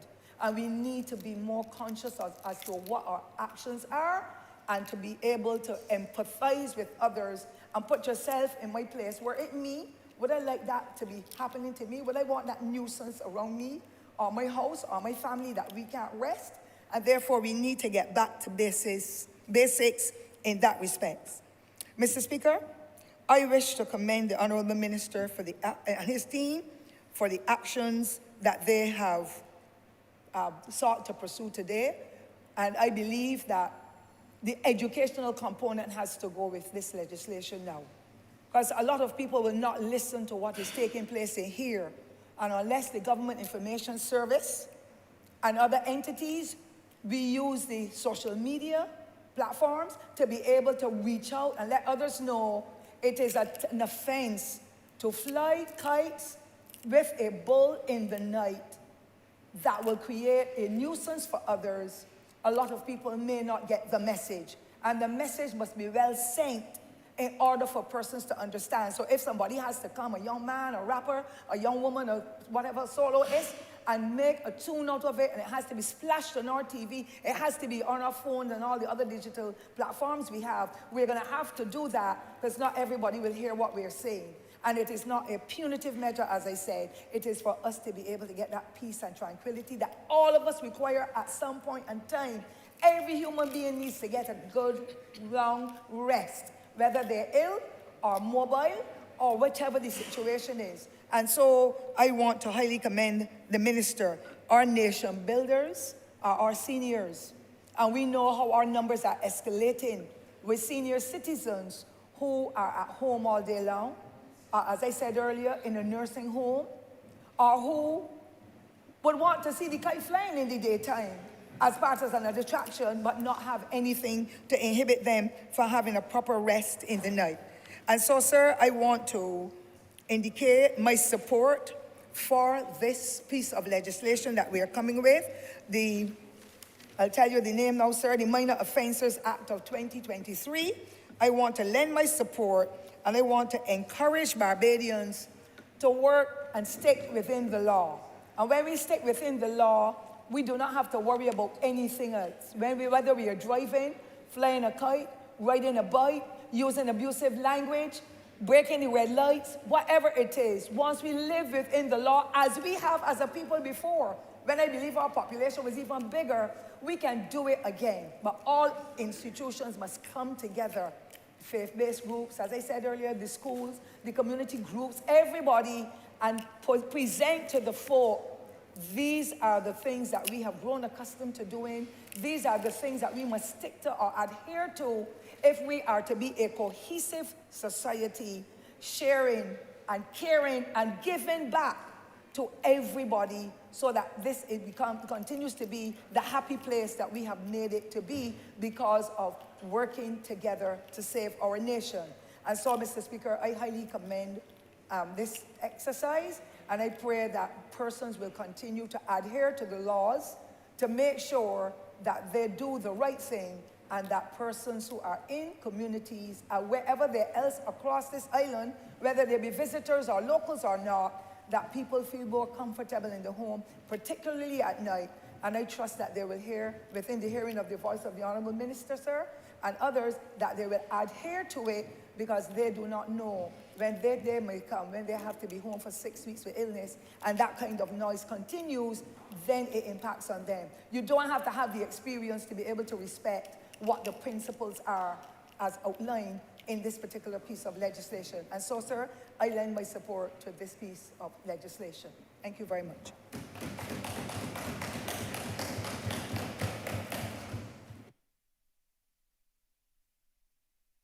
Honourable Member St. Joseph.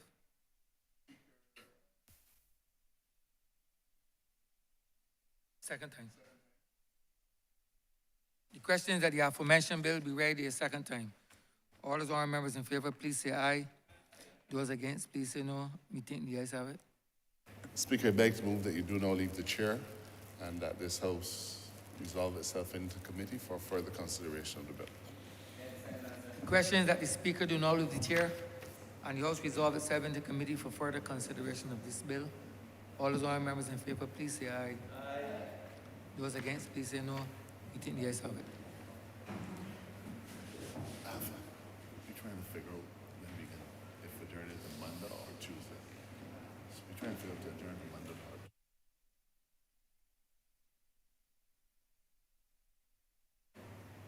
after this.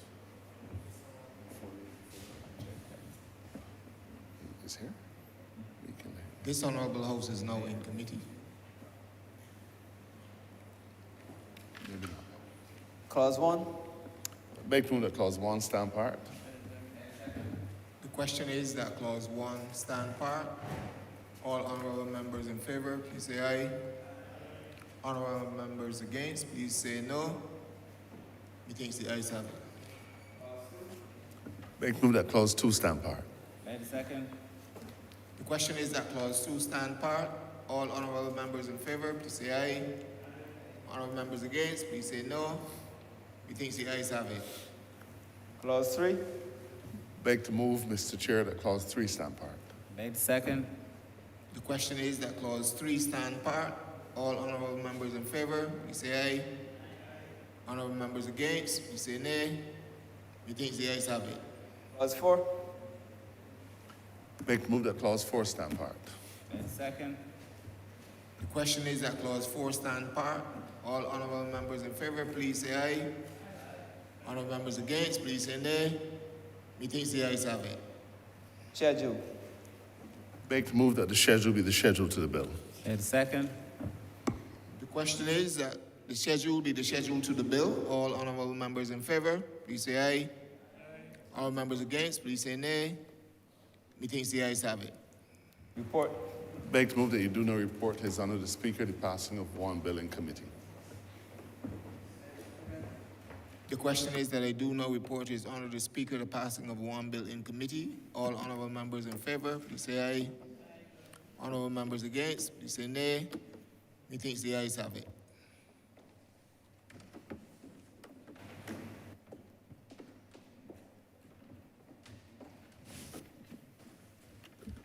The chairman of committees has reported the passing of one bill in committee. Honourable member for St. Joseph. Mr. Speaker, I beg to move this bill be read a third time. The question is that the bill be read a third time. All those honourable members in favour, please say aye. Those against, please say no. Methinks the ayes have it. Mr. Speaker, I beg to move that this bill do now pass and be cited the Minor Offences Amendment Act 2023. The question is that the aforementioned bill be passed and so cited. All those honourable members in favour, please say aye. Those against, please say no. Methinks the ayes have it. This bill is passed and so cited.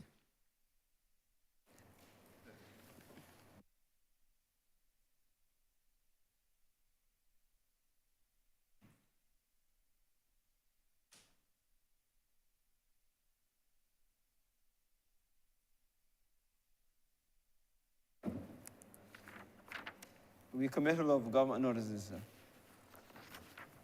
You've noticed that. Honourable member for St. Joseph. Mr. Speaker, I beg to give notice of the Child Protection Bill 2023.